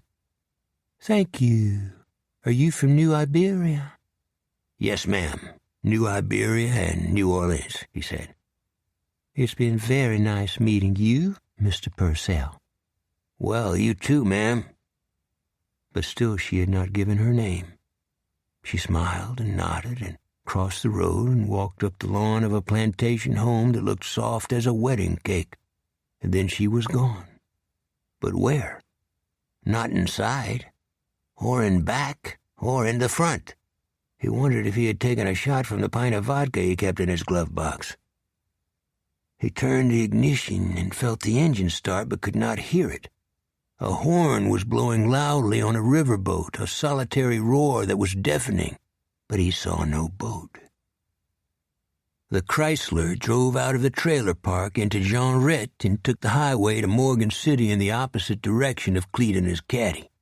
He dropped the transmission into low and creeped across the drawbridge, staring in the rearview mirror, unable to take his eyes off the plantation home and the woman trapped inside time.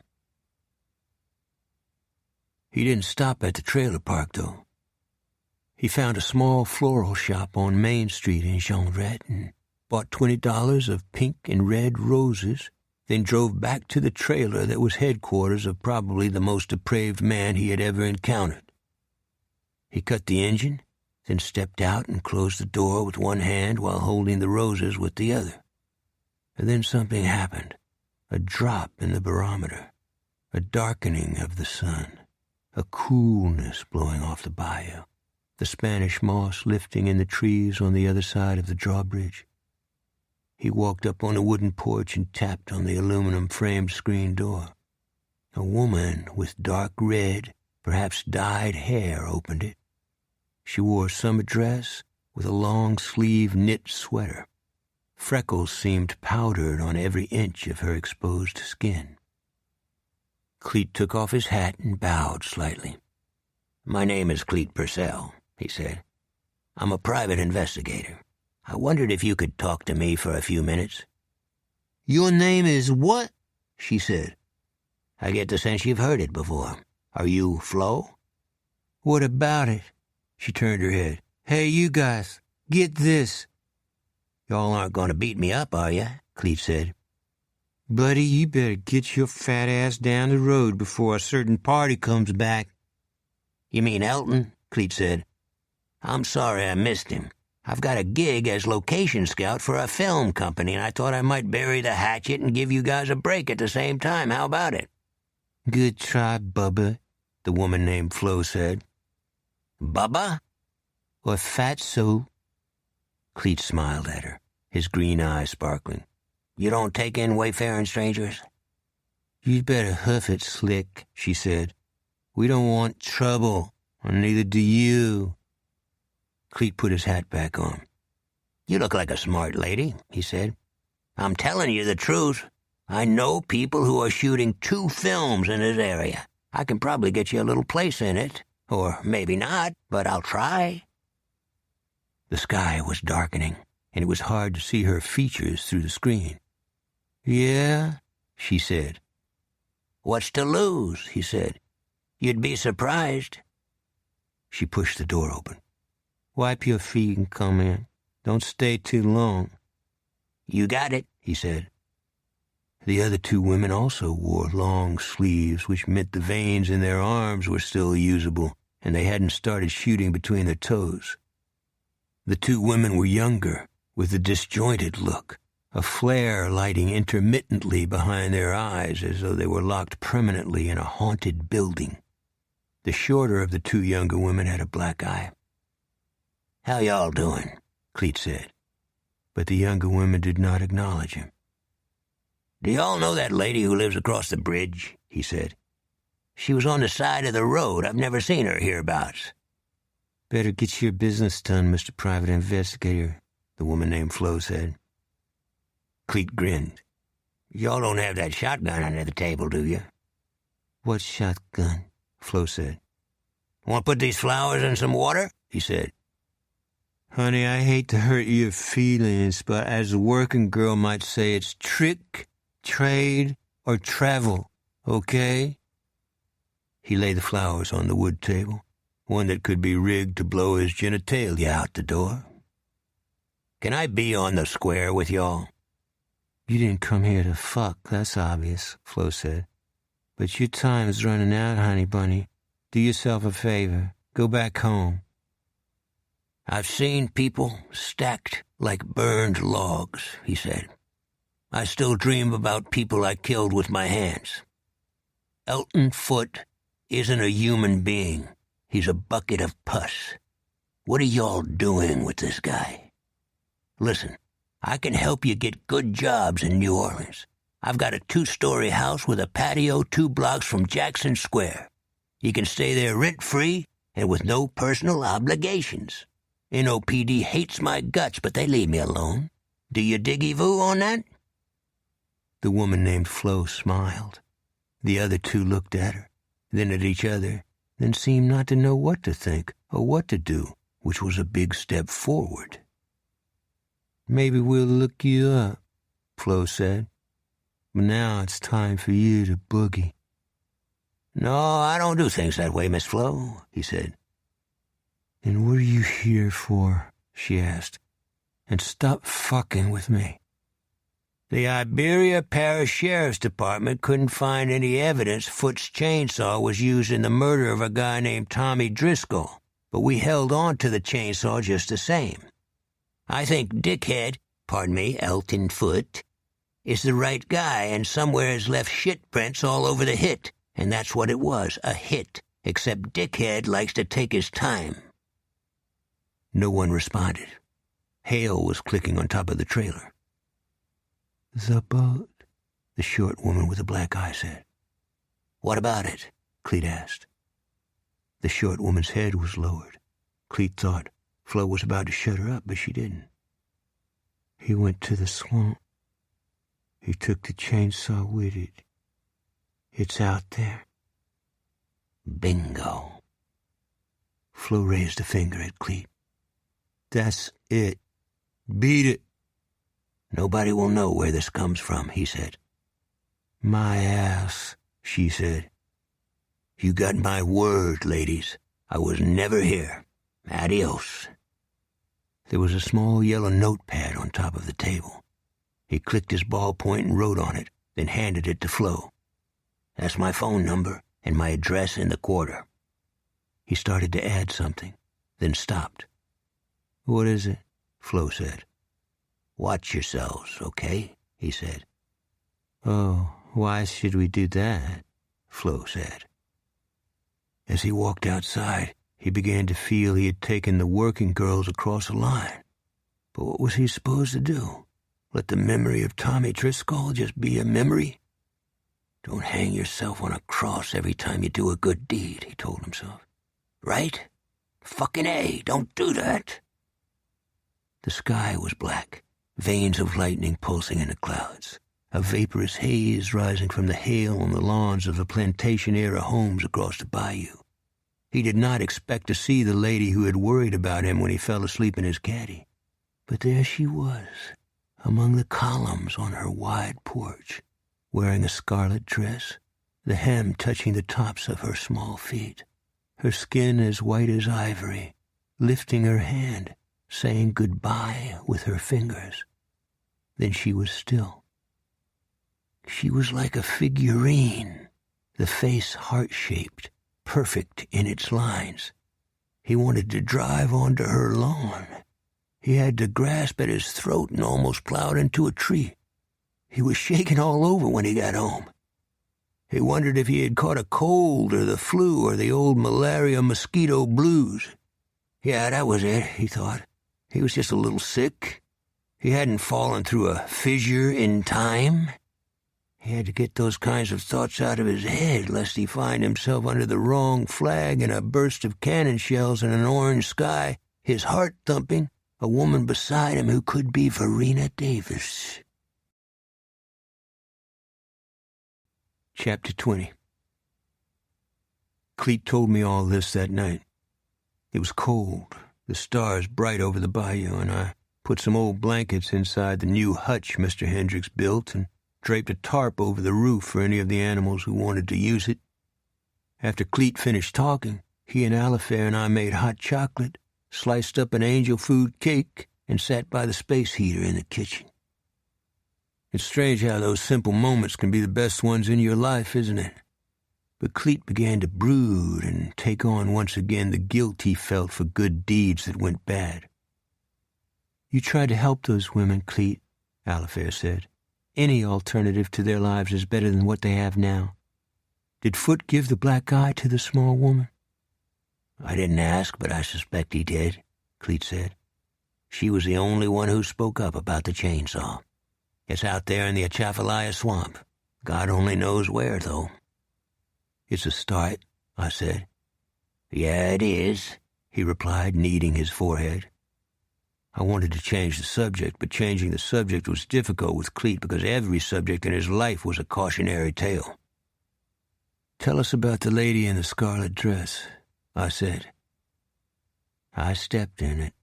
Cleet has an expansive imagination. Oftentimes his head was full of frolicking baby elephants and pink unicorns and dancing peppermint canes. Then he would plunge over the abyss. He also claimed contact with Joan of Arc. I didn't argue with him about any of it. There was a time when I had conversations with the Confederate General John Bell Hood, but only after somebody dropped hallucinogens in my glass and made my head radioactive for weeks. "Yeah, she was real nice," he said. "She was about 40 or so and had these ringlets, see? They were hanging in her eyes, and she had this accent that's not from around here. It sounded more like Georgia or South Carolina. I just don't know why she didn't give me her name." "She was probably standing in the road and didn't want you all to get hurt, Cleet," Alifair said. "Yeah, that's probably it, huh?" he said. "Sure," I said. "How about some more cake?" "I'm ready for that," he replied. He had already eaten 2 big pieces. He looked through the window and at the raindrops running down the glass, and the blackness outside and the electric flickers in the clouds that contradicted the season, as though nature could not abide itself. "We have to stop them," he said. "Stop who?" I said. "Them." Alifair looked at me with a cautious eye. "We're the Bobbsey twins from Homicide, Cletus," I said. "Yeah, that's us, isn't it?" he said. But his heart was not in it. Valerie Benoit came into my office early the next morning while I was buried arms deep in a file drawer. "Helen talked to you yet?" she said. I looked at her. "What happened?" "An ambulance brought one of the Foot girls to Iberia General about an hour ago. The short one. She got the shit beat out of her." "Fuck," I said. Then I let out my breath and said, "Excuse me." "Forget the manners. That kid looks like an eggplant." "Who did it?" I asked, already knowing, or at least thinking that. She won't say. I gather you've seen her, I said. She nodded. What are you holding back, Valerie? She wanted to whisper to me. I held her hand and put my ear to her mouth. She tried to make a sound. A P sound. You hear me, boss man? This was the first time she called me boss man. You mean P? As in Purcell? I said. Fucking A and fuck. Valerie was right. The victim was probably asking for help from Cleet, or she was going to stab him in the back and exonerate Elton Foote to save her life. None of it was good news. Did you call Cleet? I asked. I'll leave that to you, she said. Where's Foote? Sitting in his trailer, watching television. You saw him? I said. Yeah, he was a confident man. He said she probably fell down the steps. I don't believe this. The only way to get rid of that guy is a bullet between the eyes, she said. Did you have a little too much caffeine this morning? I asked. I'm just tired of taking other people's shit. Okay. Okay what? She said. Cleet is going to blame himself for this. If you want, I can tell him. I have a feeling he listens to a woman more than a man. Yeah, usually the wrong woman, I said. I'm not the wrong woman, she replied. A half hour later, Lloyd Danjou was in my office. You got a problem, Robo, he said. Really? I said from behind my desk, my reading glasses down on my nose. Yeah. That cunt you call your partner? You don't get to talk that way in my office, Lloyd. Don't tell me you're not in her pants. It's all over the department. First I've heard, Lloyd. Maybe you can spread it around. Have you notified the Daily Iberian? Always a smart ass. What did she do to you? I was eating breakfast at Victor's. She pushed my tray in my lap, splat right on my dick.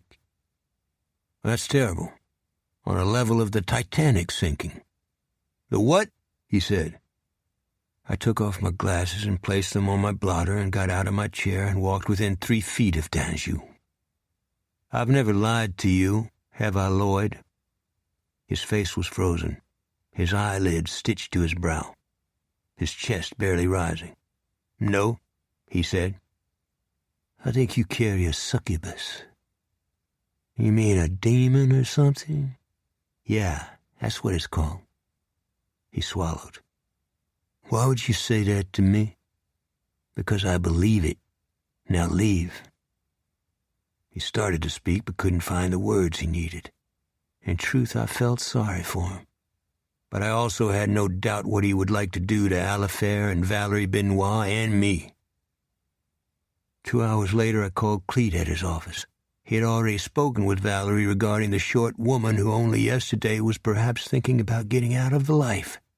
I said I would meet him for lunch at Victor's. I'm extremely cool, he said before hanging up. You don't have to worry about your old Pajo, nobleman. Right. He loaded up on pork chops and yams and gumbo and dirty rice, then paused and shook 2 vitamin C tablets out of a plastic bottle. Aren't you afraid those vitamins will burn your stomach? I said. That's why I'm taking them with food, he said. I'm pretty careful about that. Then he began eating, but it was an act. He knew I knew what was on his mind. When Cleet shifted into a destructive mood, it didn't go away no matter what I or others said to him. You think I'm going to get out of control, huh?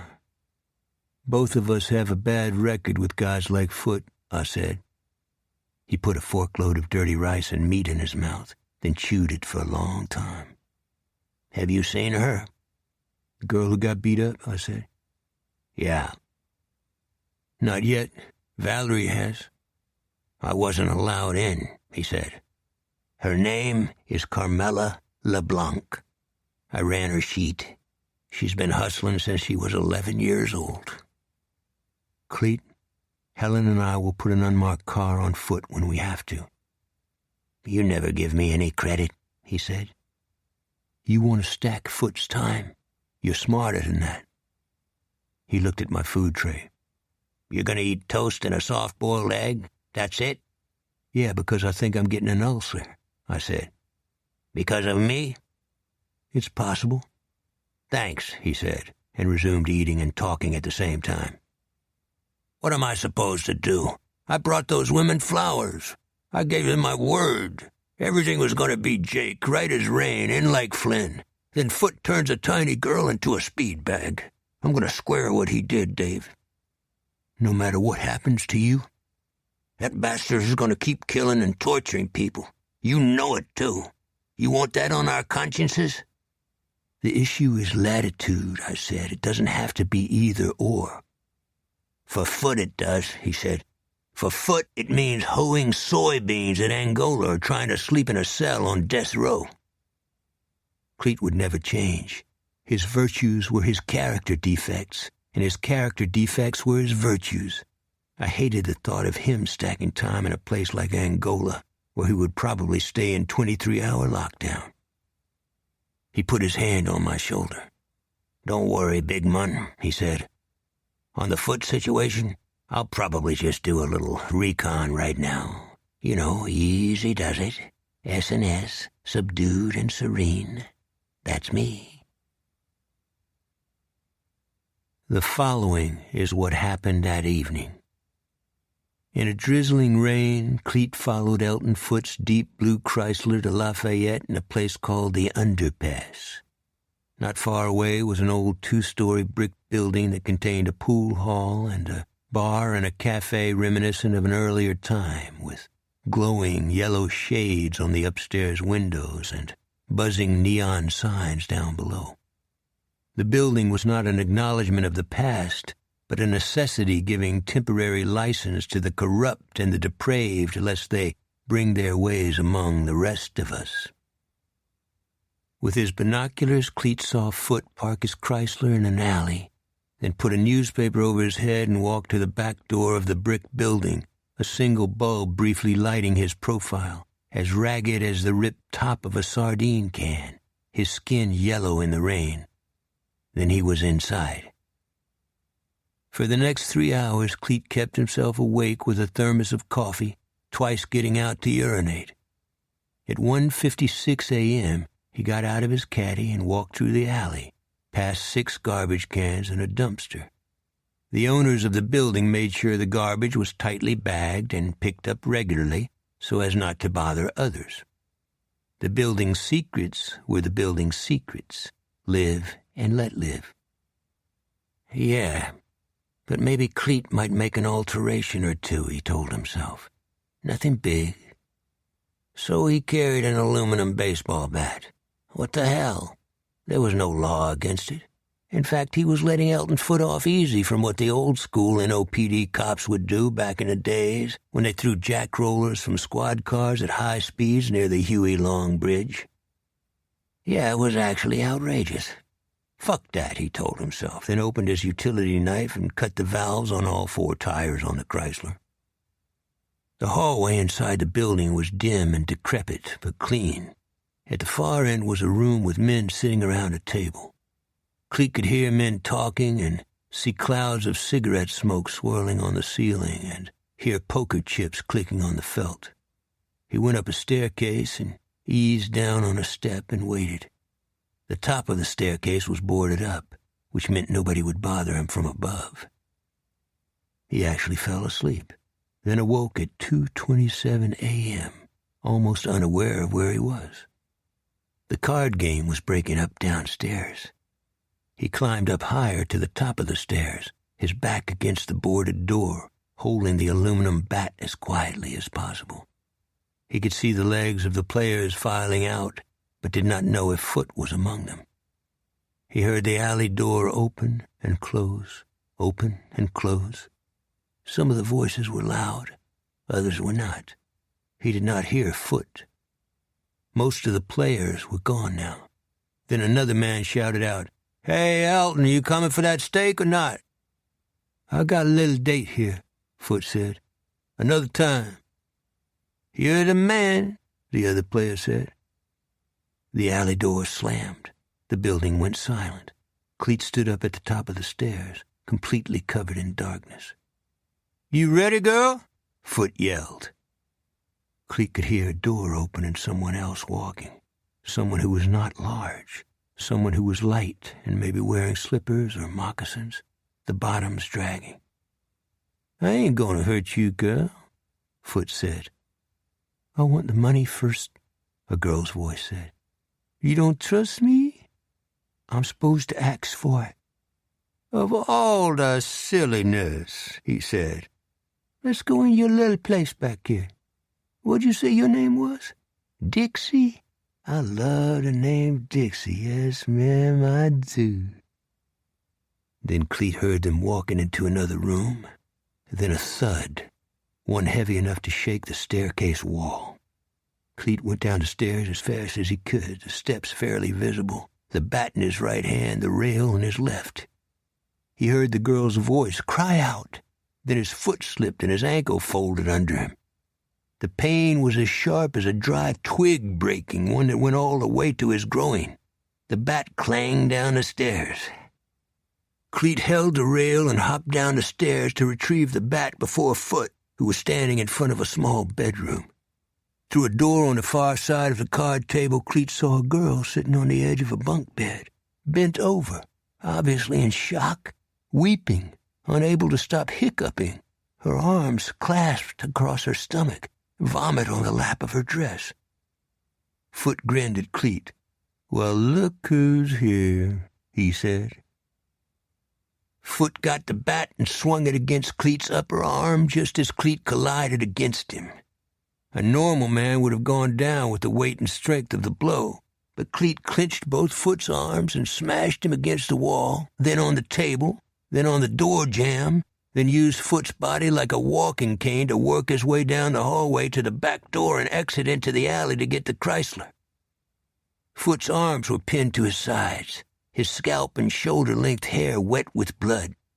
He tried to bite Cleet's ear, but Cleet whirled him around and smashed the driver's door window with Foot's head, then pulled him out of the glass and dropped him on the concrete.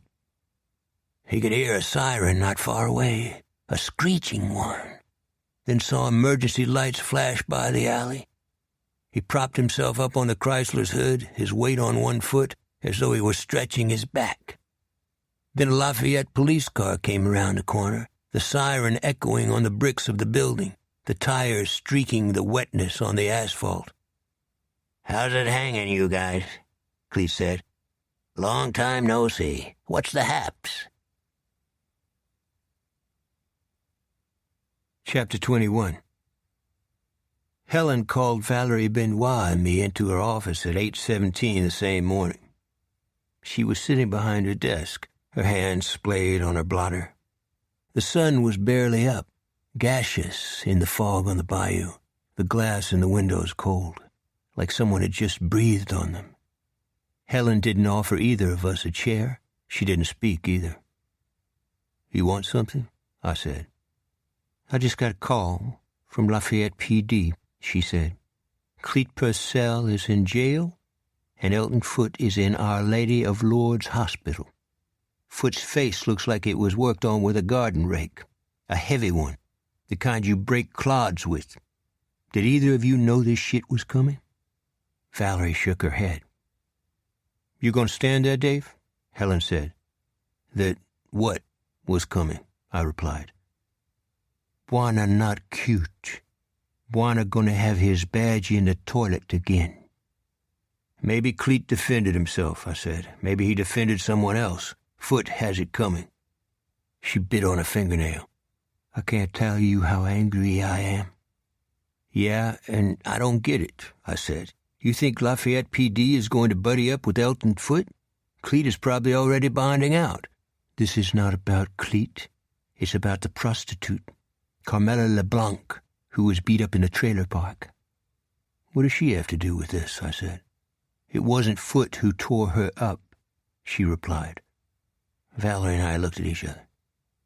"Say again?" "Foot's lawyer has 7 witnesses, including the mayor of Jeanrette and a Baptist minister," Helen said. "Foot was at a wedding And the party afterward. Once again, we have seriously fucked ourselves. She was right. Cleet had blown it. Foot was probably laughing at us. We also strengthened Foot's claims of innocence and harassment in the chainsaw murder of Tommy Driscoll. Foot might file assault charges against Cleet, I said. Duh. How about it, Helen? I said, just say yes or no. I'm not going to take that, Dave. I tried to caution Cleet yesterday, I said. No matter what you think, he's not a stupid man. If he took down Foot, he had a reason. Maybe not the best, but still a reason. Like protecting someone else. Right or wrong. He put Foot's head through the car window, she said. You didn't answer my question, Helen. Foot broke the arm and 2 ribs of a retarded girl named Dixie Waddell in that hot pillar joint by the underpass. Why didn't you just say that? I asked. Sheriff, I'm as much to blame as anyone, Valerie said. I've visited Carmela LeBlanc in Iberia General 2 times now. If I had my way, I'd put my gun in Foot's mouth and blow out the back of his head while he was on his knees. I stared at the side of her face. Cops do not say that to anyone, not for any reason, particularly to administrators. Detective Benoit has been diligent all the way, Helen, I said. I think she's a little stressed right now. Helen took a Kleenex out of a drawer and blew her nose slightly in it, then dropped it in the wastebasket. Then put her elbows on her blotter and the heels of her hands on her forehead and looked at nothing. You okay, Sheriff? Valerie said. I'm not quite sure, she said. The FBI gave us a heads up yesterday. We've got some New Jersey visitors down at Cypremore Point. Guess who was with them? Jerry Carlucci, Valerie said. While we're messing with Cleet Purcell's vendettas with Foot, she said. Maybe they're all the same bunch, Helen, I said. Gee, could that be the case, she said. Please don't take this as an affront, Buana, but get out of my office. She didn't mean it. In fact, she would probably give her life for either Cleet or me. No one understood Helen because her separate personalities were not modifications of one another. They had their own voices, thought patterns, facial features, and way of dressing. On the job, she was a bull, in slacks, her arms pumped. Toward evening, her face sharpened, her eyes narrowed. She put on lipstick just before 5. At a sheriff's convention in Baton Rouge, a racist piece of shit from North Louisiana put a dildo on her placemat at the main table in the hotel dining room. She placed her mat over it, then waited until the dinner was over and followed the North Louisiana sheriff into the hotel bar, then shoved the dildo halfway down his throat and kicked his shin, then broke a bottle on his head. Go Helen. Anyway, I never get mad at her. I thought about calling Lafayette PD to see about Cleet's status, then thought better of it. My own record with Lafayette PD was not good, and my father's history with them was legend. People still talk about Big Aldous Robichaux and how he wiped out 6 Lafayette cops with a pool cue in Antlers Bar. He almost went to Angola, except the warden called the mayor of Lafayette and said if he sent Big Aldous to the farm, the warden would ensure that every Lafayette con in lockdown would immediately be paroled and on his way home. Just before lunch, I went to Valerie's office. Want to take a ride to old Louisiana? I said. We'll pick up some po' boys on the way. You twisted my arm, she said. We checked out an unmarked vehicle and stopped by Bon Creole and ordered 2 huge deep-fried oyster po' boy sandwiches, then headed south down a 2-lane peninsula that jutted into the beginnings of the Gulf of Mexico. Once again, the day was spring-like, the sun shining on the palm trees and fish camps and boat docks on each side of us, the mullet flying above the waves in the bay, the air fresh with salt and the smell of shrimp nets drying and kelp or seaweed washed up on the sand. For whatever reason, I always associated it with creation. You like it here, huh? Valerie said. My father and I shrimped here for years, I said. We had a duck blind here, too. You still do that? No. Why'd you quit? I couldn't justify it anymore. Others might, but I don't feel good about it. She looked a long time at the bay. If you found Confederate gold out there, would you keep it? I don't know. What if you found Confederate-stamped gold and all kinds of jewelry and silverware and watches and chains in an iron box? I didn't see it, but I saw pictures. Good luck to you, Valerie. I think you're about to get into a mess of trouble. I guess I had to get something off my conscience, that's all. Remember those 2 gold coins I showed you? The ones in your drawer, yeah, I do. You weren't interested in them because they weren't minted by the Confederacy. They weren't supposed to be. They came from Pennsylvania. The Confederates threatened to burn a place named Chambersburg. They rounded up black people and sent them to the auction in Richmond, Virginia. Freeborn people as well as slaves. Robert Lee approved it. I'll say it just once, Valerie. Don't be caught up by people who claim to do justice when in reality they seek only wealth. I see, she said. What do you mean, you see? I asked. Don't go probing the past, she said. That's what you're saying? No, I did not say that. I just don't want you to get hurt. You're my partner. Yeah, she said. I pulled to the side of the road. Up ahead were several expensive houses built up on pilings with St. Augustine lawns and television discs on the balconies and yachts rocking in the slips. I tried to remember where my father's shrimp boat used to moor, but I couldn't. Why are you stopping? Valerie said. Oh, I was just looking around. Dave, she said. Yeah. Except for Helen, you were the only person in the department who stood up for me. You also endangered your career and maybe your life. I'll never forget that. She started to put her hand on me, then took it away. A squadron of pelicans was flying in formation at the end of the road. I could see a restaurant and a number of uptown automobiles parked outside. The pelicans flew past a faded American flag popping on a metal pole in the parking lot, and waves the color of pennies and frothy with foam breaking on the rocks below. I didn't know why, but I felt that somehow something iconic was taking place, and it wasn't good. You think those are our boys from Jersey? Valerie said. Take it to the bank, I replied. Louisiana's had a long history with the Mafia, or the Black Hand, as it was originally called. In 1891, a mob broke into the New Orleans City Prison and lynched 11 Italian men on lampposts. Decades later, Huey Long, the former governor and then current United States Senator, gave Louisiana to Frank Costello. Slots were everywhere, so was prostitution, and all the other attendant vices. Our sisters in sin were in Florida and Cuba. The assassination of John Kennedy may have had strong ties to New Orleans. We'll never know. The Warren investigation was not meant to clarify, it was meant to distract. Regardless, as Exodus states, the sins of the fathers are borne by the sons unto the 3rd and 4th generations. Our group of time-traveling sinners had arrived in 5 high-powered, immaculately painted, hand-waxed, white-walled, chrome-grilled, tinted-window automobiles that no one would dare put a hand on. Valerie and I got out of our unmarked car at the same time, which with cops is never coincidental. Both of us visibly armed at the waist, both with our badge holders on our belts. We went inside and walked past the cashier and the maitre d' without stopping, but the maitre d' caught up with us. "Could I help you, sir?" he said. I held up my badge. "Go back to the front and stay there, please," I said. "Is there a problem?" he said. The New Jersey crowd was in a red leather booth at the back of the dining room.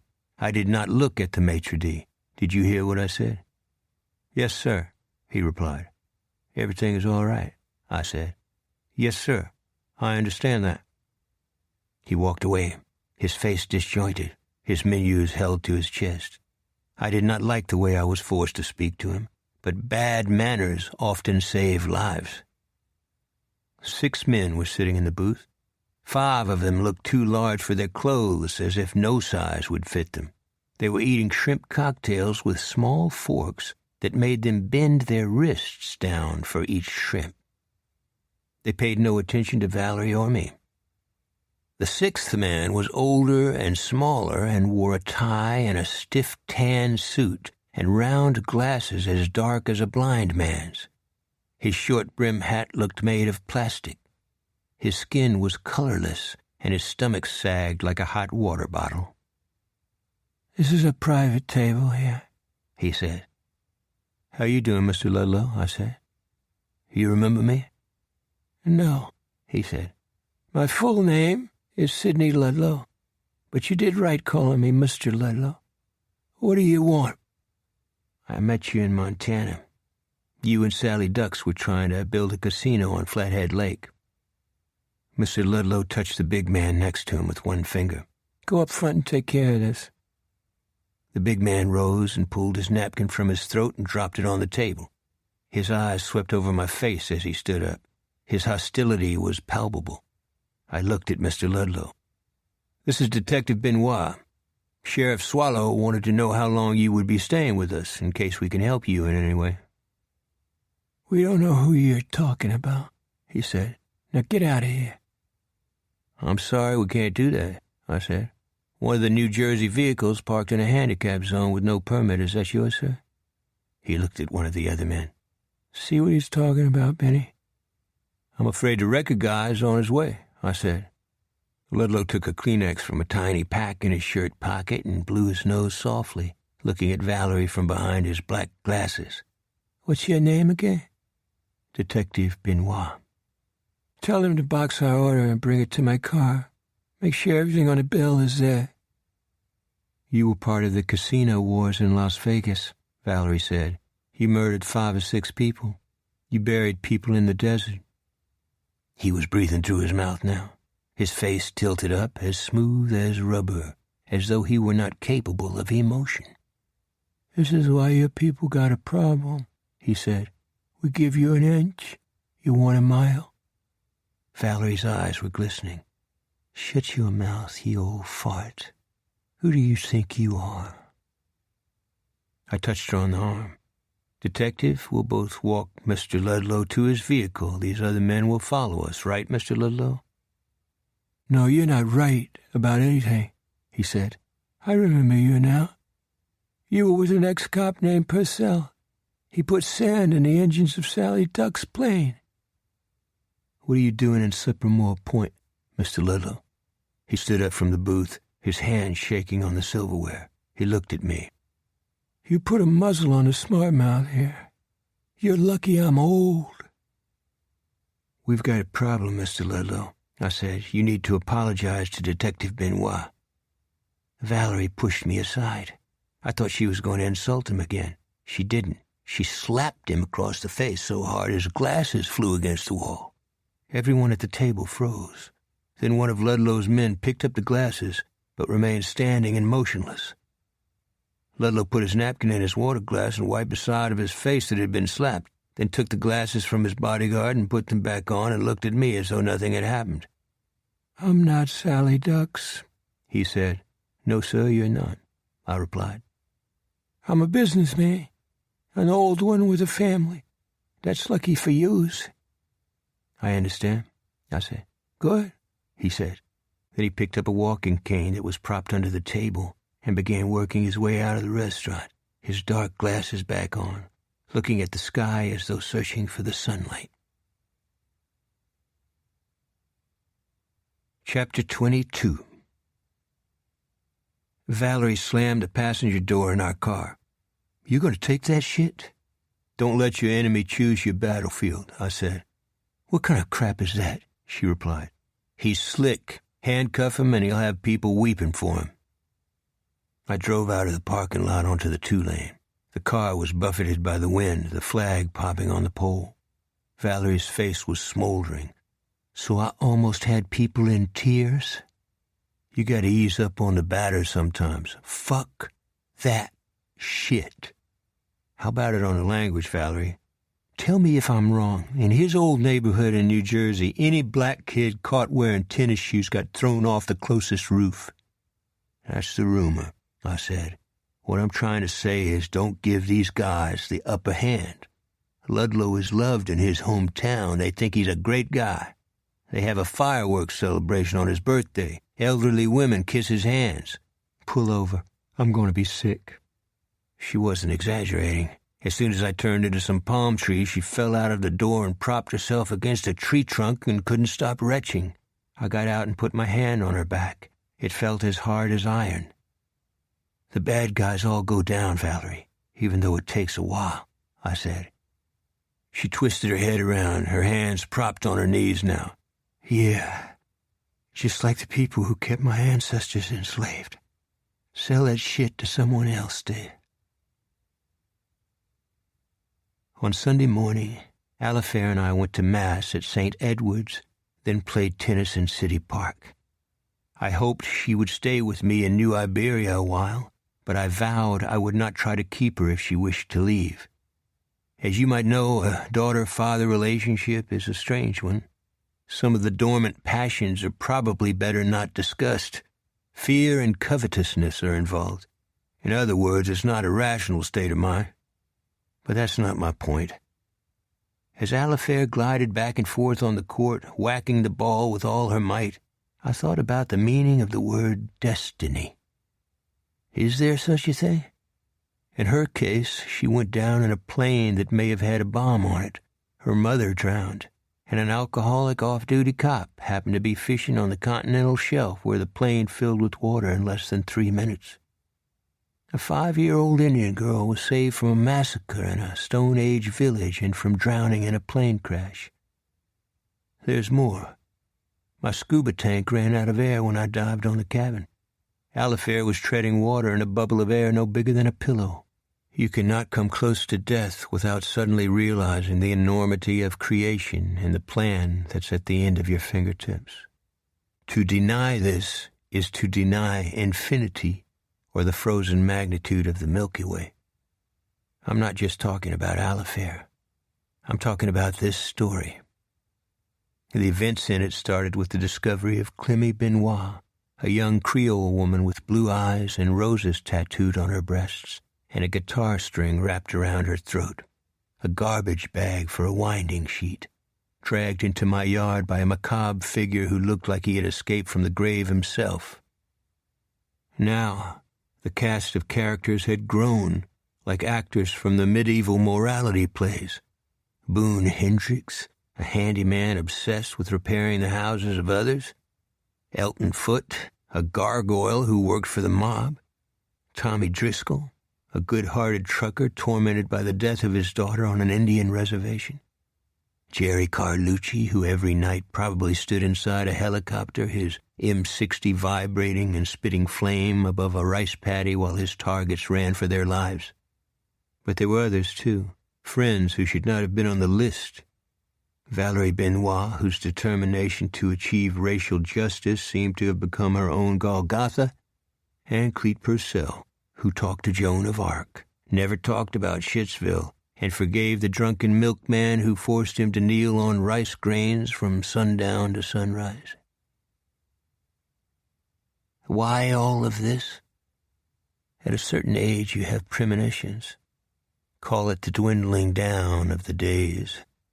A coldness that replaces the sunlight. The sound of leaves crunching under your feet. A bitter, brassy taste as you lean down and take a drink from a water fountain. A terrible sense that life is not complex, it's simple. The human race's survival is because of individuals. The wheel, a spark from 2 rocks, a hollowed-out tree trunk that popped over the waves and became a boat. The women and children who gathered. This was our history, our discovery of ourselves, and we learned that the human family could be loving and kind. But there was another seed at work, too, and I had a great fear that their time would one day come round. As we walked home, I could not get these thoughts out of my mind. Was it February or March? I really didn't care. The day was grand, but I couldn't convince myself of my own perceptions. As we stepped up on the drawbridge, the vibration of the cars seemed to go up through my knees and inside my body, the rattling of the steel grid like a breach in the surface of Eden. "What are you thinking about, Dave?" Alifair said. "I'm not sure," I replied. "The times, the mood of the country, the anger that seems to have no source." "Maybe it's always been that way," she replied. "This is different. You can feel it. There are huge numbers of people waiting for a leader." "Like Hitler?" "Yes, just like Hitler." "Let's stop here for a minute," she said. "Sure," I said.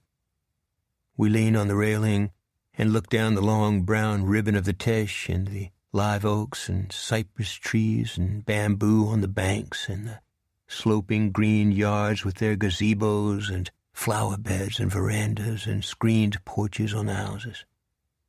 It seemed a perfect place, one that did not have to abide the laws of mortality. "Are you worried about Cleet?" "No," I said. "He's out of the can and soaking his ankle. He'll be all right." "What is it, then?" "It's not an emotional condition," I said. "It's what is occurring in our times. It's real."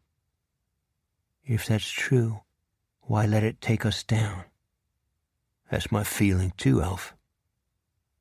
"I'm not going to leave, no matter what you say or what you think or what you do. You're my father and friend, and I will never desert you." "How do you deal with that?" I rubbed my eyes as the cars drove by. "Are you all right?" she said. "It's just dust. Let's stop at Bojangles and have a bite to eat." I couldn't clear my throat until we got there. That evening, I told Alifair I was going to straighten up the attic. In part, that was true. I kept good care of the memorabilia from Alifair's childhood, her baby Squanto and Curious George books, her baby Orca t-shirt, her quacking Donald Duck cap, her tennis shoes whose rubber tips were embossed with the words left and right. I will never give away or lose any of those things. But I had another purpose, one I had not fully thought through. In fact, I didn't allow myself to think about what I was doing. Every few years, Cleet gave me weapons he took off people who should have never possessed them. One of those was an Army-issue Thompson machine gun. I sat in a stiff-backed chair with a lamp on the floor and oiled and wiped down the Thompson, then thumbed the magazines, almost full of 45 rounds, not loading the full capacity so the springs in the magazines would not be weakened. From down below, I could hear Alifair listening to CNN. I rolled the boxed rounds and the magazines and the Tommy gun in a blanket and put them on the floor behind a bookcase. What was I doing when I loaded a fully automatic weapon like a Thompson? I kept my mind blank. Yes, indeedy. I heard Alifair turn off the television, then heard her talking with someone at the door. Sunday night in New Iberia is not a time to visit. Why? I'm not sure. I think Cajuns look upon Sunday night as a beginning or an ending. They're very aware of mutability, though, and I think it is because of the cruel way they have been forced from several nations. I went down the ladder into the hallway. Alifair was headed toward me. Lloyd Danjou was already inside the house. "He's drunk," she whispered. "I told him you were busy, but he won't leave." "It's all right," I said. "Work on your book and keep the door shut. Don't open it for any reason." "This is half my house. Stay in half of the house." "He's really lit, Dave." "Okay, I got the message." I walked into the living room. Danjou had taken off his hat and was holding it with both hands. Alifair was right. Danjou was boiled and had the moldy odor of a football dressing room after the game. His armpits reeked with a stench that was like cat urine in a litter box. "You got a beer?" he said. "No." "Yeah, I know you're not drinking, but I thought you thought it might have something for guests." "Robo, I'm in the shitter." "Don't use profanity in my house, Lloyd." "Can I sit down?" "No, let's work it out tomorrow. Want me to call a cab?" When he swallowed a lump as big as a walnut slid down his throat. "Dave, I know we had our differences, but I got my dork in a light socket. He tried to smile but couldn't pull it off. His voice was quavering. Look, I feel like a fool. And people ain't like us, Robo. Shit, I got family. Not much of one, but I take care of them just the same. Are you on a pad? At first, that's all it was. A case of whiskey at Christmas, a freebie with a couple of working girls, no big deal. He stopped and waited to see my reaction. So far, I had not shown one. Then it got more serious, he said. Like a Murphy gig, except when the husband busts in on the whore and the John don't give up his money. He gives up his life. You did a contract murder? We set one up, but the John jumped out the window. He laughed. Anyway, no score, no harm, right? He waited for me to speak, but I didn't. He was a pitiful man and had always been one and would die one. If he had ever owned a soul, I think he used it up. Come into the kitchen, I said. I've got coffee on the stove. Thanks. Do yourself a favor, I said. What? Don't lie. Don't try to jerk me around. You don't think I know that? He sat at the kitchen table, unshaved all the way down his throat and to his collar, his hands spread on the surface like an amphibian. Who else is on a pad? I said. I can't give other names. I can just give my own, Robo.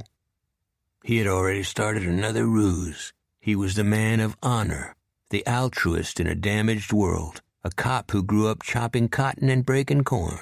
The truth was, he wanted to cut a deal before his Confederates did. He would disappear in a witness protection program with a house and a monthly check, and his corrupt colleagues would be left swinging in the wind. I took a notepad from a drawer and put it in front of him with a ballpoint. Write down their names, I said. Just their names? He said. Write nothing else? Like we just worked together? I'm not saying they done anything. I nodded but didn't speak. He started to write, then stopped. Look, I'm confessing about the pad. About confiscated coke or weed disappearing. I ain't even saying I did it, okay? I kept my face flat. I think we can work with you on that. And if some rich guys are about to steal them coastal marshlands, I just say what I know and leave out personalities. I need their names, Lloyd. His hand started rattling on the ballpoint. I can't do it. Then why are you here? You got influence with the FBI. They know you. Why don't you contact them yourself, I said. His hand was shaking out of control now. He threw the ballpoint across the kitchen. Contact is what I got. They caught me in a sting. He was breathing with his mouth open. Porn, I said. Yeah. Child porn, I said. Yeah, but I'm innocent, I swear. You groped my daughter, Lloyd. Why would you not do it to some other child? I told you I never did that. You're fixing to throw me to them people, aren't you? The same people are going to kill me that killed the blue-eyed colored girl. Clemmy Benoit? They did it slow. I got up from the table. Repeat that? Fuck you, Robichaud. I'm going to New Orleans to get drunk and get laid until my dick falls off. I'll see you in hell, you rotten cocksucker. Then he went out the front door, tearing the screen door off one hinge. I followed him into the yard, but he backed his car over the curb, crushing his exhaust pipe, then gave it the gas. His tires squealing rubber and smoke, a hubcap rolling down the street with him. Chapter 23. I went to Cleet's office early Monday morning. It was cold, the streets puffing with fog, the green and red lights on the drawbridge barely visible. The waiting room was empty, but Cleet was behind his desk reading the Daily Iberian, his sprained ankle resting on a pillow stuffed in a deep drawer, a pair of aluminum crutches propped against the wall. What's the haps, big man? No haps, except Lloyd Donjou was at my house last night, I replied. That's like saying no haps except a walking human turd sat on all your furniture, Cleet said. Thanks, I said, but he's not a funny guy. He said Clemmy Benoit's killers did it slow. What? Yeah, you heard me right. Where's that dickwad now? He asked. I don't know. He had a load on. He wasn't at roll call this morning. You think he's trying to slip you a slider? Cleet said. It's hard to tell. He was spotting his fruit of the looms. I think it's probably the real deal. An Iberia Parish Sheriff's detective is hiding information in a torture murder case? Helen's not going to allow this. The autopsy seemed to indicate otherwise. Autopsies are wrong all the time, he said. That's why bodies are always getting dug up. How's your ankle? I asked. Stay on the subject. What are y'all going to do about Fuckhead? Fuckhead is Danjou? Who else? Helen will open an investigation, I said. I think I just shortened my recovery. I already feel much better. Stay out of it, Cleet. No way. I've always wanted to use Lloyd Danjou's head for a bowling ball. Danjou is a pinhead, just like Ludlow's crowd. If they didn't have their B.O. and garlic, they wouldn't have jobs. You call Ludlow a pinhead? Cleet said. The guy probably owns half of Atlantic City. I hate to tell you this, Cleet, but you have the same fixations as Valerie Benoit. The people who run real crime in America are untouchable. Wake up. I'm not the problem, he replied. But you've got one, and it's the same one you've always had. He stopped and breathed through his nose as though he couldn't bear to tell the truth to me. Go on, please, I said. You love Louisiana, but it doesn't love you. I felt something flinch in me, but tried not to show it. There's a line in From Here to Eternity I always liked. A man loves a thing, it don't mean it gotta love him back. He folded the newspaper and set it on top of his desk and stared at it without seeing the content. Something wrong? I said. What you said about real crime being untouchable? You were talking about the corporations and the military-industrial complex like Eisenhower was talking about? Yeah, what else did you think? I don't argue with that, big man. I'm talking about your faith in your state and your culture and law enforcement and the court system. It's a huge scarecrow blowing in the wind. Why do you think I bounced Elton Foot's head off his car a couple of times? He ran his face through a glass window in his car, I said. Whatever, he said. Cleet, will you take the mashed potatoes out of your mouth? I'm saying the real war is fought by the little people, he said. Like who? You know who. That poor, beautiful, olive-skinned, tattooed girl who might have been tortured to death after all because she had something these assholes wanted, he said. A girl not over 120 pounds against degenerates who couldn't get laid in Tijuana with the Hope Diamond. My own words make me mad, Streak. Do you copy that, big man? I took a big breath. Loud and clear, Cletus. How about we go across the street and have some breakfast? I know my attitude seemed cavalier, but Cleet was right. We were entering the 21st century, and both he and I had a sense we would be among the last to see what was called traditional America. We also shared a feeling that the new century did not bode well for us. The indifference to the melting of the Arctic, the rising of the oceans, the sands of war blowing in the Mideast, the possible return of an evil man in the Kremlin. Cleet and I ate quietly at Victor's cafeteria, perhaps because of our mood, perhaps because of the white density and coldness of the fog in the street. The steel workboats headed for the Gulf had turned on all their lights, but we could barely make them out. The other patrons were quiet, too, as though a solemn occasion were taking place, a funeral, perhaps, or an apocryphal warning had been given to the citizenry, as happened during the Cuban Missile Crisis. Kind of weird this morning, huh? Cleet said. Yeah, I said. Like corpses propped up at the tables. Lower your voice, would you? I said. I was just making an observation. On the subject of Sidney Ludlow, when I met him up in Montana, he told me he voted for John Kennedy, then said they should have killed Robert. Robert was the troublemaker. Come on, Cleet, this stuff is too dark. I'm just telling you. He's been using up the supply of adult diapers too long. I think he'd make a nice bucket of fish chum. Someone at another table gagged. "Hey, sorry," Cleet said. "I got logorrhea. I should wear a hazmat suit or get a mop. In fact, I'll dummy up. Hey, that breakfast is on me." I've acquired little wisdom in life, but one thing I know for sure, Cleet Purcell will never change. The fog didn't leave that day. I'd never seen it like that, or at least that long in duration. The moisture in the fog dripped from the trees like rainwater. The bayou rose all the way to Burke Street in the back of the Evangeline Theater, running into the storm gutters, which returned it to the bayou. I had a long talk with the coroner, a difficult one, both for him and me. Supposedly, Clemmy Benoit died of an overdose, and the guitar string embedded in the skin around her neck was cosmetic in terms of pain or mortality. There was no physical evidence proving that she suffered, only Lloyd Danjou's statement, "They went slow."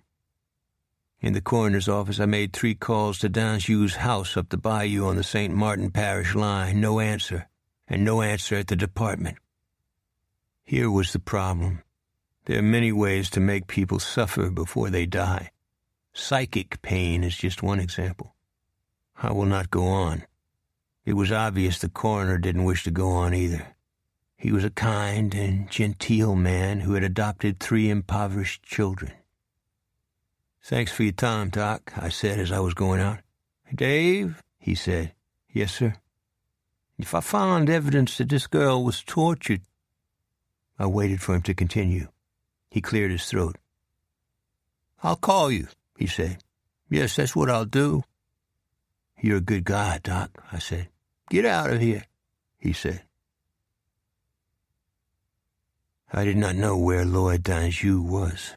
Neither did Helen. "Got any ideas?" she said.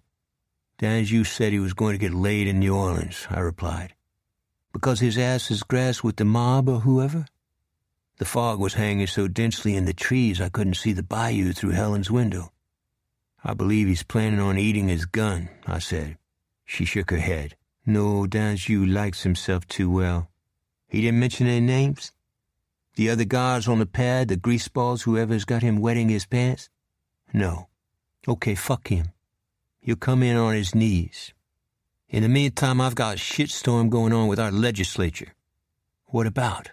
"Iberia Parish is one of the few that voted down casino gambling. The reps in the legislature are having a fit." "They don't believe in elections?" I asked. "Not when they lose." "Tell them to get lost," I said. That's what I said to 4 or 5 of them. They're not the problem, though. There's something going on about land boundaries and ownership along the southwest parishes. Is Jerry Carlucci involved? "Not that I heard," she said. "You know something I don't?" "After I beat him up, he offered me a job as a resort developer. He said it would be as big as Reno. He called it a giant neon toilet." "He's proud of developing a toilet?" she said. "Yeah, I thought that was a little strange. It's a crazy world, isn't it, Bwana?" I shrugged. She turned around and looked out the window. "Take me to an early supper? If Alifair can go."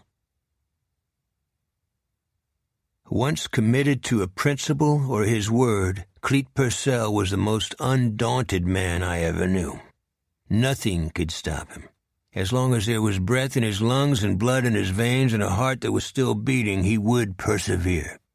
But what made him unique were the causes he served, not the violent or comedic way he went about the solution. Cleet had no peace, no sleep, and no happiness if he saw cruelty taking place before his eyes.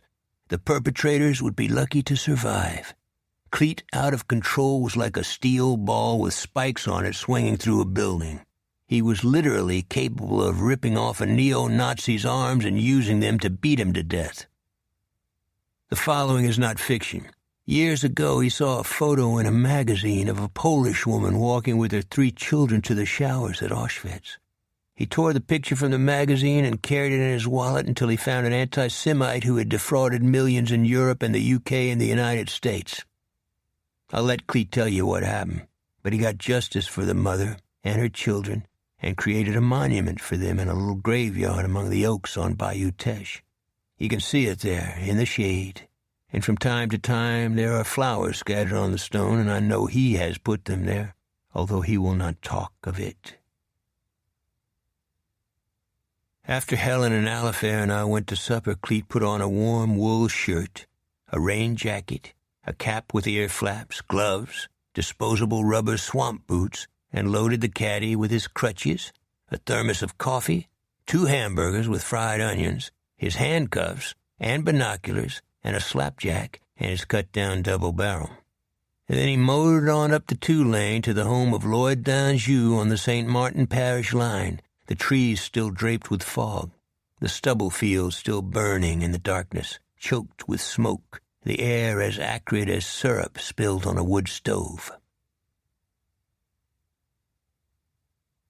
Chapter 24. D'Anjou's home was a strange place, and it was strange because it was a fine-looking 2-story farmhouse with an attic and a wide veranda and a swing and dormers and a barn with 2 or 3 cows. Not far away was the ever-present Bayou Teche. Why should he be such an angry man, convinced that he had been cheated by God and man and the very elements around him? I'll venture a guess. Giving the black man access to the same world d'Anjou lived in was the unforgivable sin, and the people he hated most were the whites who gave away d'Anjou's racial superiority. Cleet pulled the caddy to the side of the road and cut his lights. The fog was so heavy d'Anjou's yard was completely covered, the veranda as well. The first and second floors were dark, but a light was on in the attic.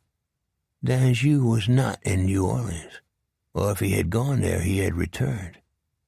Cleet guessed d'Anjou had sobered up and regretted his confession to me, and now was trying to find a way to get rid of Cleet and me and Helen. But this was all guesswork. The real issue, both legal and moral, was the murder of Clemmy Benoit and the way in which she was killed. The kinds of death to which she may have been subjected made Cleet's eyes film and his heart shrink. He was not going to let Lloyd d'Anjou get away, either in the Witness Protection Program or inside the Iberia Parish Sheriff's Department. D'Anjou and his friends had already degraded and tormented black inmates in the parish stockade and gotten away with it, at least so far. Also, they would never quit their harassment of Valerie Benoit. No, this time around, d'Anjou was going to dime himself with Cleet listening or do the rumba boogie down the South American way, as Hank Snow would say. Cleet was looking forward to it. He crossed the yard, clanking with his aluminum crutches, the fog up to his waist as though the lower half of his body had disappeared, then thumped his way up on the veranda and opened the screen door and cupped his hand on the brass knob. It was locked. He propped his crutches and kept the screen door open with his butt, got out his Swiss Army pocket knife, and opened one of the blades and edged it into the jamb deep enough to get behind the screws and prise them loose. Then he cupped both hands under the knob and raised the door and put all his weight against it at the same time. The jamb splintered and the door swung open. He stepped inside with his crutches and shut the door. The inside of the house smelled like a grave, devoid of sunshine, lacking house pets or a freshly cut pie on a kitchen counter. Better said, lacking humanity. He was carrying his .38 Special and his titanium hideaway, but had left the cut-down double barrel in the caddy because of his crutches. Besides, he had a concealed carry license for the .38 Special, but cut-downs were touchy when it came to legality. He had already committed what is known as breaking and entering. He didn't need any more technical trouble. Oh, what was his plan? He didn't have one. That's the way his life had always been, he told himself. The upside of being a private investigator or a bondsman is its legal vagueness. The laws governing a bondsman go back to medieval Britain, a surrogate the court employed to shuttle petty criminals around and give them a bath before they were brought to court. Some of them did scut work in the castle's dungeon. The forms of torture were inhuman and unthinkable. As a PI and a hump for bondsmen, Cleet spent 90% of the time renouncing and keeping his mind clean of what he was doing. He closed the front door and got on his crutches and looked up the stairs. He could see a drop door and a ladder that had been pulled from the second-story ceiling. A light bulb on a cord was hanging from a beam. Someone was walking back and forth in front of it, casting his shadow across the opening in the ceiling. Cleet wished he had brought the cut down. It had a strap, and he could put his arm through it and go up the ladder with both hands free. There was no guarantee that Danjou was the only person in the attic either. In fact, the only knowable certainty about Danjou was his penis envy, hunger for all women, a special hatred of educated black men and Jews of any kind, although he probably never knew one. He carried a hideaway 24 hours a day, and not just as a drop. Lloyd Danjou could be infantile, particularly after a few drinks. One Sunday afternoon, he blew up the propane tank on his sister-in-law's trailer and made her take the blame when the cops came out. Cleet tried to think his way out of the situation he had just created. Over the years, most of his plans led to ruin. But he didn't care. Not really. Cleet was never envious because he never wanted to be anybody except Cleet. But that's too simple. I'll give you the real Jen. He was a thunderstorm with a conscience. The blue-collar knight-errant, wearing chain mail, solitary on one knee atop a green hill, his sword and shield on the grass while lightning splintered around him. That's what he was. And that's what he still is. Because of the times we live in, maybe that seems a foolish characterization. I think it's right on the money. Ask a Marine what it takes to earn the Navy Cross. Just don't ask Cleet. He'll run away. Hailstones were pinging on the roof in the barn. Now was the time. Cleet lay down his crutches on a couch and worked his way up the stairs to the landing, then got on the ladder, his weight and swamp boots banging on each step, knowing he would be heard, his .38 special strapped in his shoulder holster, his eardrums about to burst with the pounding of his heart. Then he was inside the attic, standing up, although off balance, staring straight into Danjou's face. Danjou was holding a screw can of dynamite in his left hand. His mouth had dropped open. "What the hell are you doing in my house?" he said. "I'm glad you asked that," Cleet said. "What are you doing with those cans? Those are old-time explosives for offshore oil exploration, right?" "Yeah, and blowing up assholes like you." "Is that more of them over there?" Cleet said. "Yeah," Danjou said, "and the primers, and the nitro caps that go with them. I've also got both a primer and a cap in my pocket, asshole. How would you like me to blow my own fucking house down with you in it? What do you say to that, you fat shit?" "Tell you what, Lloyd," Cleet replied. "I'm easing my .38 snub out of its holster because it rubs a blister on my nipple and drives me nuts. Here, you want to hold it? I'm here on a peace mission. In fact, you got any snacks?" "You break into my house and call that a peace mission?" "That's what I'm trying to tell you," Cleet said. "Take my snub. I got nothing to hide. I just want to find out what happened to Clemmy Benoit." "What happened is she got herself killed." "How?" Cleet said. "What do I get out of this?" Danjou said. "Maybe you get to keep your job. Maybe you don't go to jail." "Hey, I told Robichaud some shit because I was coked and drunk. If you want to know what I've been doing, this is it. I've been running a little undercover myself. I got in with some guineas, real greaseballs, guys with no respect and no morals. What did they want to know from the dead girl? Fuck if I know. You gonna give me that gun?" "Yeah, I can do that." Cleet flipped the cylinder out of the frame, then dumped the shells on the floor, each of them bouncing on the planks, then threw the gun to Danjou. "You kind of dumb, Purcell." "I hear that a lot." "I have my own piece. It's loaded, too. Not good for you." "What are you going to do with all that dynamite? That's some lethal stuff." The cans were made to be screwed into each other and used on offshore seismograph rigs. 6 dynamite cans were screwed together. Then a primer was screwed to what was called the stick, which was 18 cans of dynamite. Then a nitro cap was attached to the last can and slid down the drill hole with a wire that led to a detonator. The explosion could dramatically jar the iron hull and pilings of the drill barge and break coffee cups in the wheelhouse. "You ask me what I'm going to do with it?" Danjou said. "What do you think? You're going to blow yourself up? You wish. You going to blow me up? I haven't made up my mind." "Where did you go wrong, Lloyd?" This night was the first time Cleet could remember using Danjou's given name. "I never did go wrong," Danjou said. "It's you people that's done it. Like Robichaud and that dyke Helen Swallow. Now we got Goldilocks filing charges against people who've had their badges for decades." "To my knowledge, that's a lie, Lloyd." "Stop calling me by my first name, asshole. We're not friends. We never were. I think you're a traitor. Yeah, you got your medals, but when you came home, you became a rat." "How about I throw you through that window?" Cleet replied. "You seem to have a reality problem here. I've got your gun. You got Dick." "I think you know more about Clemmy Benoit than you're telling me, Lloyd."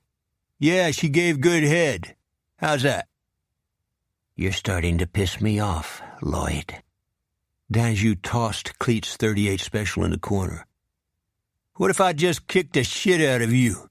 And when I get finished with that, I'll have a visit with Robo and his nigger girlfriend. Looks like you got a problem with your ankle or your foot." Cleet eased his titanium 5-chamber snub revolver out of the back of his belt and cocked the hammer. It felt like a feather in his hand. "Toss the can," he said. "Toss the can," he says. "What I'm holding is a primer with a nitro cap. How fucking dumb can you get?" "I'll give you the 3. "I hate you, Purcell. Everything about you. You and Robo. If I had my way, I would make this last a long time. Then we'd see who has the real courage." He threw the primer with a nitro cap at Cleet's head. The can exploded against the wall. The effect was like a flash grenade, a snapping sound inside the eardrums, a blinding light. Images that distorted the entire attic, his feet going out from under him, the pain in his ankle doubling. Danjou was on his hands and knees picking up bullets to load in Cleet's gun.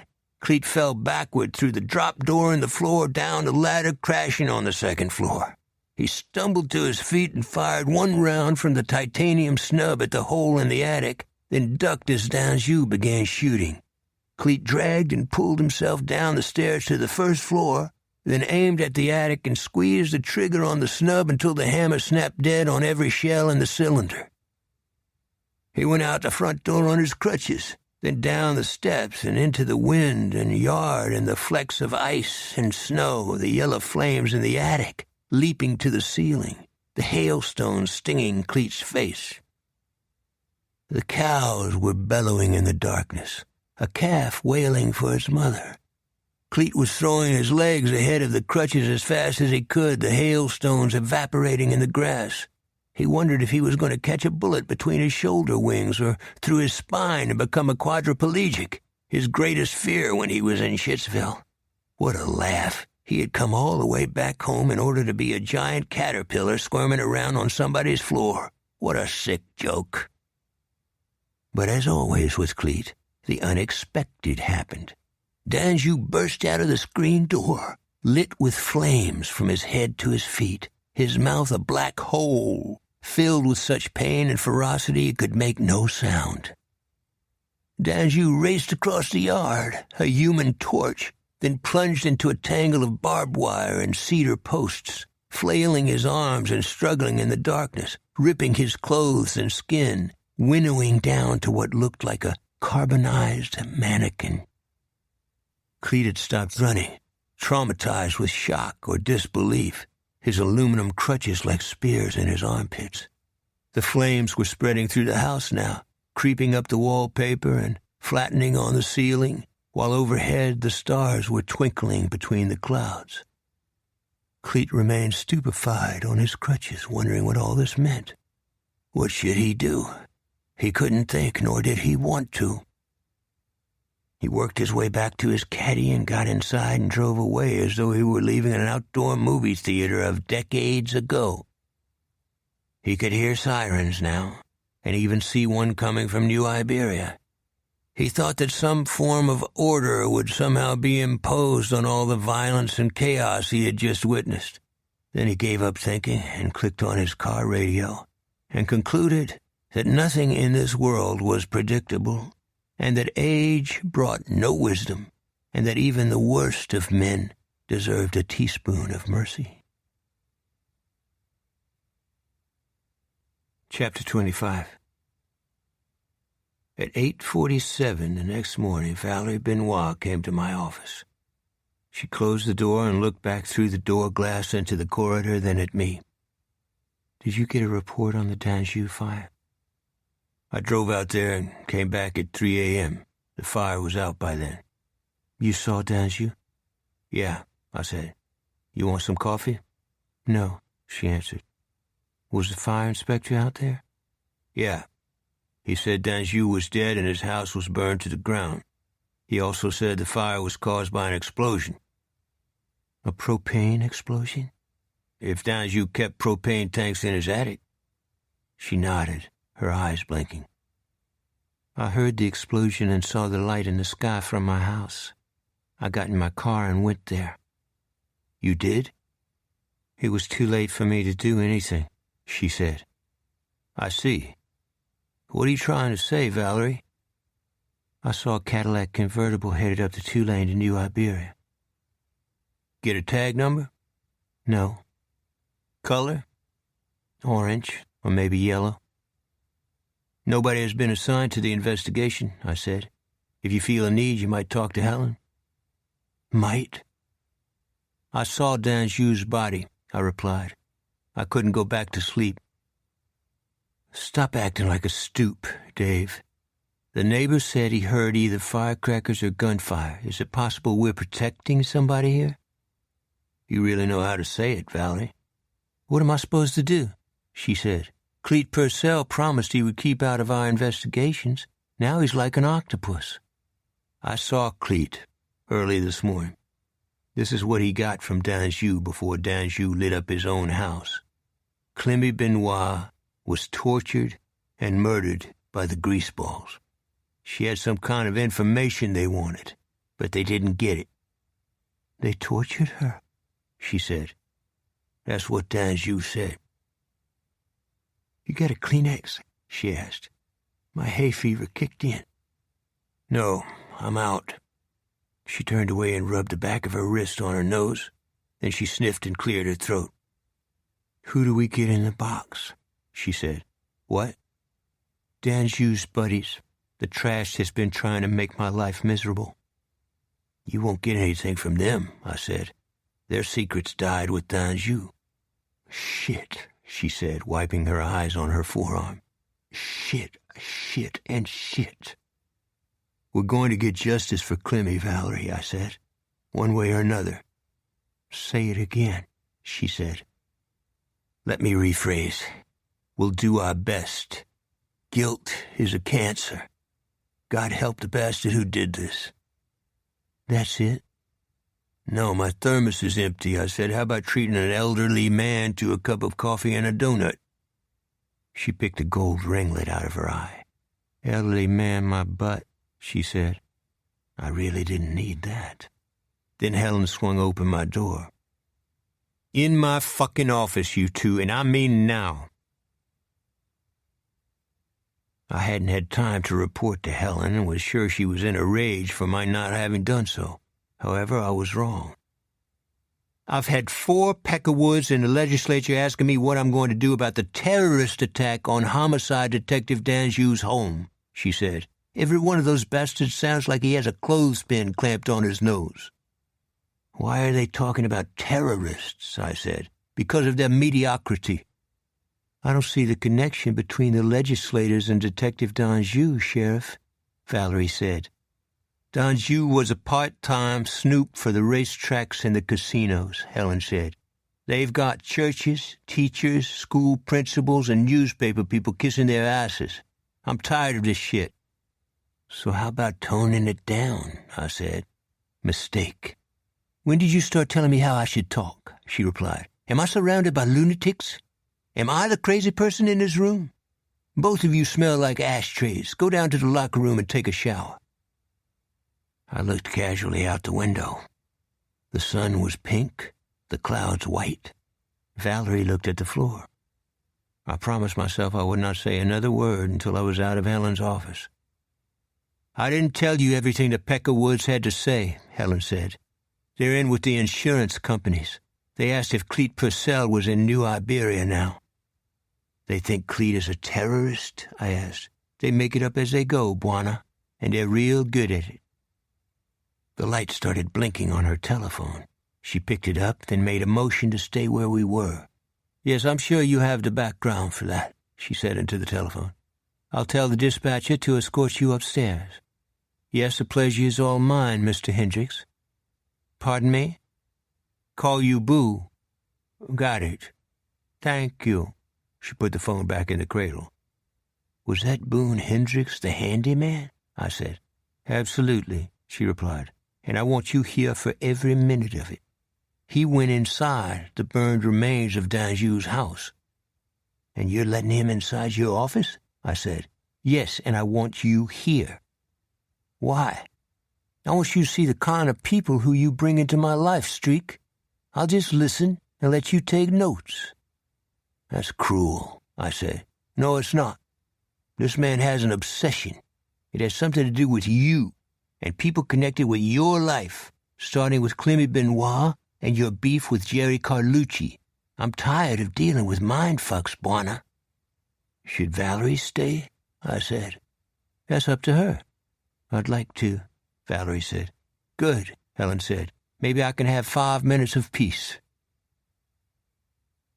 Boone Hendricks entered the room dressed in his usual starched, stone-washed denims, his cheeks freshly shaved, a dent in his chin, his brunette hair tightly clipped. I hope not to waste your time. Don't worry about that, Mr. Boo, Helen said. Take a seat. Boo, he's just fine without the mister, he said. Detective Danjou's home was blown up by dynamite. The explosion was in the attic. It was probably turpentine and gasoline and kerosene and paint stored on the floor and on the shelves. There were also elements to make narcotics. Helen had been chewing gum. Her jaw slowed as Mr. Hendricks talked. The building had been infested with rats, both in the walls and under the floors. Usually there are not that many rats hereabouts because the alligators consider them a delicacy. Pardon me if I am making your stomach sick. That is not my intention. The only person I ever heard speak like Mr. Hendricks was a character in the radio show The Life of Riley. The character was called Digger Odell. His voice sounded like a talking burial chamber.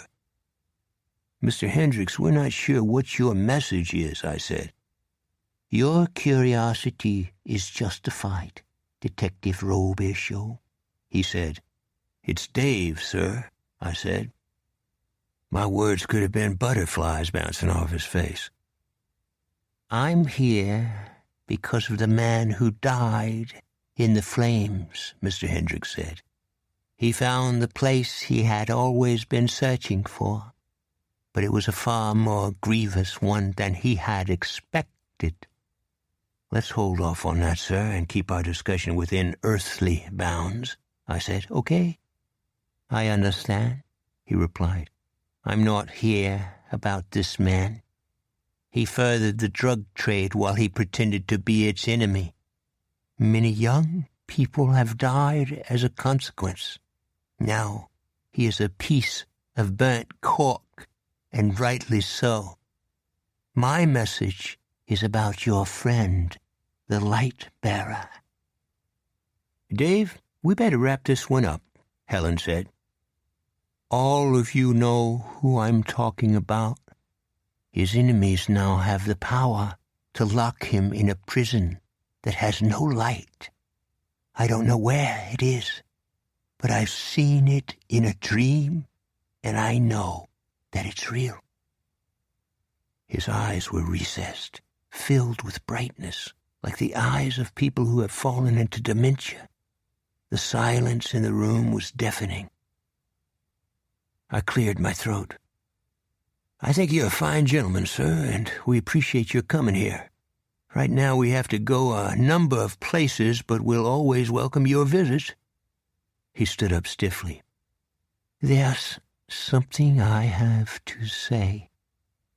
Go ahead, Mr. Hendricks, I said. We must watch out for the children. We agree with that, sir, I said. The man named Carlucci. He's one of them, isn't he? He said. One of what? I asked. The killing of the children, sir.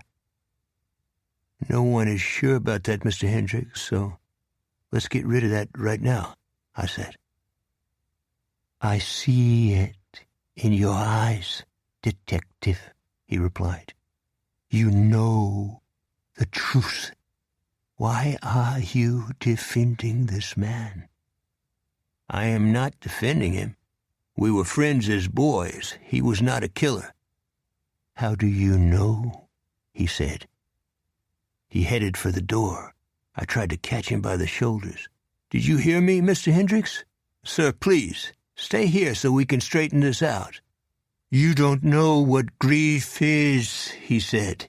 He jerked the door and walked into the corridor, leaving the door open. I went after him. The stairs were 40 feet away. I looked both ways in the corridor. It was empty. I went back into the office. Helen and Valerie waited for me to speak. He's gone, I said. Gone? Valerie said. My new glasses aren't too good. You only wear reading glasses, Helen said. Yeah, I'd better get that long-distance kind, I said. This scares the shit out of me, Helen said. It rained that afternoon. When I got home from work, Cleet's caddy was in the driveway, but there was no Cleet. Long ago, I had given him a key to the house, but he had never used it. I walked through the porte-cochere and around the back of the house. He was sitting on the back steps, wearing a slicker and his pork pie hat, a stainless steel container balanced on his right knee, a bottle of Jack by his left foot. The container had a strawberry or cherry milkshake in it. Our cat Cannonball and a beautiful thick-furred raccoon named Lady Godiva were inside the rabbit hutch watching Cleet, the door unlatched, a tarp on the roof. Cleet looked up at me. He was a wreck, and it wasn't from the explosion and gunfight with Lloyd d'Anjou. Why didn't you go inside? I said. I didn't feel like it, he replied.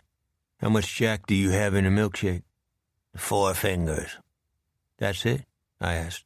4 fingers each time I pour. That way I don't let things get out of control. I'm very mellow, big mun. Sit down. I've got to talk to you, Cleet, and that Jack Daniels is not going to help us. So talk. He started to reach for the bottle. I lifted it up and set it on the hutch. Why'd you do that? He said. Some guys in the legislature are coming after you. They're calling you a terrorist.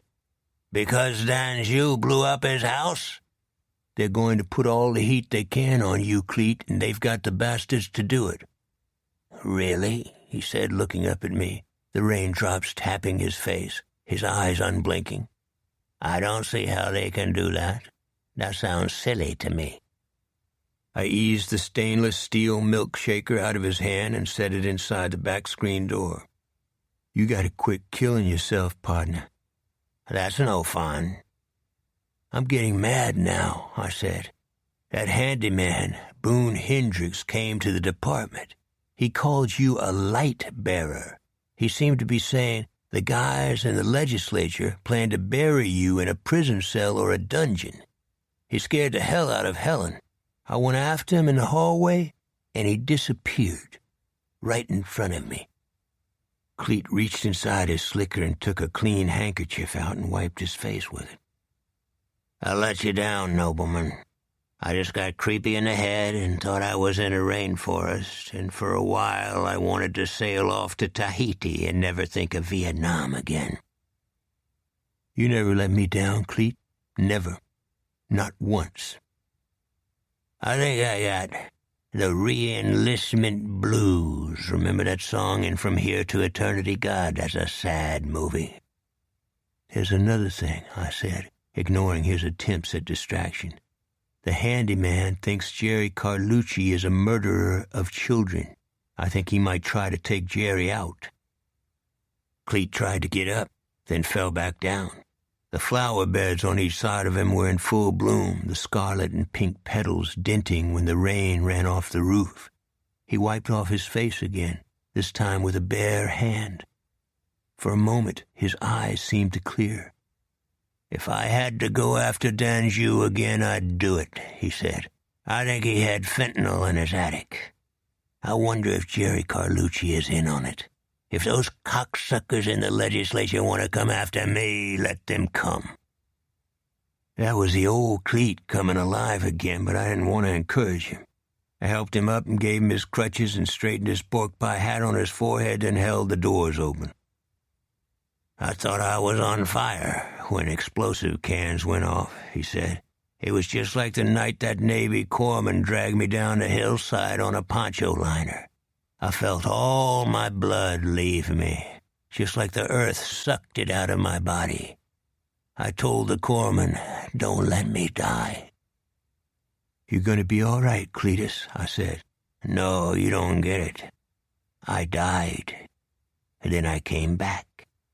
I'm telling you the truth, Dave. It wasn't a fantasy. Come on, we're almost inside. Then Cleet crashed through the mudroom and landed on the linoleum. A bag of dry cat food fell off the top of the icebox and burst on the floor. Cleet was in a daze. He looked at the cat food scattered all over the floor. Hey, I was gonna feed the little guys, he said. Can you bring them in? That was Cleet. Chapter 26. Cleet ate a half pecan pie with a scoop of ice cream on it and drank a full pot of coffee with hot milk, then asked if I had any sandwich meat. No, you ate it all the last time you were here, I said. Oh, he said, that's all right.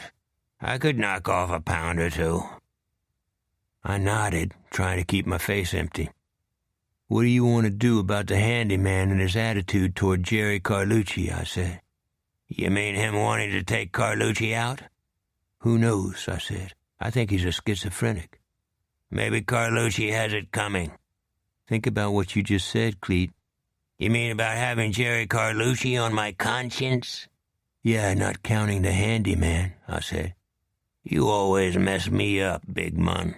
As soon as I get a little psychological rest, you stick a fork in my head. It's your choice, I said. All right, let's go see the son of a bitch. I want to take Valerie Benoit, I said. Fine with me, he said. I've got to have a promise, though. What? He said. Jerry is a trafficker. Your feelings about him are justified, but let the DEA handle him.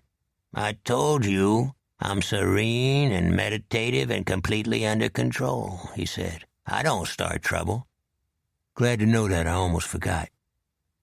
Alifair walked through the front door, 2 bags of groceries in her hands. The rain had stopped. The fog and mist had not. Her hair and face were wet. Thanks for leaving your car in the driveway, Cleet, she said. Oh, geez, I wasn't thinking, he replied. What happened to the floor? She said. Cleet looked under the table. I think Cannonball or Lady Godiva had an accident. We took Cleet's caddy and met Valerie at the edge of town and headed for Jerry's Landing. I wanted her to go with me for several reasons. I believed she was brave and intelligent and would eventually become a good homicide cop, or what we used to call a homicide roach. You had to have brains and class and stomp-butt guts to be a roach. She had dignity, and she showed it when Danjou and his thugs were as cruel as possible to her. If I had been in her place, I would have been tempted to shoot them. You may not believe this, but a Catholic priest friend of mine in Baton Rouge said if I ever wanted to shoot drug dealers on Baton Rouge street corners, he would come along to give them the last rites. Lastly, I felt bad about her confrontation with the mobster Sidney Ludlow when he said her people would take a mile if they were given a foot. Plus, and I hate to say this, Valerie's golden brown ringlets and her swan neck and trim figure and Indian profile made their impression on my unconscious whether I liked it or not. Get my drift? It was 7 p.m. when we got to Jerry's Landing. It's strange how things work out, at least in my life. Whether in a tragedy or comedy, there seems to be a plan at work. The great irony is that no matter how many times the story is performed on the stage, neither the audience nor the players see the last act coming. The same plots and themes are in Chaucer and the Bible and the Greek myths and Elizabethan theater. But so far, little if any wisdom has been passed on to the multitudes. If anything, they seem best at banning or burning what they can't understand. Check out the French National Assembly under Robespierre. "How do you want to play this?" Cleet said. Cleet's convertible top was up, the sun a molten dull red on the horizon, Cleet behind the wheel, Valerie in the passenger seat, with me in back. The fog in the swamp looked like dirty rags drifting above the ponds and lily pads and cattails. In fact, I thought of death and Matthew Arnold's shingles sliding down the edge of the earth and a patch of pinkish blue sky in the west that one day might prove to be the last light we will ever see. Oh, I know this is a macabre depiction of the earth, but the natural world does not die. It recreates itself. That's a hard standard to beat. Cleet had asked how we should play it. We never had a chance to decide. "That's Sidney Ludlow's car," Valerie said. "Where?" I said. "In the shadow of the saloon," she replied. "He's wearing an overcoat and a fedora and shades. There are 3 or 4 other greaseballs with him." Cleet pulled the caddy to the side of the dirt road and cut the headlights. "Get my binoculars from the glove box, please," Cleet said. There were 2 or 3 shacks between the dirt road and the marsh. The shacks had electricity but not plumbing. The adults and children on porches or dirt yards saw us and went inside. Cleet put the binoculars to his eyes. "Dig this," he said. "Dig what?" I said. "The guy next to Sidney Ludlow. That's his son." "How do you know?" "I've seen his photos," he said. "He's supposed to be impaired in some way. What's he doing in a shithole like Carlucci's Landing?" "Can I see?" Valerie asked. "Sure, sorry," Cleet said and handed them to her. Then he looked at the floor behind the seat. "What's in the duffel bag, Dave?" "Odds and ends," I said. "I'm not supposed to know what I'm allowing in my own car?" "It's backup," I said. Cleet's eyes narrowed. "It's all right," I said. "I've heard that one before," he said and turned forward. "Let's ramble, children." We rolled down toward the saloon, tires clicking, the board sidewalk and the lights and tinkling music like a leftover from another century. Ludlow's entourage went inside the saloon without acknowledging us, except for Ludlow's son. He must have been 25. He was tall and wore a golf cap and loafers and a sweater with buttons and had a caved-in chest. He looked straight at us, then smiled as though we were friendly creatures from another dimension. Valerie got out of the car and slammed the door, tucking in her shirt with her thumbs, her handcuffs hanging from the back of her jeans, her presence in the sheriff's department becoming stronger and stronger and a little threatening. Cleet twisted around in the seat. "What's in that damn bag?" he said. "The chopper and 3 mags." Are you crazy? He said. Why'd you give it to me? Cleet raised his arms and pressed his fists on his temples. If it ever goes down with Jerry or Ludlow, you'll wish we brought a flamethrower, I said. The day you start acting like me is the day you've gone nuts, big man. Anyway, c'est la vie. He got out of the car with his crutches and pork-pie hat, then smelled the air. Lordy, lordy, isn't the world a fine place to be? In that spirit, I can surely go for a bowl of crawfish gumbo. We lined up at the bar. It was a weekday night, but a crowd was building. Rounders and bounders and gamblers and midnight ramblers. Ludlow and his fellow greaseballs were further down the bar from us. Look, let's get something out of the way here. The word greaseball is not ethnic. It's a state of mind. The greaseballs call themselves greaseballs. Greaser is another matter. Jerry Carlucci was among the greaseballs, but looking at us and clearly perturbed. Cleet hammered on the bar. How about some service, Jerry? He said. You got your head up your ass again? This was the man who 5 minutes ago accused me of starting trouble. Jerry walked the length of the bar wearing his black suit and sequined shirt, his mustache a pencil line. He ignored Cleet and me and let his eyes settle on Valerie. Welcome to my club, officer, he said. What can I help you with? She's Detective Valerie Benoit, Jerry, I said. I'm sure she is, he said, his gaze on her. You're from the Benoit family? My family is none of your business, she said. We want to talk to some of your musicians.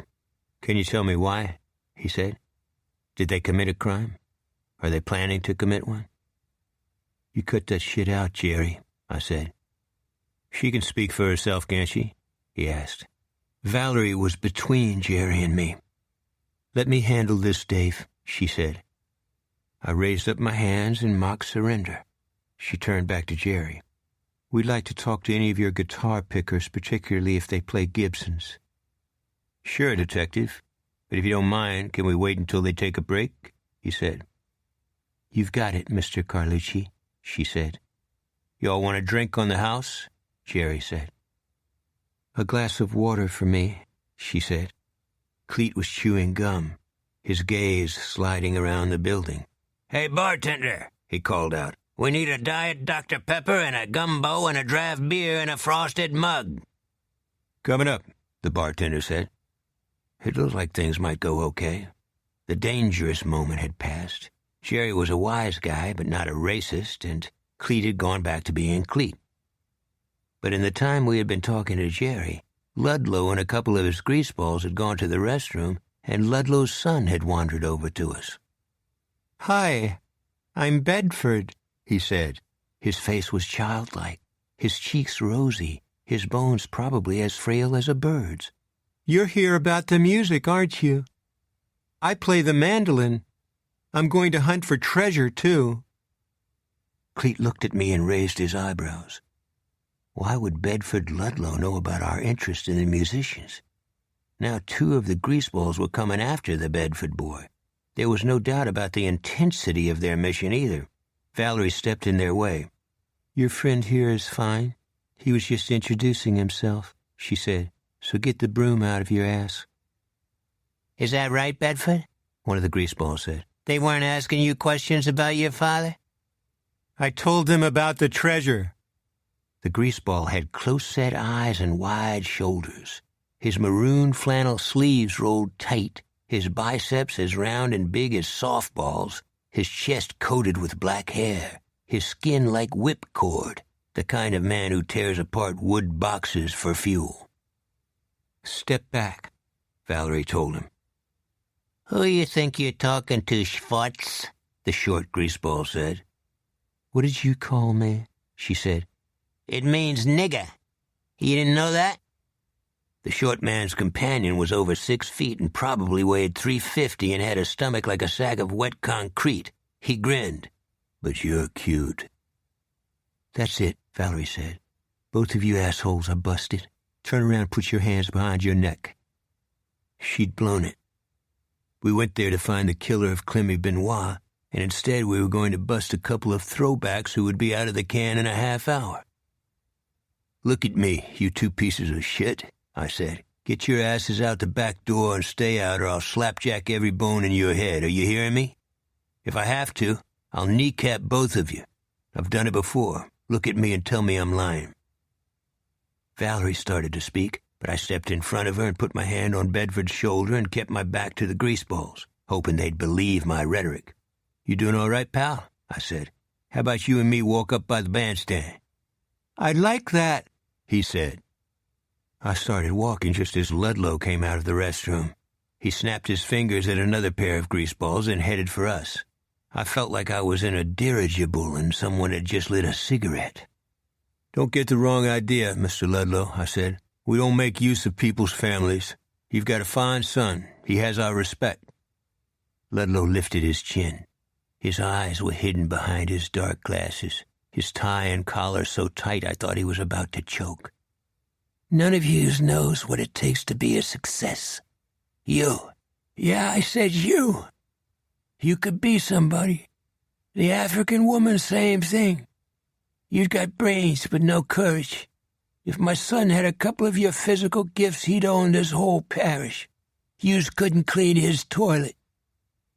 "I'm going to move on, Mr. Ludlow," I said, "but we'll be talking again."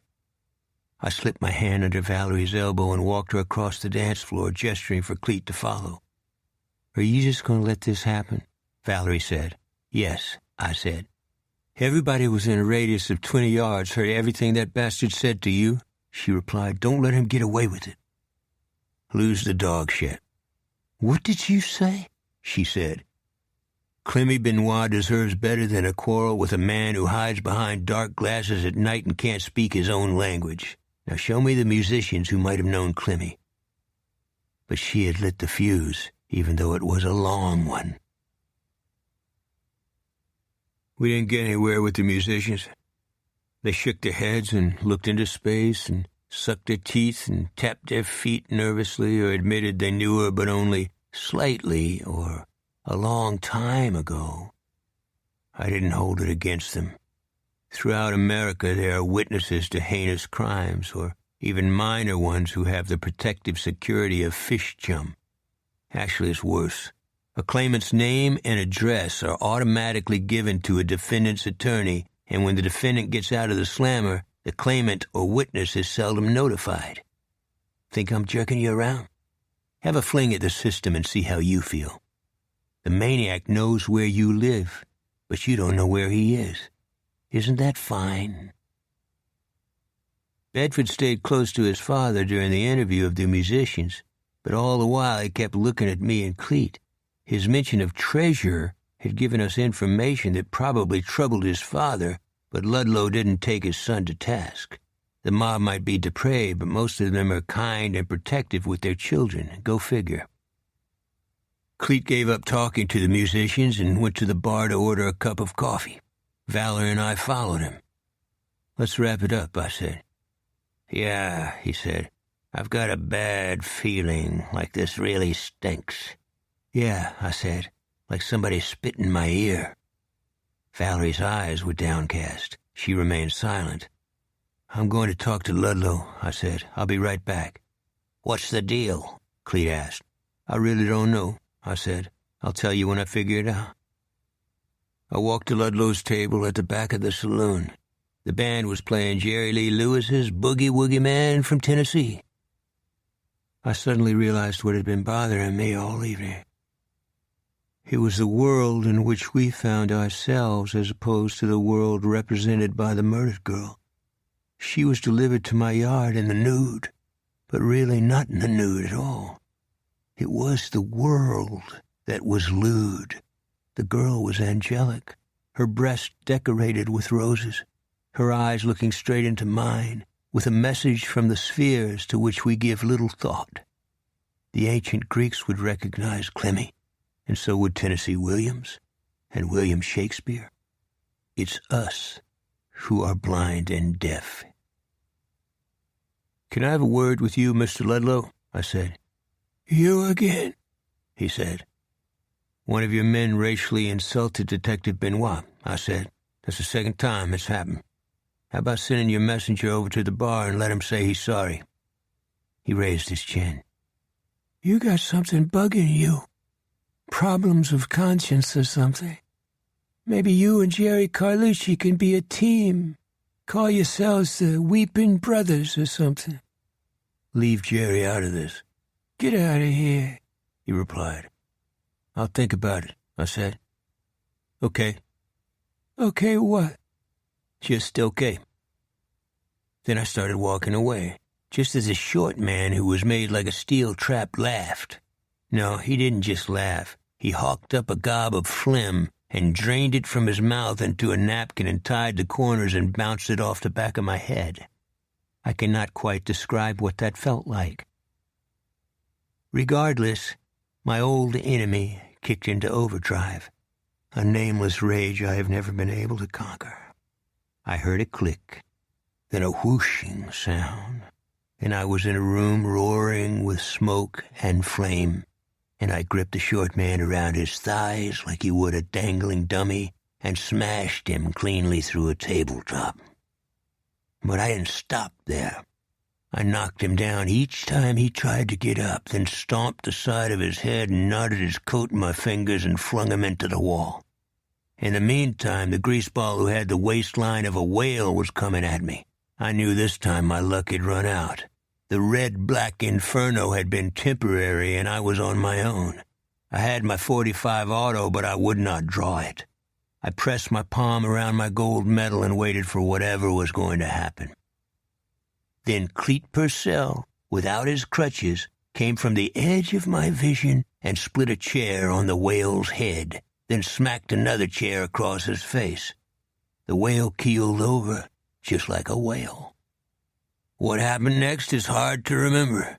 The building was pandemonium. Someone yelled, "Fire!" People were screaming. Some went through the windows. Cleet was flinging beer bottles and beer mugs at the greaseballs. "Come on, Dave," he shouted. "This is great." I got Valerie out the front door. People were running in all directions and driving down the road as fast as they could. The sun had not set, but was little more than a dreamy yellow-red flame descending into the bay. While the backs of alligators slid through the froth, the tide was pushing into the marsh. Valerie was shaking inside my arm. "I never saw anything like this," she said. "It's like civilization died." "That's well put," I said. "You should contact the Department of Tourism." I walked her to Cleet's caddy before someone discovered the Thompson .45 machine gun Cleet gave me. Chapter 27. One evening later, on Wednesday, Alifair and I went bowling. Nothing was made of the riot at Jerry Carlucci's saloon. In fact, no one knew in which parish it legally existed. Plus, the keepers of hot pillow joints rarely dialed 911 on themselves. I picked up a bowling ball and was just about to address the pins when I saw Alifair's eyes suddenly go past me. I eased down the ball and turned around. Somehow I wasn't surprised to see Jerry Carlucci. I felt that one way or another our personal war would never be over, at least not until one of us gave up this earth. "How about giving me 10 minutes, Dave?" Jerry said. "Another time, okay?" I said. "I'm not asking much," he said. "Quit being a hard-nose, huh?" "Go ahead, Dave," Alifair said. I set down my ball and went into the lounge with Jerry. He ordered for both of us without asking what I wanted. It was an offensive gesture, but I let it slide. "Pretty crazy last night," he said. "I don't remember it," I said. The bartender put a Diet Doc in front of me and a Vodka Collins in front of Jerry. "Can I have your word you won't talk about some private things I got on my mind?" "No, I can't do that," I said. "A hard ass to the end," he said. "I'm an officer of the law, Jerry. What do you expect? It's not legal stuff." "I'm not a psychiatrist or a minister," I said. "All right, fuck it then. Lower your voice." "Do you tell Purcell that?" "Yeah, I do." He rubbed his forehead. "It's about Nam. 2 days ago, I was stopped at the train track, and The bells and the crossing guards went off, and I was trapped inside, maybe 1 foot from the tracks. I just sat there looking at these images inside my head. What were the images? I saw a giant praying mantis going across the land. It was eating all the people. I tried to make it stop, but it wouldn't listen. It's still going on. Have you talked to a shrink? Maybe someone at the VA? Yeah, they're good guys, but it didn't help. Hey, you know what I'm talking about here. The stamp is on your soul, not your brain. What does the praying mantis represent, Jerry? He rotated his neck and dug his fingers into the back of it. It's me, isn't it? That means I'm not going to get any rest, huh? He drank from his glass and looked at the mirror behind the bar. Some loud bowlers came and left. Jerry's expression never changed. Know the term, the 1,000-yard stare? Jerry had it. I shook his shoulder. What? He said, blinking. You just owned up, I said. You got to flush Shitsville, Jerry. The world is a grand place. You don't get it, Dave. I've owned up to what? I don't know what I did over there. I stayed chemically zoned on anything I could get my hands on. My head glowed in the dark. The guy we called Pappy was 1 year older than me. We were just kids. You have no memory of shooting people? His face twitched.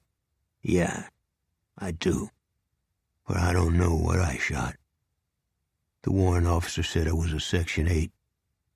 He didn't want me on his Huey.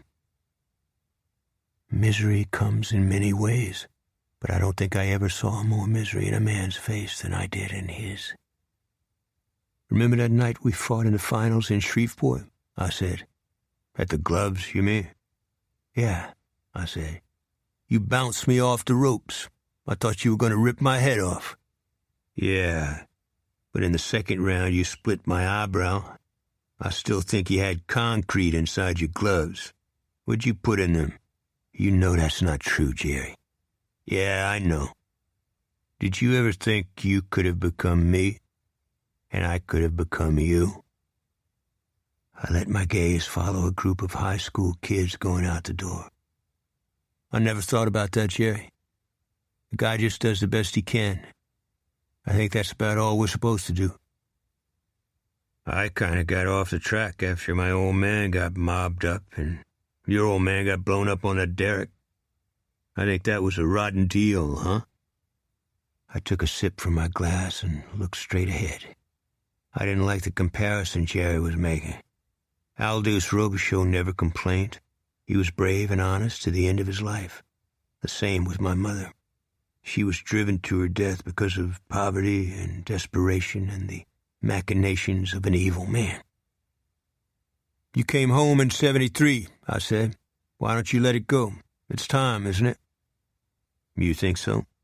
I haven't offended you or anything or messed up worse than I already have? No, I said. Of course not. But there's something you're not saying, right? Yeah, the company you're keeping, I said. You talking about Ludlow? I shrugged and looked at the bowlers smacking the pins in the alley. Maybe Ludlow's got some virtues, he said. The Prince of Darkness is a gentleman. That's from William Shakespeare. That's a pretty good line. But I got obligations, meaning debts. Tell Ludlow to eat shit, I said. You're not a fan? You're a stand-up guy, Jerry. You always were. Why do you hang around with guys like Ludlow? You mean that about me being a stand-up guy? Yeah, that last 3 rounds at the gloves was the worst fight I was ever in, I said. You swallowed your blood and never showed your pain. That's class, partner. Lower your voice, he said, grinning, the first time I'd seen him do so in years. There was also a tear in the corner of his eye. How did it go? Alifair said. I was back at our seats in the lanes. Alifair had continued by herself. She was very good, just as she was at tennis and swimming, and I suspected Jerry regretted that he never married and had a daughter like Alifair. Also, I did not want Jerry around her. I think Jerry is a tragedy, and I think that's because our country is a tragedy. She stopped, with a ball cupped in her hands, her fingers inserted in the holes. What do you mean? Our politicians send young people to wars they don't fight themselves and let the same young people carry the guilt when they come back home. The guys who do this are what Dwight Eisenhower called the military-industrial complex. No one pays attention to that statement anymore. You do, she said. She bent her knees, advanced on the lane, and hit a strike. You're up, she said. On Thursday morning, Helen called Valerie Benoit into her office. Through her window, I could see the sunlight on the park and the live oaks and what seemed like all the good things of the earth. I got an anonymous phone call about 20 minutes ago, Helen said. Y'all's visit to Carlucci's Landing wasn't a total waste. You're kidding? I said. A guy called and said he overheard y'all questioning the members of the band. He wasn't one of them? I asked. I can't be sure, she replied. He sounded on the square. She looked down at a piece of notebook paper on her blotter. He said, Miss Clemmy was a good girl, and it ain't right what's been done to her. It's that criminal that's got hair all over his body, the one that smells bad and likes to bust up people. He's the one you want. Helen looked up from her blotter. You know who he's talking about? She asked. Valerie looked at me, too. Yeah, I do, I said. I smashed him through a table and stepped on his head and threw him into a wall. At Carlucci's Landing? She said. Yeah, I'm pretty sure that's the guy. How do you get into these things, Dave? She said. Just a knack I have. Pull that son of a bitch in no matter what you have to do, she said. Copy that. And Buana not screw this up unless Buana want to change vocation, like cutting city lawns. Wouldn't think of it. Dave, we can't mess this up. Our whole of life is in the balance. You mean the casinos? I think that's for starters. This was a strange thing for Helen to say. Her eyes were unfocused, and there was no heat or force in her voice. I started to say something, but I didn't, and if I had, I think she would have chosen not to hear me. I went back to my office and called Jerry's saloon. I was surprised. Jerry answered. How about getting on the sunny side for a change? I said. What do you mean? I need your help. Who's the dude who spat in a napkin and threw it on my head? In my hair, to be specific. The guy you used to break a table in half? I didn't remember the details, actually. You know me. Blackouts and all that jazz. Why you want to know? I thought he'd like to join our book club. Dave, I'm not in the business of handing over the names of Sidney Ludlow's employees. Are you going to front points for a geek who spits on your friends? Sorry, Dave. No can do. I'm saying that from the heart. He hung up. Valerie Benoit had been sitting in my office while I talked to Jerry. Let me try, she said. Have at it. She dialed Jerry's number. When he picked up, she immediately went to work. I'm putting us on speakerphone, Mr. Carlucci. Sir, Dave Robichaux has enormous respect for you. He's told me about all your good times, too.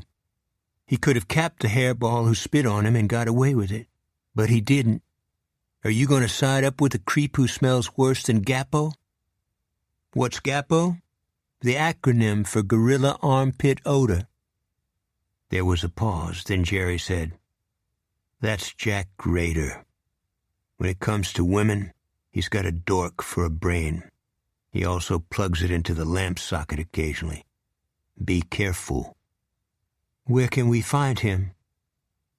There's a shithole or two around Bro Bridge. I'm talking about dog fights, bottom-of-the-barrel stuff.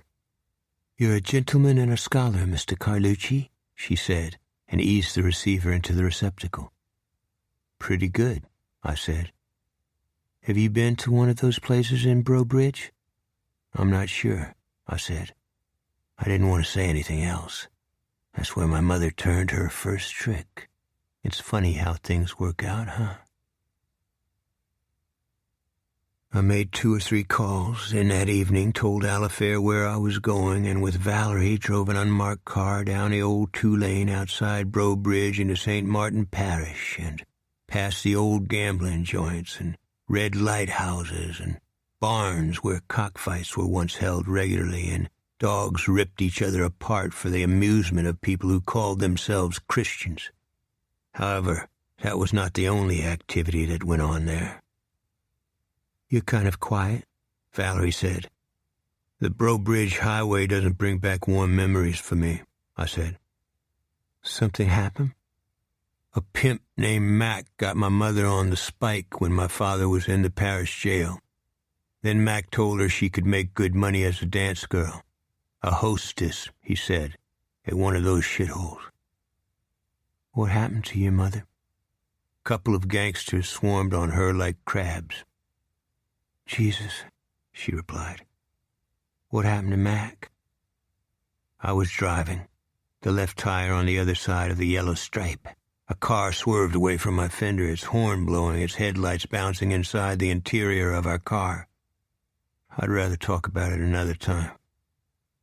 "Yeah, I think that's a good idea," she said, her hands braced on the dashboard. I turned off on a road and went up a dirt levee that extended for miles into the Atchafalaya Basin, a full moon high in the sky. Under it, a flooded woods with ponds that were as silvery as mercury, dotted with dead tupelos that were hollow and flanged at the waterline, rotted as teeth, perhaps gators sleeping amidst them, waiting to be pounded like Congo drums. It was not difficult to find Jack Rader. The South may love John Calvin during the day, but from the Mason-Dixon to the Gulf of Mexico, the darkest creatures of the Middle Ages are still alive and well in dear old Dixie. The levee descended into a flat strip of land next to a channel and a chain of small islands. On it was a paintless wood building with a peaked, rusty tin roof and 2 lightning rods. The lights inside were powered by a generator, and several cars and trucks were parked in front, and a half-dozen boats dragged up on a sandy beach streaked with oil. I pulled behind a cane brake and sump full of willows and cut the engine. Through the front windows I could see 2 men stripped to the waist in a boxing ring, smeared with blood, eye-gouging, kicking, aiming at the genitals. There was a light over our heads, but no one seemed to care.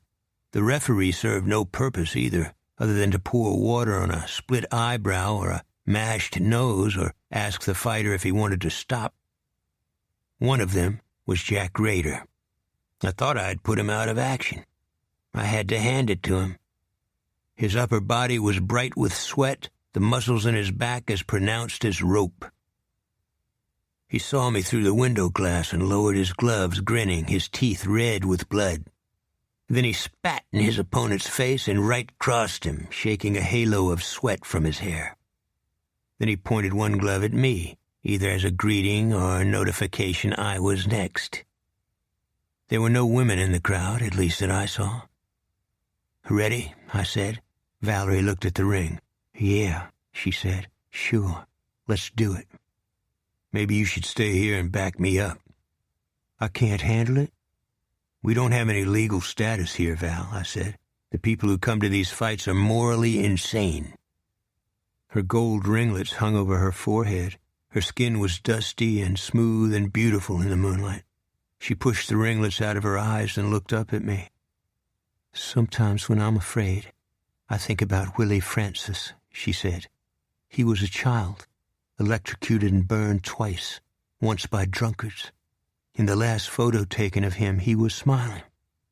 How can anyone have that much courage, particularly a child? Could I ever be that brave?" That was a hard question to answer. "Let's hit it and get it," I said. We went through the front door and closed it behind us. Every set of eyes in the building was staring at us, but mostly at Valerie. The referee put his hands on each fighter, stopping the fight. No one in the building moved or spoke. "My name is Detective Dave Robichaud," I said, raising my badge. "This is my partner, Detective Benoit. We are not here to interrupt your sporting event. We just need to have a brief moment with Mr. Rader." Rader kept dancing on the canvas, his gloves in front of him.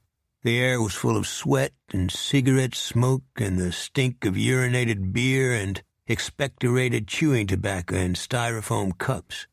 A barbecued pig was laid out on a table where a man was cutting meat. "Did anyone hear me?" I said. "Who's in charge?" Still no response. "You're out of your territory, Slick," Rader said. Slick? Don't you like people who give other people names? Valerie stepped in front of me and held up her badge. "I grew up in St. Martin Parish and know some of you gentlemen," she said. "You're better than this. You go to church. You own businesses. You make sure your children get a good education.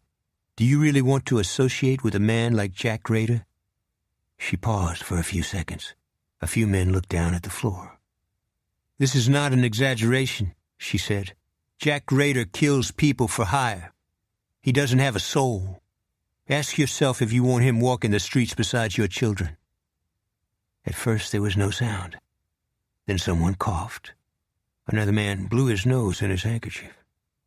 Someone popped a tab on a beer.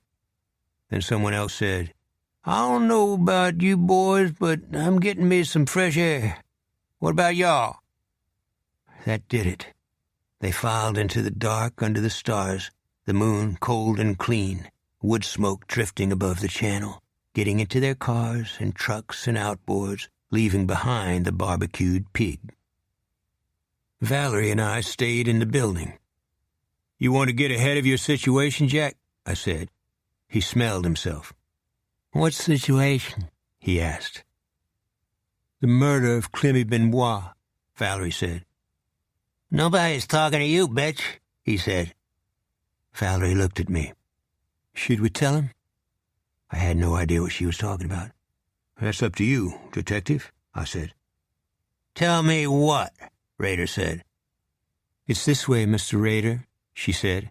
"Sidney Ludlow says you're not only psychotic, but a German who can never be a made guy because that's the same as being a Nazi."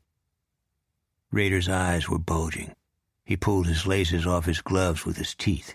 His opponent went out the back door. Rader threw his gloves one at a time back in the ring. "I ain't a Nazi, and I ain't stupid," he said.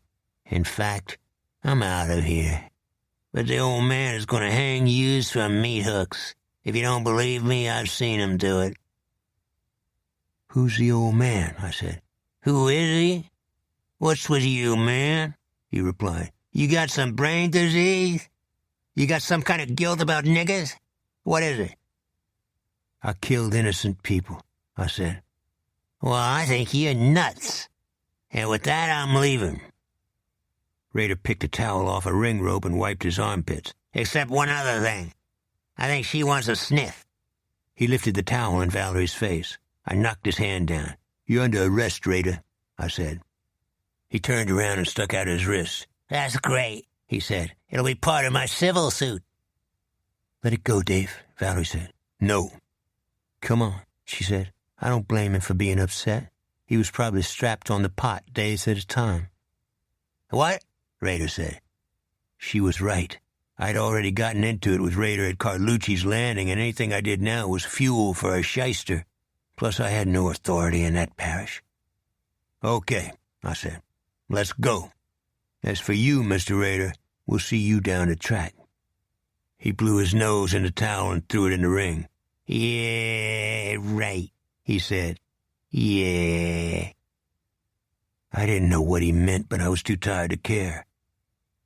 Actually, they even had a moment that was special, one I'd never witnessed in the South or anywhere. I'd watched a black woman correct a testosterone-laced crowd of white men who listened to her every word. It wasn't a grand moment in history, but it was certainly a good one. It reminded me of the night I listened to Joan Baez sing "The Night They Drove Old Dixie Down" at Ole Miss. I cried. We began walking to the car. The sky was like black velvet, and I started to point out the constellations to Valerie. Then she did something I knew would happen at some point in our relationship. I guess those things are just human. But an old man cannot afford the luxury of being a fool because for him the title is forever. She let her hand go down my arm and touch the tops of my knuckles. A tingle went all the way to my feet. I scratched at my hand as if a lone mosquito had bitten it.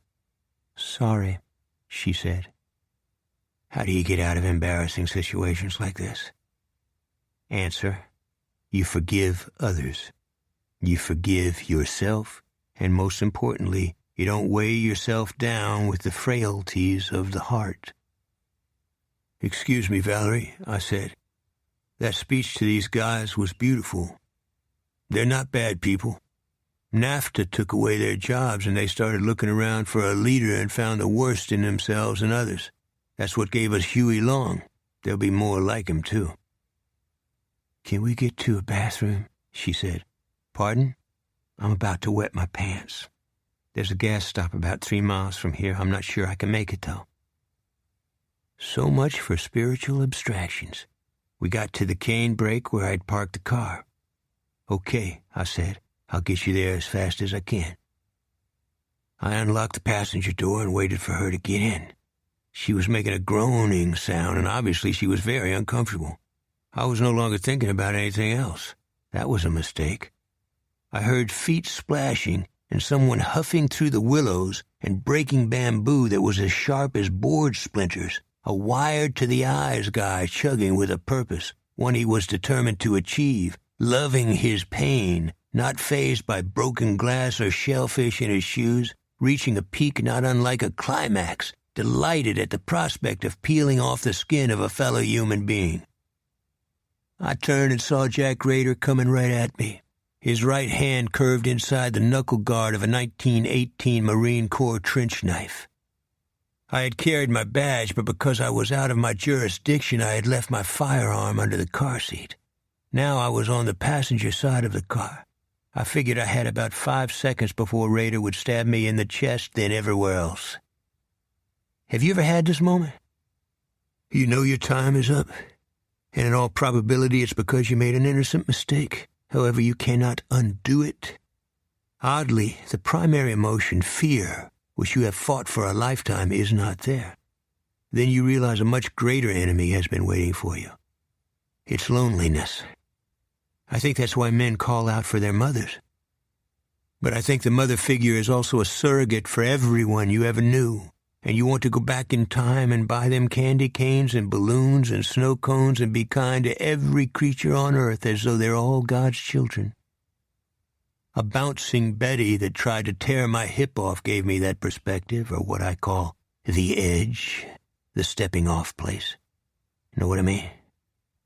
I also believe I spent 30 seconds in a place I call the other side. But who knows? Or cares? At least that was what I thought when I saw Jack Rader cock his trench knife above his head in preparation for splitting my face from my brow to my nose down to my chin. That's when Cleet Purcell stepped out of the cane between me and Rader and swung a long shaft shovel across Jack Rader's kneecaps, sending him screaming to the ground, and knocked the trench knife out of his hand. "Where'd you come from?" I said. "I was behind the building," he said. He picked up the knife and threw it into the channel. "What do you want to do with this guy?" "I don't know," I said. Rader was rolled into a ball holding his knees. "What about it, pal? Want to cooperate and dump the greaseballs who call you a Nazi?" "Blow me, bacon," Rader said. "What do you say, Valerie?" I asked. "I say cut him loose. I say spread it around he's a snitch." "Hey, you can't do that," Rader said. "Watch me," I said. Cleet drove away in his caddy, and Valerie and I got in our car and followed him. When I looked in the mirror, I saw Rader standing knee-deep in the sawgrass. He looked like the loneliest man in the world. I did not know how correct I was. Chapter 28. It happened several hours later, early in the a.m. on Friday, in a trailer not far from the levee where he had almost opened me up with the trench knife. A hooker had just left, evidently terrified by the John she had just booked. I almost felt sorry for Jack Rader, as I did with Lloyd Danjou. They traded off their lives in service to people who used them for a spit cup. Anyway, Jack Rader went out in spectacular fashion, one that even got the FBI's attention. The shooter set up his weapon on the hood of a rusted-out car about 40 yards from Rader's trailer. The weapon was a German MG-42 machine gun. In the trenches of Russia and France, it was called the bone saw. Helen and Valerie and I went to the site at 6:14 a.m. The shooter left the MG on top of the rusted car hood. The belt had jammed in the bolt, but not before more than 24 shells had been ejected, and the trailer had been pocked with holes and the glass blown out of the windows. I went in first. I won't describe the interior, but the big question was the weapon's continued presence at the crime scene. Its stream-like visual lethality made it a dream for collectors and auctioneers. One with the original parts would sell for $20,000. Why dump it? Helen and Valerie had gone into the trailer together and come back out. Their faces were empty, or maybe just tired. The sun was barely above the trees, like a broken egg in the morning steam. Helen had a coffee thermos under her arm. She opened it and offered it to both me and Valerie. Valerie blinked as though she had not understood, then said, "No, thank you." I shook my head. "That's the shits, isn't it?" Helen said, nodding at the trailer. "Did y'all notice something about the angle of fire?" I said. "Yeah, any round that went along hit that old airstream that's full of hay bales," Helen replied, "if you want to be imaginative." "I know what you mean, Sheriff," Valerie said, "but I had a different take on it. I think the guy left us a message. I think by leaving the gun he's saying adios to something." Helen rubbed her face. "Know anybody around here who would fit that profile?" Valerie hunched her shoulders. "Maybe I'm full of it." The coroner and sheriff and more emergency vehicles and personnel from St. Martin Parish were arriving. "Where's Purcell?" Helen said. "Asleep," I said. "Let me talk to my counterpart and I'll buy y'all breakfast," Helen said, meaning the sheriff from St. Martin. "Thank you, ma'am," I said. Sometimes that's the only way you deal with death, and by that I mean you don't deal with it at all. The fucker is just there. Excuse my language. You can't get rid of it. You can't disremember it. You can't stand its touch or its smell. And most of all, don't disrespect it. For good or bad, old death knows how to throw a slider. So we drove to the truck stop down the road and scarfed up all the ham and scrambled eggs and pancakes we could eat and tried not to think about mortality and drank coffee and more coffee, not speaking, staring at the images inside our heads we had just witnessed, wondering when they would appear in our sleep, wondering when and how we would be called. On Saturday morning, I got up early and put on my old fedora, got in my old black pickup and drove to a secret place east of Avery Island down on the Gulf, where my father, Big Aldous, and I used to bobber fish for goggle-eye perch with the black people. I was only 9 or 10 years old back then, and Jerry Carlucci and his father came with us, and we all spoke Acadian French and cleaned and deep-fried the goggle-eye with the black people and had a wonderful time. Mr. Carlucci even brought a fiddle and played La Jolie Blanc. Of course, back then, Mr. Carlucci was wending his way into the criminal world, which has been the way of many people in our corrupt state. Nonetheless, La Belle Louisiane was a wonderful place to grow up in, a place that was safe from the rest of the world, even though Nazi submarines torpedoed our oil tankers on the southern horizon and we watched them sink in a curl of yellow and red flame. Mr. Carlucci wasn't all bad either. He was a master builder of pirogues, and for a gift he carved small models for both Jerry and me.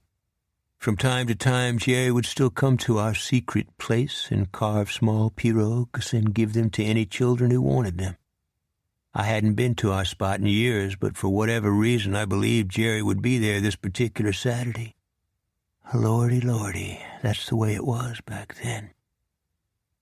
I drove down the levee through a bay full of empty duck blinds, blue herons pecking among the shallows, the tide sliding through the cane, a squadron of pelicans high above, hiding in the sun, cocking their wings and diving like aerial bombs into the waves, rising with bait fish in their pouches.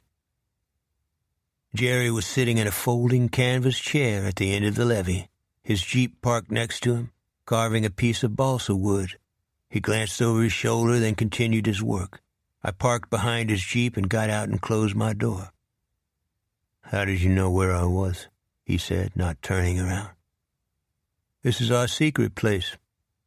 "Yeah, but I don't come to it that often," he said. "You believe in karma?" "I can't even spell it." "Who you kidding, partner?" I said. "You're one of the smartest men I've ever known." "Lose it, Dave." "Jerry, why don't you examine what you just said?" "What do you mean?" "You consider a compliment an insult," I said. "You think only a con man would think you're intelligent. You should find some place like Jonestown and sign up." "Why are you here, Dave?" "You know about Jack Rader, don't you?" "Sidney Ludlow told me." "Have you thought about ordering the newspaper so you don't have to depend on the mafia to see if it's going to rain?" "Why do you always figure out a way to make me feel small?" he said. "Back to the subject, Jerry. The shooter used a German machine gun, then left it there." "So?" "He was a pro, but maybe one who wanted to hang it up." "You saying it was me?" he asked. It crossed my mind. A couple of other authorities had the same feeling. "Like Helen Swallow and Valerie Benoit?" "Leave them out of this," I said. "Leave them out?" "Valerie Benoit can't wait to cause shit piles of trouble for lots of people." "In what way?" I said, claiming that historical artifacts are all over every parish in southwest Louisiana. "That's her, right? The people Valerie Benoit runs with have even gotten Ludlow's autistic kid hyped up. You'd better tell her to knock it off, Dave." "Would you look at me?" I said. "Why? Did you pop Rader? Don't look away from me. Did you or didn't you?" "I don't pop people." "So who did?" "I don't know, and I don't care," he said. He got up from his chair and dusted the shavings from the carving. "I got to say something." "Go ahead." "You think that's what I am?" he said. "A nutcase blowing up people's shit?" "No." "You're lying," he said. "You're the one who's got the reality problem," I said. "You're hooked up with the cartels and maybe white slavery, but you don't hurt people? Do you know how dumb that sounds?" "I saw your truck coming through my binoculars," he said. "I thought we might catch some goggle eye." "I didn't say we couldn't," I said. "I'm going to put away my things and let you be, Dave." "Don't be like that, Jerry." "You can't say anything you want, then just walk away, Dave." "Hey, come on. Your father and my father are probably looking down on us now," I said.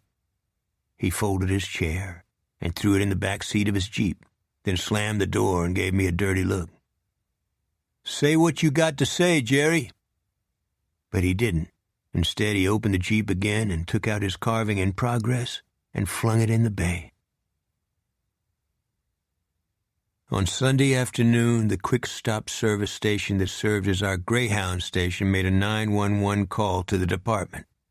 Sidney Ludlow's son had gotten on the bus with a lunchbox and an Army E-tool in a drawstring bag and asked to be dropped off where the treasure hunt is going on. The dispatcher called Helen at her home, and Helen called me. "His name is Bedford," she said. "I know his name. Why did you call me, Helen?" "He gave your name to the bus driver." "This goes under the title Social Services. I don't want any connection with Sidney Ludlow." "Well, Bedford is eating right now. Take him down to Carlucci's Landing or that greaseball condo by Cypremore Point." "I've had all of Carlucci's Landing I can take, and the greaseballs, too." "Dave, why do you think I called you? The poor guy probably has an IQ of 50 or so. Who else is going to handle him?" "His father?" She hung up. I took a quart of ice cream out of the icebox, wrapped it in a towel, picked up 2 bowls and 2 spoons, and was at the quick stop in 10 minutes. Bedford Ludlow was waiting outside, wearing a long-sleeved candy-striped shirt, a clip-on bow tie, and a gold and purple Mike the Tiger cap. He grinned when he saw me and jumped in my pickup before I could speak. "I know where the gold bars are, Mr. Robichaux," Bedford said, his eyes shimmering with light. "How did you get my name, partner?" "You were nice to me when all the fighting started at Jerry's house." "That's not actually Jerry's house. That's where Jerry works." I pulled into the traffic and headed toward Cypremore Point. "Are we going to hunt for the gold bars?" he said.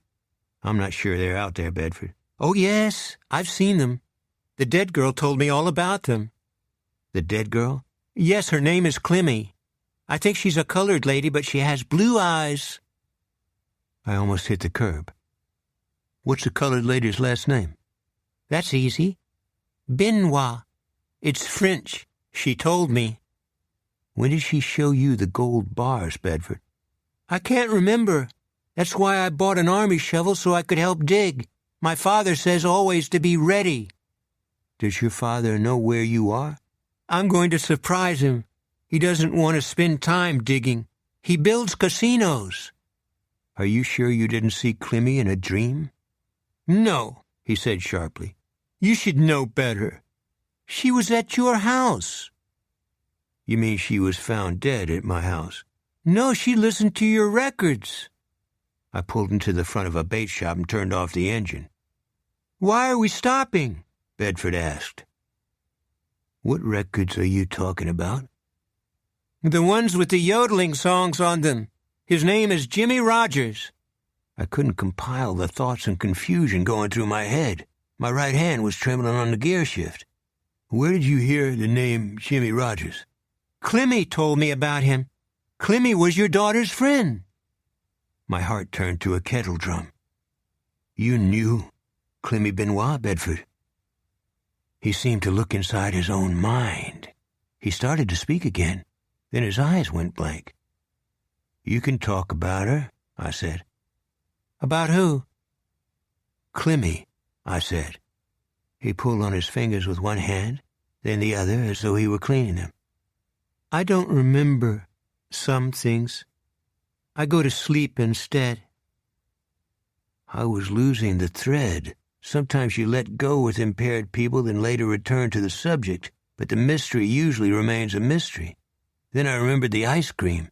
I unrolled the towel I had wrapped around the quart of ice cream, spooned it into the 2 bowls I had brought, and set the bowls on the dashboard. "How about we eat up, Bedford?" "Yes, sir, I surely like ice cream, Mr. Robichaux. But we're still going to go hunting for treasure, aren't we?" "There are people in your father's business who do not want historical items discovered in southwestern Louisiana." "Why?" "Historical areas are sometimes treated like graveyards. They stop construction. That can mean no more casinos." "Oh," he said. "How do you like the ice cream?" "It's melting. It's gooey all over my pants. I don't like it." I started the engine and rolled back on the 2-lane. The air was warm and the late afternoon sky pink, and seagulls were cawing over the bait shop in the bay. A man on a shrimp boat was stringing up an alligator gar that must have been 5 feet long. Then he inserted a knife in the white place between the gills and split the stomach all the way to the tail. The gar's guts flopped out on the deck. I had a problem of conscience. I wanted as much information as I could get about Clemmy, but Bedford could end up dead if it went to the wrong people. "Bedford, I think it's better that you not talk about Clemmy unless maybe it's me," I said. "Can you do that?" His forehead filled with wrinkles.